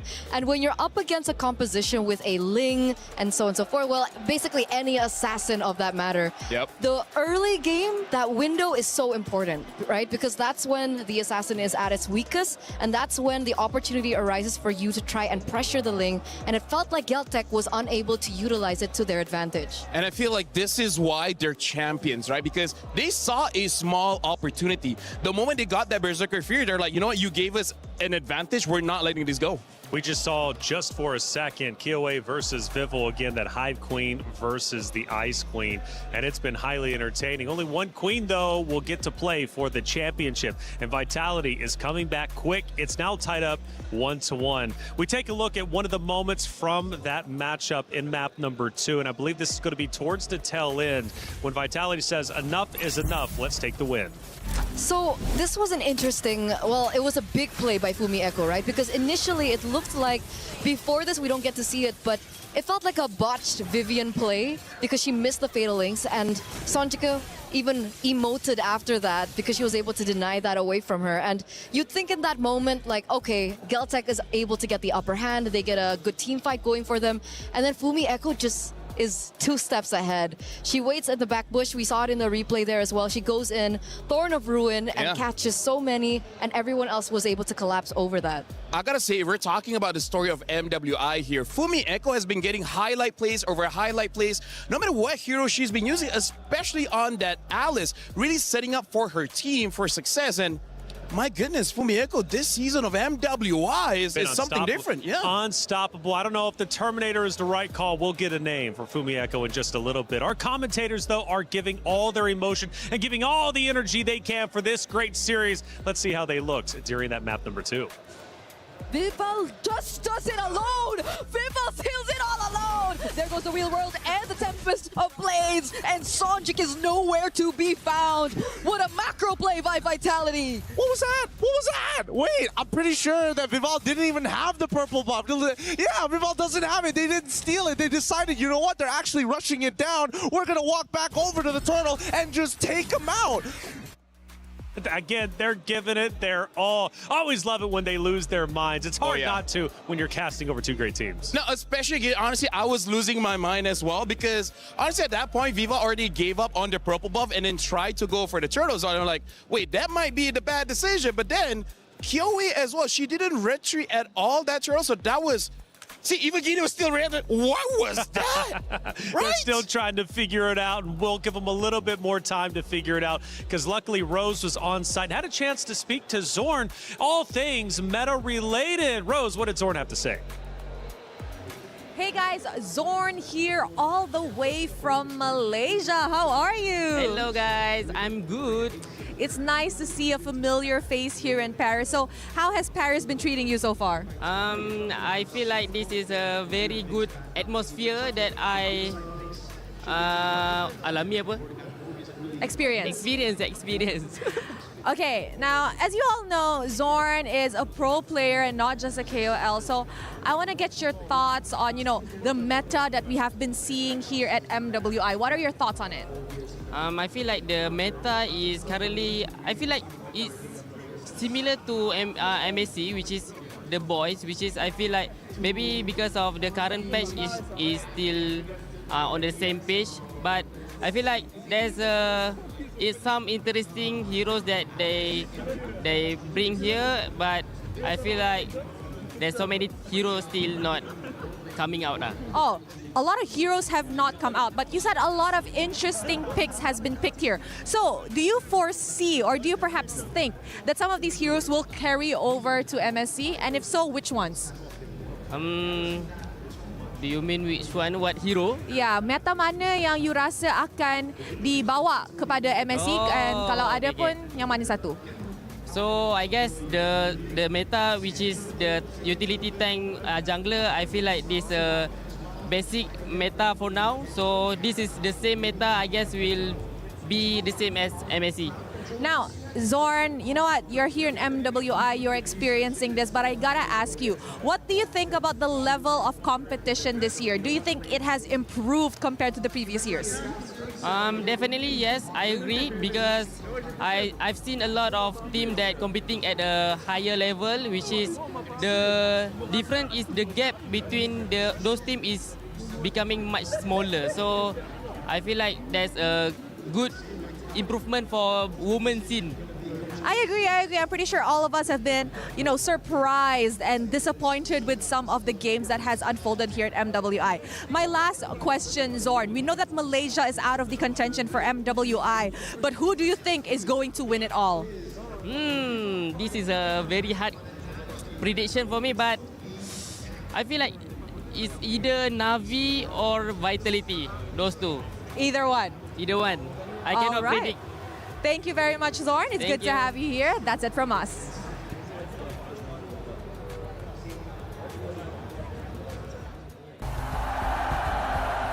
Whenever we let it out, it becomes our superpower.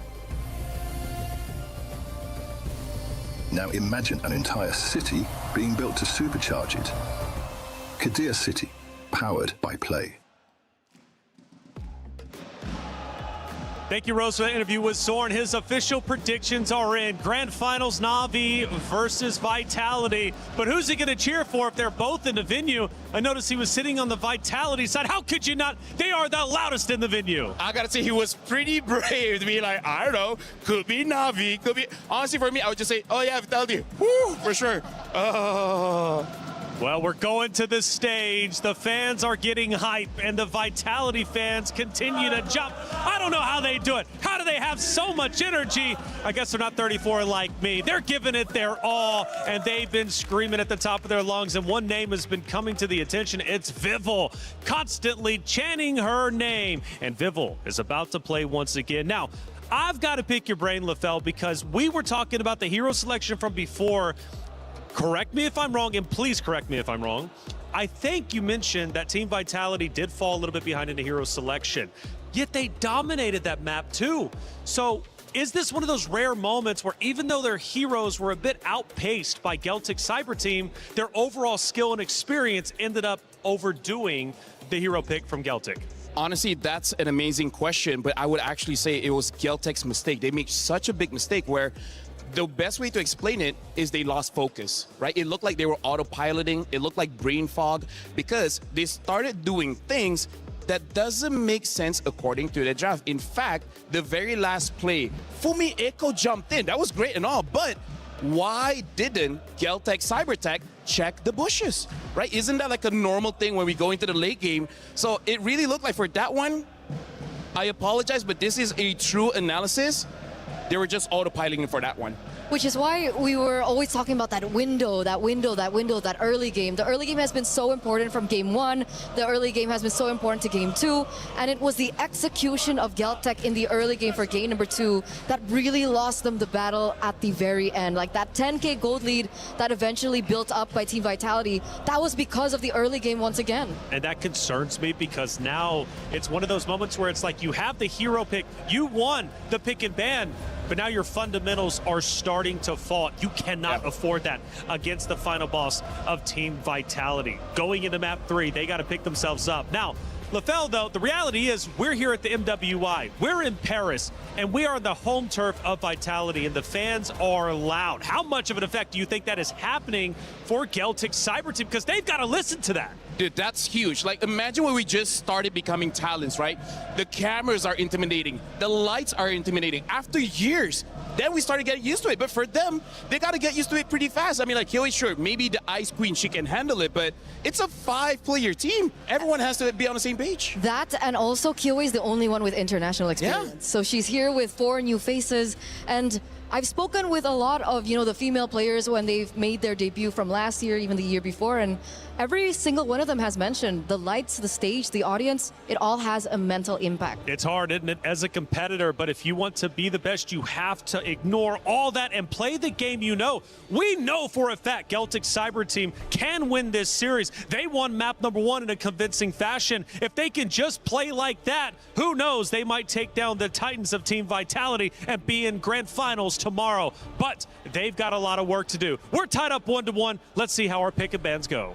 Eternal, let's talk about this. Cassius, Banner, the Boxia, the Aulus, as well as the carry. Does this not just scream like, we're respecting you and we want to take this game? This is a completely different system or a completely different strategy, I would say, from Game 1, Game 2. The fact that Team Vitality have swapped sides with Celtic, they've really tried to facilitate the opening of this debut Hirara pick.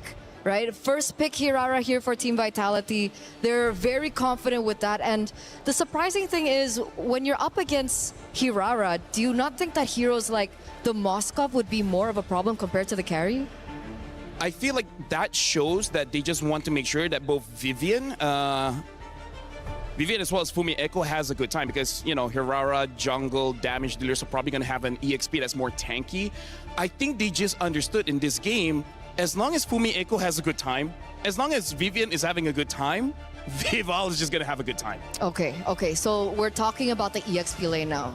Because on one side we have Esmeralda, and on the other we usually see either Sora or perhaps a CC or a Yuzong sometimes even. Even Freya is open.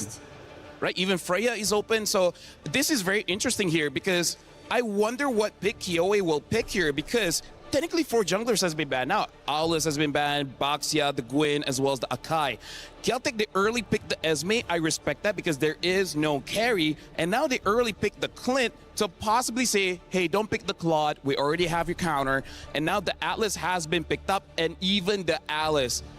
Look at the AoE that Vitality has. It seems like they want to fight. But what do you think about the Alice into the Esme matchup? Because it's not necessarily like the best of matchups for the Alice. If Fumi Echo wants to get a good time going, usually she's the one who's playing strong side instead of Shell. Just ignore the hater. You know, like, I'm not going to win against you, so I'm not going to fight against you, right? The way that you play Alice against Esme, you just try to freeze the lane on your side, get level 4, and then try to win the first turtle, and then after that, do the same thing at game number 2. Okay, so we're expecting that kind of mentality coming into game number 3, and technically it did work out for them in game number 2, so let's see if it crossovers to their 3rd game. But of course, we are still waiting the last pick in for Team Celtic, Lilia. Okay, so they see really strong heroes for the first 3 from Team Vitality. They're picking up something of a momentum hero of their own, the Lilia, with highly fast clear and already really good base damage in the early game. Very good against tanks like the Alice as well as the Atlas. I'm just slightly worried because going up against the Hirara, because Lilia, out of all the heroes in ML, has one of the lowest HP pool, making it so that she's extremely squishy. So a good engage by Hirara, she's dead. And we don't know what the mid is going to be. If the mid is something like an Eve or even a Farsa, this Lilia will not have a good time. So I think it's an amazing pick, but it's not without its weaknesses. She needs to be very quick when and how she gets that level 4, because that's the only saving grace that she has, her black shoes. The black shoes can take her out of really sticky situations, and she's going to be relying on that. So they need to be able to facilitate that with an equally strong roamer pick. The only question is what is up right now, right? Because now the Belleric is gone. I wonder if they want to go fight fire with fire and possibly pick up something like a Gatot, something like a High Loss, someone that can bring Revitalize so that they can stay in the fight for much longer. But if they do that, they need some kind of fighter in the jungle. Because when it comes to the tanks, yeah, it's just Bellman as well as the Barat. So I'm actually not entirely sure what their roamer is going to be. I agree. I think they need counter engage. And other than the Gatot Kacha, the one hero that has been trending so much with counter engage was the Belleric. So that is a really good ban coming in from Team Vitality. And the second one, which I'm kind of 50-50 with, but it has won games, is the Minotaur. Surprisingly so, it has gained popularity, and it also can bring out the Revitalize. Yeah, I feel like if Minotaur lasts after you see Vitality's pick in mid, it's fine. Because if they pick up an Eve, which they have not banned, if they pick up a Jushin, which they also have not banned, that might be very difficult. It looks like Vitality is on the same page as us. They're taking out the Belleric as well as the Gatot. Revitalized carriers, so now it's only High Loss which there's multiple heroes that can deal with the Hylos. In fact, they can pick up a Gord, and the Gord might still work well here. Which is why I don't like the Hylos pick. I think they need a little bit more CC to work with, a little bit more tools to work with. I understand the Hylos still has that, point and click stun, which is really great, but it's not AoE. It's not groundbreaking like something like the that Fumi Echo has on the Alice, or the Fatal Links that, of course, Vivian has on her hands right now. It's not great for counter engage. It's like meh. It's like it's meh. You walk fast a bit, and it's like pop, like, and then you're stunned. Because I would say Cho if they want. So it looks like they're setting up for either a Balman or a Barats. Most probably a Barats here, and I think it's going to be good. But this is high risk, high reward, Eterna, right? Because they have a lot of bursts. They can go in and out, but this is one of those drafts that requires high mechanical prowess and a lot of trust. If you don't trust your team, it's going to look very bad, very fast. And Matilda really has to be on point, I think, when she utilizes like all her resources. So with that in mind, carry was already banned by them. The gold lane is still wide open. They don't have any source of shred or burst just yet. So we're waiting on the next two picks. Without the carry, what would you utilize in the gold lane? Selena was not my first pick, but Claude still makes sense here. It sounds like Vitality is rushing to go back home here. Selena can just make the farm so fast, get Herrera moving, and then Geltec, they don't have a lot of HP. It's just the Esmeralda, even the Matilda, right? If she gets the flash of the Oasis, sure, she's kind of tanky. But before that, I gotta say, both teams here, they're on the same page. High octane draft, we win fast, we lose fast. So, Barats? I think Barats is the choice. I can see a Balman. Barats if they go has crazy, anti-CC, right? Yes. So that's, I think, maybe one of the key factors that they're thinking about, because if they do go for tank jungle, they really need to work around these neutral objectives. But the choice is Balman, and Balman is highly sensitive to crowd control, which Team Vitality has a lot of. Win fast, lose fast. We'll see how it goes. Vitality also has a lot of wins, Eterna. So will they get another one? They're tied up 1-1, but Celtic Cyber Team refusing to bow the knee. They do not want to give up this match, and they are going to fight back. But the question is, who will be the first one on match point? It's a best of 5, and whoever wins will be up 2-1. It's Team Vitality once again going toe-to-toe with Celtic Cyber Team. Let's get Map 3 started with Brigitte and Gideon. We've seen two sides of the story. One where Geltec might overcome the defending champions, or of course Team Vitality holding on to the trophy all the way to the end. Only one spot in the grand finals to fill as we jump into the land of dawn. The match score is 1-1. And we will be witnessing another Selena game from Cine to top off this draft that Vitality has decided to field, which I think came as a bit of surprise for both of us and even the panel, as they've decided to go for this instead of any other source of burst and or even shred. And I love the fact that they decided, you know what, the best way to deal with it from the side of GCT, we're just going to beat you up in lane. We've got a lot of pressure on every single one of these lanes if they play it well. I think EXP is probably the biggest sandbag, but mid lane is a decent amount of control. Yep, as we're seeing right now, where they do try and attempt to at least contest with a little Wanderer, but an Abyssal Arrow landing on Kuejo. The damage from Cine, the Rupture, and Lethal Ignition are starting to pay dividends, at least for now in the early game. Yeah, they got to make sure they time those concussive blasts. And more importantly, if they happen to, snag him with an arrow, catch him with a fatal links, even a simple stun, really, that's when you can follow it out with the Selena. So I'm looking at not just the Atlas, but I'm also looking at Vival and Fumienko, if they could set things up for Cine too. Well, I think Celtic are very careful of those potential setups. I see multiple Purifies being picked up again.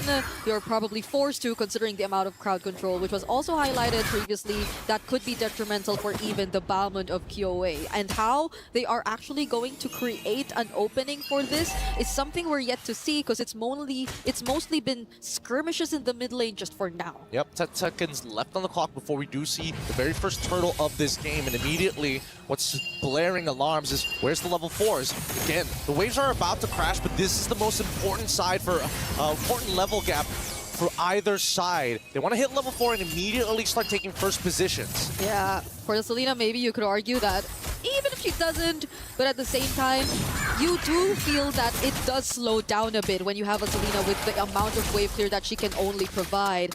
Chell, though, will get to clear this out before eventually resetting, but the turtle goes over to Vitality and a setup from Fumieko. City landing another arrow as well. Kyoe had to get away, but she could not. Not even the lethal counter could save her. Guejo being chased even under the turret, and that's a win for Vitality. Now, despite having some really good winning lanes here, should technically be okay, but a double kill already achieved is not looking great. Vitality taking a 1.1k lead. We now look down towards that top side, and they're immediately taking away the gold. Vivon will try her absolute best to try and stop the bleeding, but now you see it very clearly that, hey, this Alice, it's going to be a really big problem. They have no way to actually stop the engagement. They just have to dodge it. Because they also have so many ways to start it. Like, anyone from Vitality at this point, I feel, could just be confident enough to go in and catch GCT by surprise, which helps a lot in how the arrows eventually land, because the things get just so messy, similar to what we're seeing right now down bottom, but Tokyo at least will be safe from that. They're probably going to re-gank it at some point, right? Go for the recall for Vivian and then look to make it happen once again. Try to steal this camp away, but now really punishing Kyoe. Seriously, Fumieko all alone. Might just go for the solo kill. A bit of help there from Vival, but majority of the work was done there by Fumieko all alone. Now it's a potential punish that GCT are looking for, and Guejo will get the job done. Oh, a little frustrating, of course, but it's still worth taking out the enemy jungler. Kyoe is currently still level 4 to Vival's level 7. 3-level difference, and stealing away camps in front of their face. She's been doing this since game 2. Game 2, a lot of resources denied from Kyoe, and that still holds true for game number 3. Only difference is probably you get a bit more help from Fumieko as well. She's been always in the face of Kyoe on this Balmond. She's not afraid even if Kyoe is on this hero. Yeah, I'm a little shocked as well, but at this point in time, we're just going to have to wait and see, right? Mid-game is when we're expecting GCT to really start picking up the pace, especially since Tokyo has yet to get that first item down. And once that first item is down, it's only ramping upwards. Purify out early. Yeah, that was even before the first objective. Cine too. The way that she's been landing these arrows have, I think, influenced so much of how this is not the usual aggressive Lilia early game that you're seeing from GCT. Ooh, little counter dodge right there. Cine, another arrow connecting onto Kyoe. The guiding wind might help, but Vivian will actually go for the setup. Will the follow-up be enough, though? It's going to be Kyoe targeted first, and they will actually find the kill. From behind, Vival goes into, and that's enough to complete this wipeout for GCT. That was so clean. That was like so unironically clean. Initially, it was just, okay, we got this big clip coming in from Vivian, but really was there enough space and time for the rest of the team to actually collapse? And they said, you know what? Yes, we'll just do it underneath the turret. Doesn't matter. Vivian's got all the big battle spells out, and because they have no Purify, there is no escape. Everything, all the skills that they threw, the sequence was just too perfect for Vitality in that gang. You mentioned it, they might go for another try, and that was the perfect time to do it up against Tokyo, who is clearly struggling in the gold lane matchup right now. Another arrow, the burst! The burst is just a bit too much. Guejo steps on another trap as well. Now we're starting to feel the lack of sustained heroes in the hands of GCT. Yeah, but they need the Flask of Oasis. Another arrow connects into a Fatal Links, but still manages to pull out with the help of a buffered Guiding Winds. These are the little mechanics here, right? You're just buffering abilities upon abilities, praying that the Chain CC has a broken link. No, they see Vival. Vival trying to go after Sonjke. That's a lot of members of GCT you spot out there, but she's still not afraid to just make her presence felt. And they can't even sit deep in enemy territory, or at least move up into no man's land to pick up the minions. At this point, it's pretty impossible for Kyoe to try to go for a steal. She needs to close that level gap to make sure that her retribution is bigger. I'm going to assume probably close to level 10 would be most ideal. Oh, Tokyo! Purify already used! Still gonna be okay. Sonjke and Kyoe too show up on the sides, but the damage on Kyoe is no joke. Fumieko gets to get away from that turret, but there goes the Circling Eagle. They might not want to commit this though. No, this is a no contest. An easy no contest for Vitality. Going to deny the purple buff as well. And they're probably going to cut off the mid-tier 2 here just to make sure they secure mid-tier 1. Just how many resources have been stolen away from GCT at this point. Vival's movements across the map have been a bit too unpredictable for GCT, or maybe they just couldn't also keep up because of the pressure that she's been doing. Look at her up against Kyoe. Even using... Oh, that wasn't the retribution. Oh! Yep. Was able to iframe her way out of the lethal counter! This is super silly. It is clear. It is clear. They don't remember every single one of Hirara's abilities. She has 4 to work with here. Gotta make sure that you remember all of them. There is a snare, there is an iframe, and most importantly, she has multiple dashes. Vitality taking full control. They've pretty much shown us how the matchup goes. Hirara being able to play around this matchup against the Balmond, but it's also just not the Hirara making all of this possible. It's everyone being able to just accomplish their laning phases successfully and not allowing GCT to do the rotations they want. And Vitality, at this point, they've got squatters' rights. They're basically camping in their home, sitting in their jungle, waiting for somebody to come, and just to be an absolute nuisance, they're not going to leave. Looking at the items right now, you could, I think, see how significantly behind the EXP laner and gold laner is. It's the sides that are feeling majority of the pressure, but there could be no comparison to the jungle. I think that's almost 4K that they have to deal with, but Vivian and Fumi Echo once again are gonna go in. They're waiting for the perfect moment, and there you go, Vivian! Without the Purify, sets up for Sonjke, but she still has the black shoes, but it's space that they want. It's space that they create to steal away more and more objectives from GCT. 6 seconds left. Oh, wait, the arrow actually hits, but they no punish just yet. Kyoe able to get out just in time. I don't know. This is starting to look a little risky here. A lot of the big resources have been thrown out from the side of Vitality. They're trying to back this off. The only person who can hold on is Fumi, and now they punish with Vival. Fumi Echo on a purple buff, by the way. Whoa, whoa. Oh, Hilman jumping in, falling star move, but Chell also dealing a decent amount of damage. Vivian too, another perfect pair. Could she go for another setup? She doesn't have the flicker, and GCT are just gonna scramble away. This scramble is actually not really great for GCT, right? But at the same time, they kind of don't have the choice. They want to keep Vitality in check, and the only way to keep them in check is to be right up in their faces. Another falling star moon, Hilman and Cuejo trying to work hand in hand just to be able to get in, but Vitality let go of the lore just as they do so. They have other things to accomplish before they commit to that. Yep, they're going back to the fundamentals, reset up those waves. Look at that top and bottom side, both in neutral territory, and GCT are the first ones on it. Oh. However, with top wave pushing in, Vitality, are they going to get away with this? They're letting it go. They don't mind that top wave pushing in. They just really want to secure this objective for themselves. GCT will settle with at least a tier 2 up top, but maybe not even, because another Abyssal Arrow from Cine will connect. That's going to be Liubon, though a very tanky XP lane, but this time it's not just Cine. Vival shows up, Vivian's here too. Cine tries to run away. That goes the Fatal Links just to make sure they get out alive and pick up a kill, even before the Lord. Oh, it's so good. And Fumi, she doesn't mind. Look at her. The unkillable EXP laner on this Alice. Absolute monster. Underneath the tower as well, Vival getting really disrespectful from all sides. I don't know if we're going to be able to beat the fastest game just yet, but I feel like Vitality are ramping it up to make sure that it's somewhat close. It's so they'll have records of longest games and shortest games, both in their hands alone. But Vitality, that seems to be the case. They're peaking things fast. Vivian going in once again. There haven't been Purifies forced out just yet. Oh, there you go. Just as I mentioned, it 2 are already down. Yep, big, important spells here. And we know what's going to happen. You know, yeah. How much you want to bet? It's either the Throne Ruin or the Fatal Links. Which do you think is going to hit more targets? Okay, maybe I might just go for Fumi Echo right here, but they will focus on the turrets for now. They want to create space. They want to go for the base turrets, and that's exactly what they need to keep the pressure going for GCT.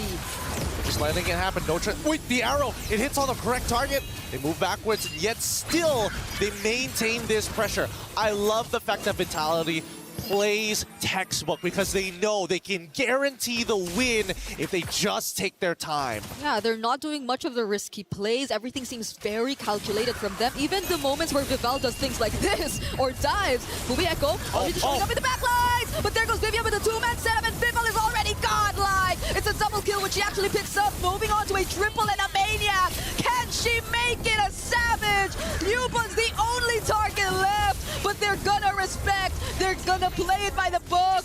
Flying clouds to where? She wants to clear the wave, but she cannot. It's a savage for Vival as Vitality take match point. Insane game there. Vival coming out huge with a savage, making it look easy at the same time.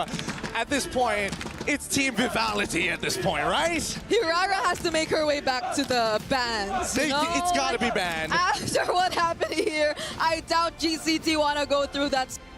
It's all over again. Ridiculous plays here coming in from game number 3 to turn it 2-1. We look at these plays and we see, yes, the Fatal Links hint into 2. Even the Throne of Ruin to kind of make sure that they stay apart for half a second before we see the full combination from Vival. 10, 0, and 2. A literal perfect game coming out of this team. Oh my goodness, Liubon too. I think she desperately wanted to just utilize the flying clouds to clear whatever she could, but that was just not one wave, that was a lot. As I think it's about time we break down this game and throw it over to our panel after these messages.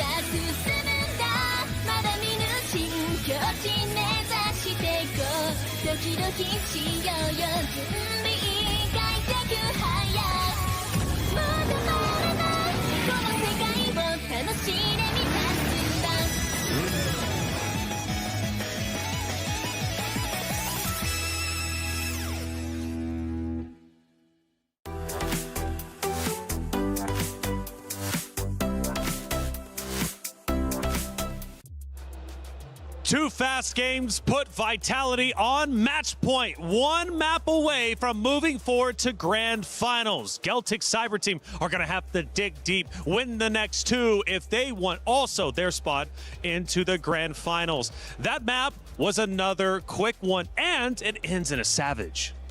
Yeah, honestly, that was amazing, but here's the thing, you were asking about Vival, when are you going to use the assassin?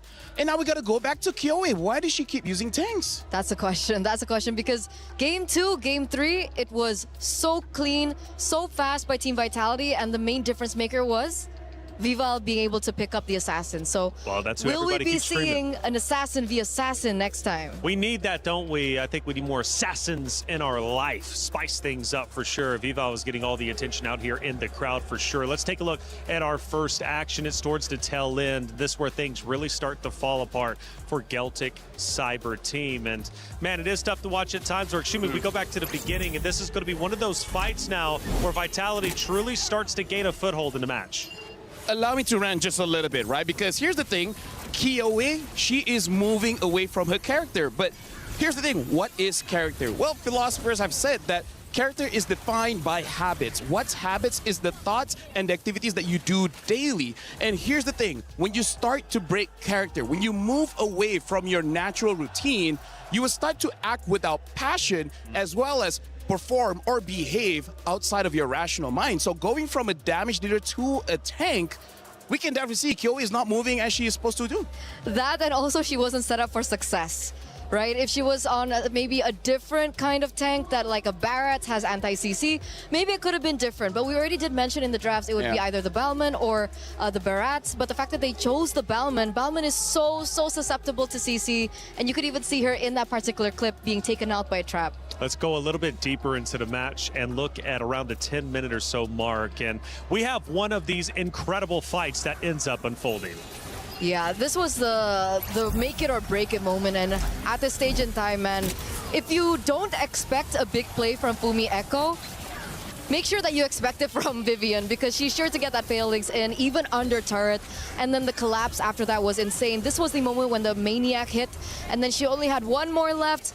Liubon had no choice because she really needs to clear the minions, but she then technically gave it to Hirara, gave it to Viva on a silver platter, and that is one of the first savages that we've seen so far here at MWI. Honestly, looking at that play, I really want to make sure, because right now is match point. Geltec Cyber Team, we've seen teams going back to comfort, and honestly, it hasn't worked out. But I feel like for them, they really have to, because here's the thing, Kioe, you're not a meta player, right? You always play things that's outside of the meta, but it's something that you've practiced non-stop. And I also feel like Cassius have seen that, right? That's why we see an unorthodox ban, banning out the Baxia, banning out the Owls, and then eventually even the Yisun Shin. We were talking about if the Yisun Shin was there, maybe they would do well. So is this one of those cases, you go back to map 2, the Hero Select actually benefited Geltec. Did it benefit them this time around, or was it once again one of those factors of mechanics? No. Game 1, Game 2, it felt like Geltec still had a chance, an opportunity, because it looked like Team Vitality wasn't winning on the drafts per se, but in game number 3, Cassius really set the team up for success, right? Winning lanes, they were able to facilitate that as well. I feel like going up against the very best, it comes back down again to the drafts. Taking a look at Vitality's dugout, they're in there, and you notice not a lot of really talking going on, strategizing, and I think because they're in their flow state, they just feel comfortable. They know they're in control, right? This would be a much different story if they had lost. They'd been down 2-1. I'm sure they would have been huddling up, but right now, nice and relaxed, calm, LaFell, they look good. This also shows that they have one thing in mind and they don't want to disrupt it, right? Because right now I feel like Cassius is having checkmate after checkmate when it comes to the bans. So I feel like the entire team, they're on the same page. Make sure Kioe doesn't play. Step number 1. Step number 2, make sure that Fumi Echo gets out of lane. Step number 3, win. Well, the club championship update is well underway. From what I'm hearing, Trev is traveling. He's over on stage 3. What's going down over there? With the semi-final action well underway in MWI over at the Allianz Vault, I've managed to slip away, meet up with Chris at the Lenovo Legion Gauntlet, and he's going to update us on everything Dota at the moment. Yeah, and you come at the right time, actually. When we're talking Club Championship, this is a big moment for week number 2. Falcons Key being crushed right this second. I literally, Slacks is right behind us getting this done. That is a massive, massive result up against the team they've gone up against with VG, but for them, Falcons only getting 200 points. They topped their group. They only come in with 200 points. It has been a miserable start for Falcons on this side of the arena. Yeah, absolutely. And the same over at the Allianz Vault as well. Falcons, both teams dropped out in the quarterfinals too. So it's left down to Vitality playing off in their semi-final now. Faced a bit more pressure than they thought. And Na'Vi straight through to the grand finals as well. So that's another grand final appearance for Na'Vi over at the Allianz Vault in MWI. Stay tuned. More Club Championship action soon. There. For every click, every clutch, every respawn. We were there for the years of grind, and we're here. Now, the proud founding partner of EWC. Powering the biggest event in gaming, shoulder to shoulder with the world's best. Making history. Greatness deserves a stage. Lenovo Legion. Reach your impossible.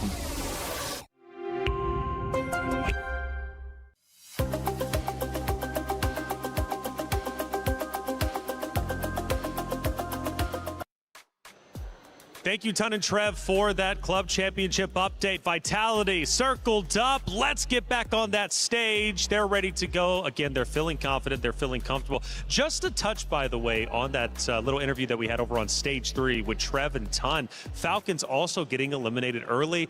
Obviously, making it here for MWI was a big deal to the knockout stage, but they only get, like, I think a collective total of 200, 400 points. So eliminated early on stage 3. They're having a tough run. The club championship race is looking tough for them, at least for the first 2 weeks. But for Na'Vi, it is all guns ablaze. They're already in first place, and on top of that, in the club championship race, and on top of that, they just secured a spot into the grand final. So Na'Vi looking like one of the strongest orgs out there early on in just week 2 for the club championship. Now, back to reality, where we currently are. Team Vitality versus Geltec Cyber Team.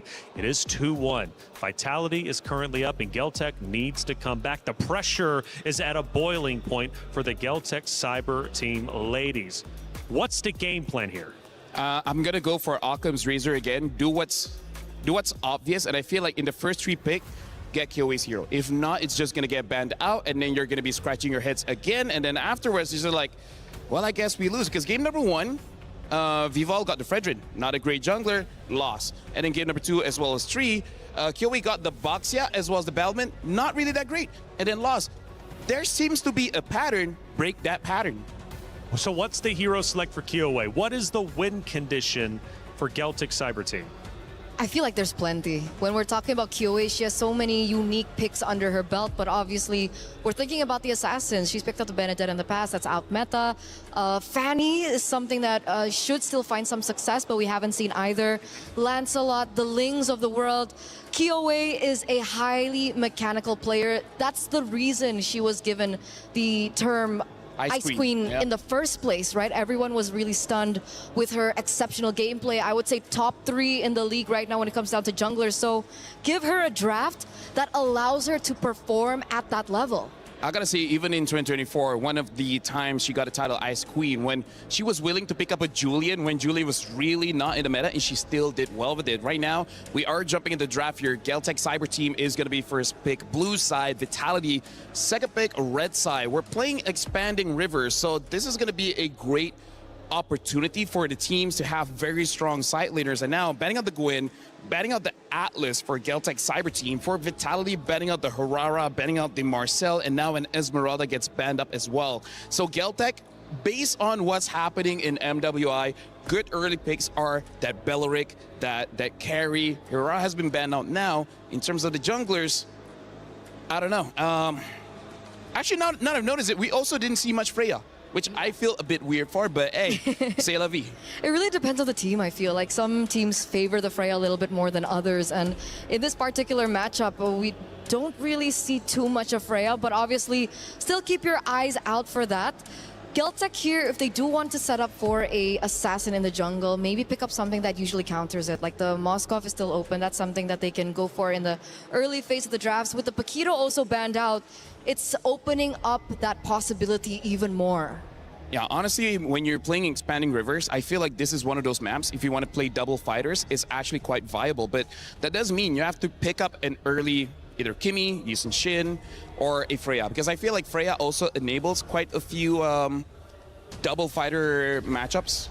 You want to go Freya Aulus for Celtic? You know, fall back to the Aulus. I know it's not an assassin, but it is one of her priority heroes. If they want to go for an Aulus, they're going to pick up something like a carry. Because Aulus can deal with the front line-ish, but not really. He's kind of there more of a distraction rather than a true finisher. So I respect the carry pick and still opening up the possibility of, honestly, any picks on the jungle. Okay. I think they're going to leave the gold lane matchup for later. They can do it on red 3. What is a hero that is left open? Do they want to prioritize their mid lane here first? Do they want to go for something like the Eve that has found them success if they want to control a river? I'm with Leo, honestly, where Leo said Eve is probably the strongest mid laner right now, and I do agree. Very tanky, a lot of damage, a lot of range. They pick up the Belleric first, as well as the Claude here. So this is very interesting. Not saying it's bad, but it is a losing matchup against the carry. So why do they pick up the Claude early? What are they hiding? That's why I thought it would be red 3, because when it comes down to matchups, in the, well, I would say, yeah, early game, like 1 to 3, carry definitely dominates the lane, but Claude, in the longer scheme of things, especially when he already has his ult, it can still favor the Claude in moments like that. So are they waiting for the mid matchup first in order for them to choose? Like, are they choosing between the Lilia and the Yve? Or maybe they found success on the Selena earlier on. It turns out the Selena is one of Sini's power picks. Maybe they want to see if there's an opportunity to pick that up again. Well, Celtic has an opportunity to pick up a jungler right now, and they do. They pick up the Aulus as well as the Lapu Lapu. Good news, bad news. Good news, they get strong picks. Bad news, they're showing their hand. There's no deception in this kind of draft. So now, Cassius should not fumble the ball here. They know the matchups. They don't know mid, but who cares? Sini's pretty good. What's the counter to the Aulus? Do they want to go for something like assassin heavy? But I feel like the window becomes very limited because the Aulus gets strong very quickly in the mid game. Honestly, Boxia wouldn't be a bad pick here. You want to go Baxia? because you already have the Belleric. The Belleric can change CC a little bit for the Aulus, especially if you wait for Aulus to use the first kill. And then the Baxia is there just to reduce the healing from Aulus as well as Lapu. Because so far, Vitality has won early just because they keep winning those trades. Baxia is a trade winner, but for now, they do pick up the Eve. So I feel like Vitality, they're keeping their options open because Baxia is one answer. The other answer is if you want to be fast, you can pick up something like a Suyo. Hasn't done well here. And honestly, going up against Carry, Lapu, and Aulus, I'm actually quite okay to pick up a Ling. I feel like this is one of those games, you're looking at this matchup, Ling doesn't get punished that hard. Yeah, there's no lockdown potential so far, right? With the Lapu being picked and the carry. That's why I thought that maybe they want to prioritize something like the Moskov. But obviously, they chose the carry to set up for their own Aulus pick. I want something a little crazier though, you know? I want something like maybe an X-Borg jungle. Again, it's still something that I really do enjoy seeing in this current meta. Or maybe even something crazier like the Assassins of the world. But obviously, they are trying to set up for it. You do see the Kaja being banned out. So they are opening up more options for Viva. Oh, okay, well, there he goes. Yeah, because Galtech see this coming. They don't have crowd control, right? At most, they have slows. And Lapu's stun, it's very predictable. Sure, Eve might have difficulty avoiding it, same as Belleric, but a very fast assassin. Honestly, I'm looking at the draft even more. There's a lot of assassins that can really do well here, even the Hayabusa. So Galtech, I don't think they will have enough bans to really shut down Vival, and that's kind of scary. Vival has a lot of heroes. Even though we've only seen her on a few picks this time around here at MWI, which were mostly tanks to begin with, she has a lot that she can utilize. So I want to see them really like pin down on it. I mean, the Suyo is still definitely an option because... Wait, no, I'm seeing an Akai. Akai is available too. It is. They have an Eve as well as a Claw. They have enough damage, right? And they, with that Akai, they can punish all three heroes of Galtech. Force, carry, purify. Honestly, just shut down QA and then you're good, right? Start QA with 0, 3, and 1. You're off to the races, and now even the Lilia gets banned out. So this is looking more and more like they're setting up for one more tank here. I mean, gets banned. Okay, you know what? We know each other so well. You know, at this point, we're in his ears somehow. Somehow, some way, the Akai gets banned. So again, Suyo is an option, which is why maybe they banned out the Lilia, right? Lilia, heavy burst, heavy damage in the early stage of the game. Suyo, very susceptible to that early game magic damage.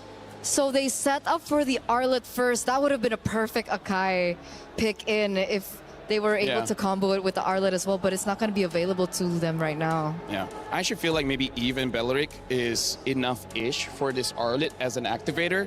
Because other than that, I really don't think there's too many more junglers that can really activate for the Arlet. So now for Galtech, they need a very heavy front line here because Lapu can dive, Aulus can stay in the front, but not alone. He needs a friend. So what is going to be a good friend here? I think a Gatot would be quite well. Other than that, am I missing something here? Atlas is banned, Belleric has already been picked. I don't think there's room for Minotaur. They go for the... Okay, listen. I know there's a lot of anti-tanks from the side of Vitality, but the Glorious Pathway negates the slows coming in from the RWM, so maybe. And here's the thing, Galtech, they want to play how they usually play, which is force fights. I move forward, you fight me back. Bunga, you die, I die, someone wins. Which is why the Belleric is still really good in this matchup. Yeah. Because that's what they want. They want people to dive onto him. So I'm surprised with the next picks as well. I'm surprised with the Valentina pick. Obviously, you can pick up the real-world manipulation. It could definitely put things in your direction, and you can also copy the ultimate from Arlet. So there is creativity and playability for this Valentina to work. Yeah, and now the Nolan gets picked up. So again, the story of the entire series here, win fast, lose fast. Although I do have to say, this time, both teams have pretty solid scaling, so we might actually go to the late game, maybe 70 minutes. Will the lights finally go out on the dark horse roster run of Celtic Cyber Team? Or will the sun shine on them one more time to force a Game 5? Or is this when Team Vitality shuts the door on their competitor, moves forward to Grand Finals, and once again secures a championship? All that and more to figure out as we head in to Map 4. It's Team Vitality versus Celtic Cyber Team. Brigida, Gideon, let's see what Map 4 is to bring. And we're excited to bring you all the action here from the land of Dawn right to your screens here at MWI. The defending champions, as already put, with a composition that's looking pretty good, but I gotta give it to Galtech. That second half really caught me off guard. I wasn't expecting the Valentina and the Hylos to really pull this comp together. It completely changed our impression of how the game could potentially go, simply because I think it was also able to, if not balance out what we thought were lacking, but also complement the idea that we were expecting from them. It's looking like a really rundown type of composition that you could just expect to fastly move around the team fights. Yep, speaking of fastly move, we're already seeing right here, right now, they want the Lethal Wanderer bad, but Nolan is nowhere to be seen. With that, that's going to give you plenty of information as we see Nolan going vertically into enemy territory. Oh, they're gonna not meet here in the purple buff. They were completely aware of the movements, and Kuejo's probably gonna catch it a bit too late. Oh, that's okay. It's still at least Retribution away, and then you're gonna run. And there's nothing you can do. Yeah. Nolan's particularly hard to catch in the early stages of the game, and now that he has purple buff, even more so. But now we start looking towards Fumiko's lane. A really nice freeze and a good call by Liu Leon to say, hey, you know what? Get your boy, get everybody here. We're expecting another engagement. Help me get this wave out, and then we can go back to neutral states. Yeah, they're playing it both aggressively on the sides, but they are not overstaying for too long enough to get punished, because GCT, seemingly with the rotations that we've been discussing or with the lineup that they have, could be quick to do just that in order to provide some respo. We're seeing once again another attempt potentially up top, but Vival has different plans in mind. Vivian and Vival are just trying to scout out Kyoe. Yep, I mean, for the longest time, Kyoe was already revealed on the map, and Vival right now has some decent damage, but needs to catch Kyoe without her cooldowns. It's the only way they're going to be able to make this work. That's what I'm thinking. Does Vival actually burst down Kyoe, especially if they catch them off guard as the Nolan? Because I feel like that could be one of the go-to plans for Vitality if they want to make things a bit more simpler on their end. They absolutely can, but they need Vival to have a lead first. Damage reduction is a really powerful stat, and only very few heroes actually have access to them. Luckily, we got two of them already in the Lapu Lapu and the Aulus, making it a really big difference in how long these fights are gonna go. Man, that Concussive Blast is doing a lot of damage. Yeah, they poked down Cindy to half HP, forcing her to recall even before this objective. I think at least Chell has been able to double lane to a certain extent, so Vitality are just really focusing on the farm, at least for now. But oh, wait, Vival might find Tokyo here, but at least Tokyo does get to find a way out with a flicker. Oh, luckily, denied that second wave, and this will mean that the grab does go over into Claude's hands. Now the next fight begins. Liubon, bravest fighter. Vival's actually very low. Vitality have very little ways to contest this, but do they actually find a way around it? It's a no.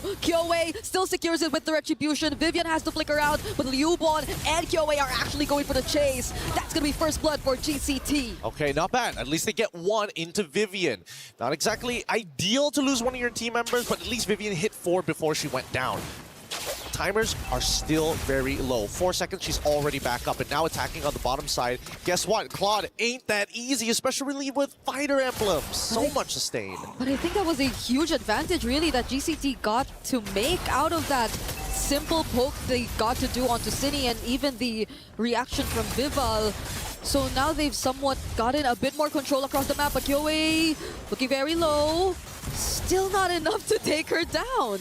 Yep, the people who want to burst her down can't catch her without the cooldown. Everybody else just doesn't have enough burst to finish her off.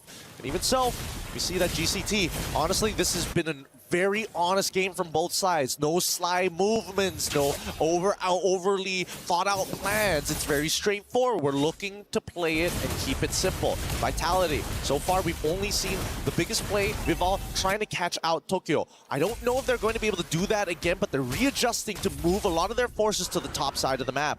Yep, we might see a bit more of that come, especially here towards the purple buff. Vitality are not letting go of this push. Quejo already has to deal with a bit of damage, but now they're going to respond back with the Glorious Pathway. Vival, though, just goes right in. There's a cleaving axe as a response from Kyoei, and I think they deny the purple buff, and the real world manipulation too falling into place. The stuns from Liuban are actually going to connect. They find the trade onto Vival, and now City and Vivian just have to escape, but do they have the tools? This is Liuban going for the chase. The stun lands, and that's another kill over to GCT. Beautifully played by both sides, but most impressively, Liuban was able to respond in time to catch all three of the members into the Raging Slash after the Bravest Fighter, and now they look for turrets. Oh, Fumieko does use the final slash.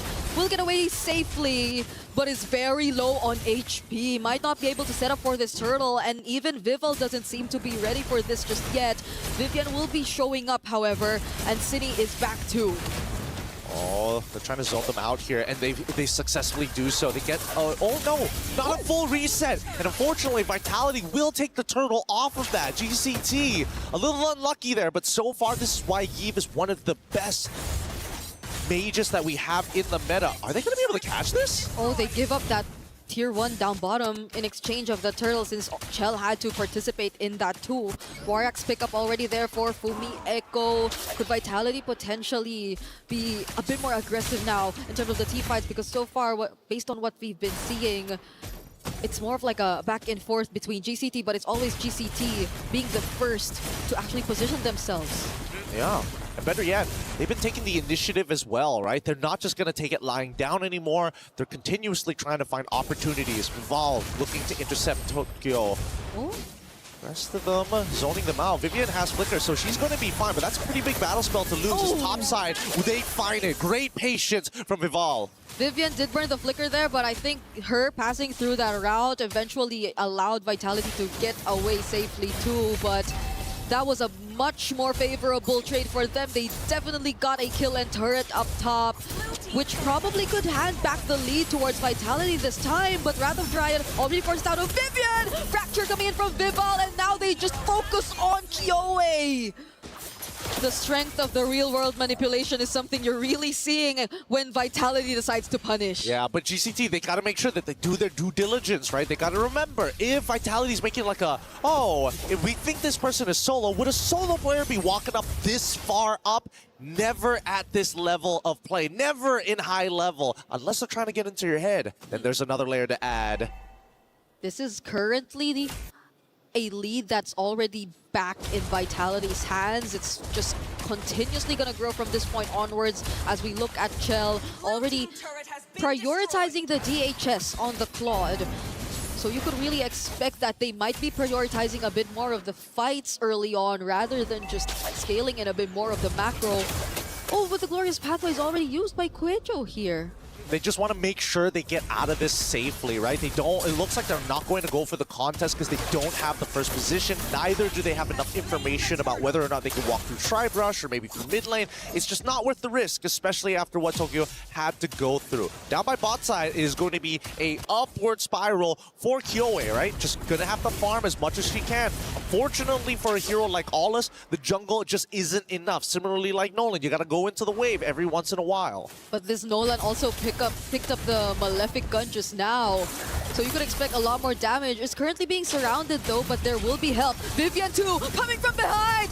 That's Wrath of Dryad! The final slash did not connect, but I think it's gonna be enough to at least take down Quejo.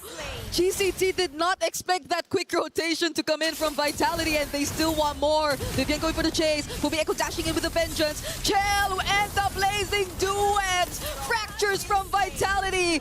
Damages everywhere to take down 3 from GCT! Real unfortunate here. Oh, hey, Luon, they're gonna make a try, but unfortunately, if you're not gonna commit the Flicker, it's just not enough. Oh, Tokyo too, trying to find a trade. She does find find Fumieko, but they lose out on too much. I mean, at this point, Vitality understand they've all the early game heroes who've hit their power spikes, they're ready to go. But even better, if we pull up the item list, I'm fairly confident that Vival is already like 2, maybe 2.5 items, arguably 3 items at this point. Yep, we get to check that later on as Coejo just tries her best to clear this minion wave in mid, and there you have it. 2.5 items, now slowly building up. Oh, whoa, chill. Let's calm down here. Yeah, it'd be a really bad time to give over a shutdown over to GCT at this point of time, because we look at GCT's items, right? Lubon is kind of the only one who can really compete with some of the members of Vitality. It really depends on the advantages. On the opposite end, Kyoe, 2 items, but not enough attack speed to really start benefiting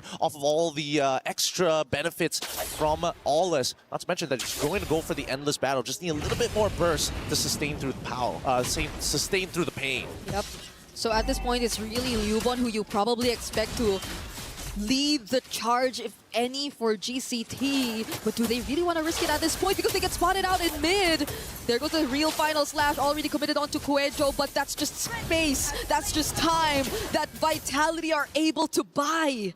They move away. 3.4, 3.6 now as it continues to skyrocket for Vitality. I'm expecting it to end up closer towards 6 to 7k. The 7k depends on whether or not a fight breaks out, but 6k if they get all the outer turrets from this point onwards. Yeah. And I think that Vival, very happy with everything that has happened.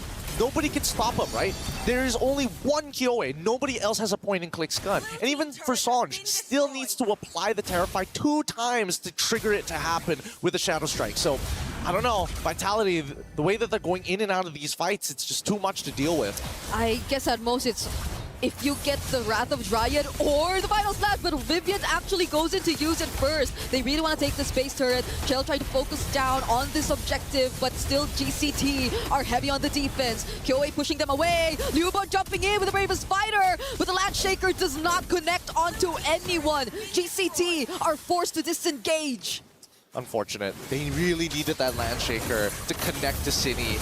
But now, underneath the turret, there's still a possibility of that final slash. And I'm waiting for that big play by Fumieko, but I think that Vitality says, hey, calm down, girl. Not right now. Not right now. Wait till the next Lord. I guarantee you GCT is going to walk out. I think they're trying to constantly remind each other to just not give any openings to GCT, especially now that we're finally seeing that 6 to 7k gold lead that you've previously mentioned as expected. But even the panel 2, they also brought up a point about this potentially getting to the 16 to 17-minute mark, but I am not sure if Vitality want to make it to that point, especially now that they're looking at a lineup which could really heavily scale into the late game. Well, there's only 2 ways that can happen. Either number 1, Kyoe somehow steals the Lord, this next upcoming Lord. It's the second one that's spawning, by the way, so it is kind of difficult to chunk down, especially since Vitality are all over level. Wait, speaking of all over the place, they're actually trying to pick a fight here in the orange buff. Kyoe already bursted down heavily by the damage coming in from Vival, whereas Fumieko trying to go in a 1v1 versus Tokyo, but the blazing do it from Chell! She barely made it out alive there, but the damage is going to be enough. Vival trying to go for more targets. There goes another kill onto Tokyo, or Kyoe as well. Did GCT really want to fight them there? Honestly, looking at everything, GCT came out on top. Yeah. They were 6.6k down, got an even 50-50 trade against their opponents, used the same amount of battle spells, the same amount of ultimates, and yet came out despite the huge economic lead coming in from Vitality. We'll have to look at the spread of where the gold actually is. I'm guessing most of it is actually on Vival, but a really good attempt because now, by the time the Lord actually spawns, it's a full reset. Come to think of it, it's actually surprising that Vitality seem to have used, if not all, most of their resources just to get those kills against GCT. Even the entries from Chell with the Blazing Duet felt like it took a bit too long before we could actually feel majority of the damage to come through. But at least Vitality still get the advantage in terms of the Allure. The Lord was inevitable. I would have liked to see GCT actually do the exact same move, but just maintaining that distance constantly, playing the footsies against Vitality just to make sure, hey, you may get first position, but at least we know all of your first positions. Okay. I think somehow the damage is a bit more expected to come through. That the Lightning Trencher already locked in for Sanj. And Tokyo's already completed the trinity as well for this carry. But I think the question remains, what does Sonj actually pick up for the IMU to really make sure that they get at least an advantage against Vitality in terms of the counter engage? Is it really the Wrath of Dryad that they could really make the most out of, or could it be the final slash? I don't know. I'm thinking... RWM? I think it has to be the RWM. There's just nothing else like it, especially when you have a glorious pathway on your side. At least you can slow them down, but here comes the next upcoming fight. I don't know if Vitality want to commit to this right now, because they still have that second wave, but now, look at Vival, literally playing with her food. Keep in mind that a majority of that 9K lead is because of Vival. Oh, that's spicy. Liubon trying to take on this 1v1, but there's also a separate team fight happening in mid. Guejo right under the real-world manipulation as Liubon goes down in the hands of Vival. And that's exactly what we were asking. This is such a brave decision to come in from Liubon, but at least they get to defend the base. This is disgusting. Disgusting stuff coming out from Vival right now. And the rest of the team is working like a well-oiled machine, denying space, making sure that nothing feels safe. It feels like GCT, every time they open up a bush, it's a minefield out there. Yeah, who do you actually send to do that? It's mostly supposed to be Guejo, right? Already having to pick up the immortality as well, but even then the burst damage might be a bit too much to handle. The final slash gets touched somehow here by Kyoei, but even as she just tried to clear, you could see how difficult she had to how the difficulty she had to deal with in terms of surviving the damage from Vitality. Yeah, but now Vitality, they crack their knuckles, they sit back. We got the 9K lead, guys. Okay. The next Lord is where we must end it. First, we need to make sure that GCT doesn't get to the 42K mark comfortably, right? They're going to eventually hit it. There's no going around that, but we can make their life a living hell. No one's aware that Vival's there in that bush too. GCT have seemed to understand that they might need to group together a bit more, and there have been some movements down bottom, but they just can't confidently push further. They have barely little idea of where Vitality are currently positioned at the map. Oh my goodness. After looking at the damage dealt and damage taken, it's kind of difficult to argue that GCT doesn't have enough damage, but the truth is they just don't have enough items. They don't have enough gold. And finally, the Malefic Roar is out for Kyoei. Oh, Kumieko going in, tries to dive, goes for Sonjke. Sonjke steals away the final slash, but they're still yet to go for the counter engage. Just chill and Viva from the back! They make sure that this is gonna be a clean wipeout! Immortality pop for Guejo. She's the only one left alongside Liubon, but it's a maniac and it's a potential savage once again! Vival takes 2 savages in this series as they walk their way to the grand finals potentially! Oh my goodness. What a game this was. From not only outplays, we finally come to the outclass. The title defenders are here and are wanting to stay. Welcome to the grand finals. We missed you here. The MWI champions of 2024 and 2025 will meet at the grand finals of this year. It wasn't as clean as their previous run. They've been dropping games, they've been having long games, but eventually Vitality still make it back to the top. And of course, true sportsmen, despite being defending title champs, they're still going to have their fist bumps down. But with every competitor that we see have to leave, it breaks my heart to see Geltec put up one hell of a fight. Game 1 gave me so much confidence that maybe their hero pool was bigger than we thought, but the comforts, they need to expand how comfortable they are on multiple heroes, especially when you're at the top. And I cannot get over these 2 savages brought to us by Vival in just a single series, 2 games straight up against GCT. That was a statement brought to us right there by this jungler from Team Vitality. So happy for everybody involved here, especially for those at Vitality. We're going to be throwing it over to have an even review with them right now. First and foremost, congratulations on yet another grand finals appearance. Absolutely phenomenal performance. Of course, coming into this event, everyone expects you guys to perform at this level. Now you're in grand finals. How do you deal with the pressure of living up to such high expectations? it has always been our place to be in the grand final, so I guess this is where we belong. It's a right. It's a right for them to be here. They were invited. They were invited to be here. Vitality. Absolutely phenomenal, and with good reason. And of course, the home ground heroes right here, Team Vitality. The crowd goes wild for you guys. And you guys have definitely earned the place in grand finals. Now we would like to invite Geltec to please hand over your keys to Cini from Vitality. Thank you, Geltec. You guys did EECA really, really proud. You fought well and valiantly. Now, Cini, how does it feel like holding the key of your opponent? I know you guys have been looking forward to meeting Geltec, but how does it feel really, knowing that you defeated them? It feels really, I'm really grateful to be holding their key, I guess. Very grateful. Now, the next one, it's going to be a grudge match.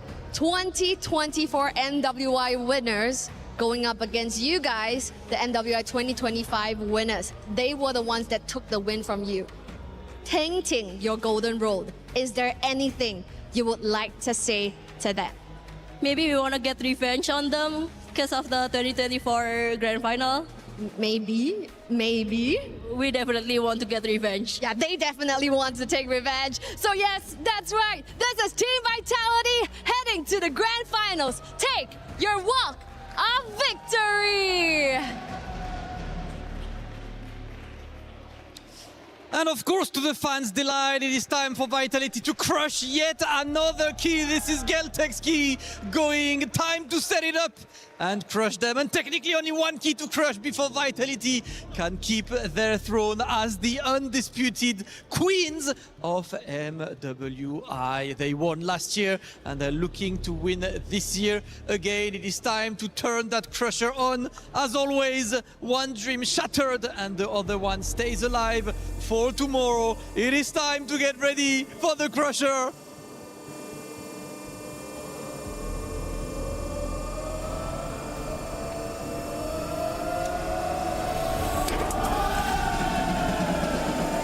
Vitality making it to grand finals. Obviously the fans will be there and back. These guys are ridiculous. The vibes are looking incredible. The vibes are immaculate at the MWI, and you know Vitality will be celebrating because these guys, they will be back tomorrow for grand finals in style. So make sure you're there tuning in for this. That's gonna be ridiculous. Looking forward to the grand finals. Without further ado, let's enjoy the vibe and take a look at the highlights.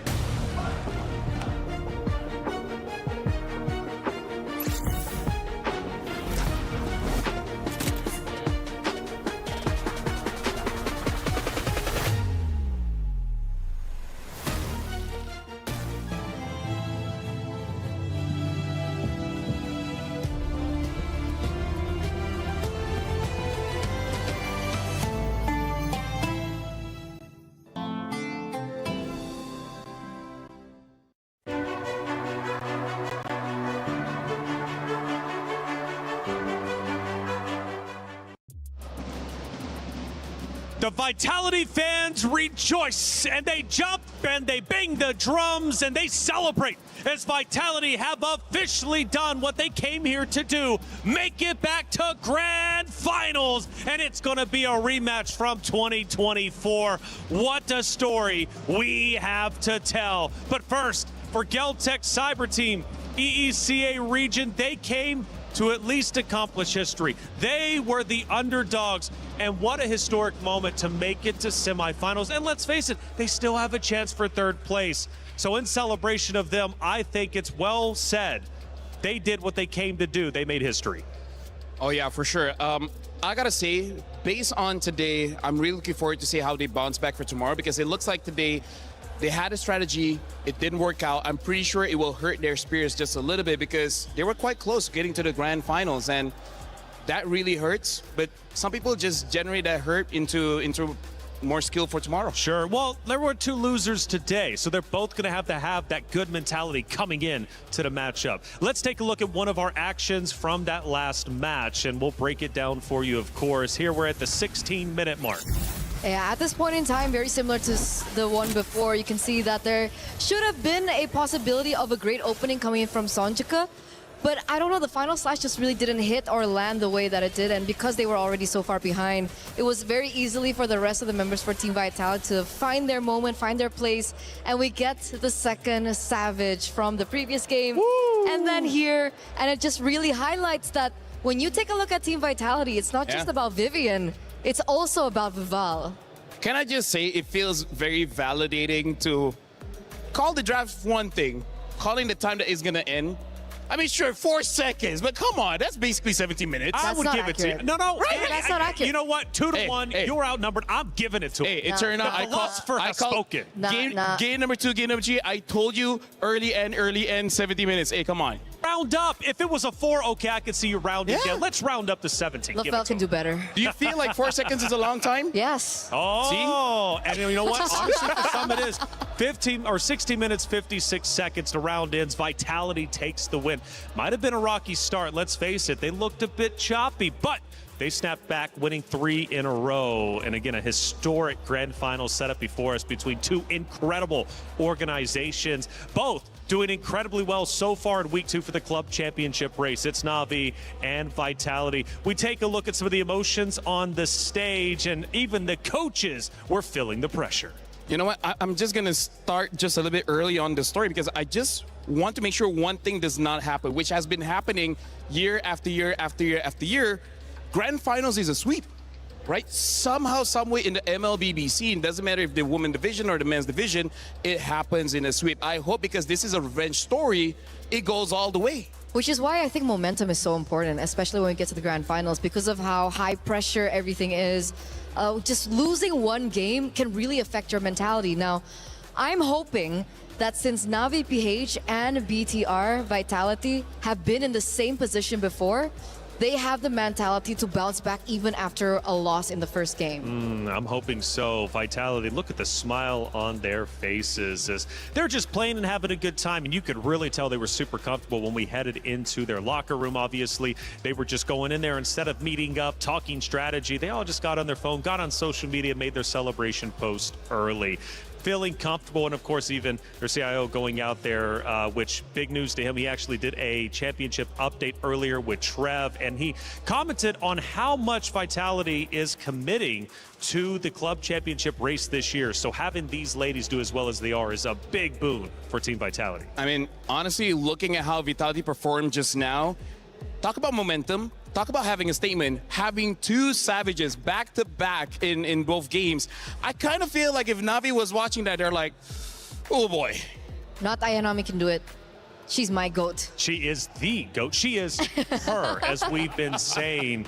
It is, in fact, set up to be an incredible final day of MWI, but we're going to have to wait at least one more day until we get to that point. But even though we're waiting for the grand finals for tomorrow, you can get involved now when it comes to MLBB because it's Rhino Day. Yay! Brand new interactive effect for Rhino Day is available now. Check it out and join the celebration. Plenty of things to get involved in, and look who's excited. Eterna. You're feeling good about Rhino Day. I love rhinos. Yes. I love rhinos. I'm just a few games away from becoming a dragon. Ooh, dragon. Which is mythic. Ah, okay. You've hit that once. Rhinos. 50 stars. Congrats. Well, Congrats. Thank you. Unfortunately, it's not Dragon Day. It is Rhino Day. Rhino Day. Hey, check it out. Trev, he's got the club championship updates, and we need one because we're nearing the final day of the MWI. We've just wrapped up day number 4 of MWI here at the Esports World Cup in 2026, where Team Vitality have just taken down Geltec Cyber Team to get themselves into the grand finals. They're looking to try and earn the first 1,000 points for Team Vitality in the club championship. Over the other side of the bracket, though, Na'Vi clean sweep their opponents to earn their spot in the final. And with Dark Angel earning them 1,000 points last week, they're looking to go back-to-back in the Allianz Vault to top off the club championship table at the end of week 2. Stay tuned, because there's still so much more to come in the club championship.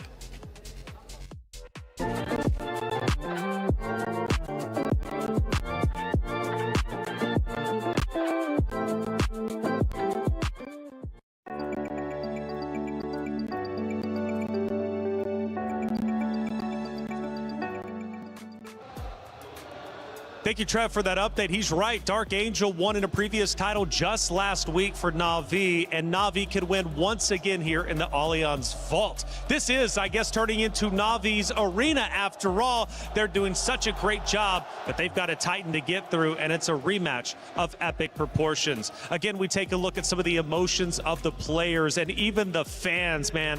Vitality superfans show up and show out, and Vitality were feeling so comfortable and feeling good throughout that final matchup, to the point where honestly they could have been in their own bedrooms chilling out on the couch playing against the team they were going against. Not because Celtic is a bad team by any means, but just because Vitality is so comfortable being under the bright lights. For sure, for sure. They've been in this position time and time again. I think that's something what we have highlighted. But of course, even through their amazing performance today, there are still some loopholes that I think they need to, you know, prepare for. Sure. Because obviously Na'Vi have been watching, they've been reading out the games, they saw the drafts, and they're going to be expecting and also bringing out their own flavor tomorrow in the grand finals. That's it. And grand finals will be coming up very quickly. But not only is it Rhino Day, we also have a chance for My Champions Pick. 2 champions, 1 game. My Champions Pick event is now live. From July 27th, submit your predictions for the MSC and MWI champions for a chance to win 50,000 in-game diamonds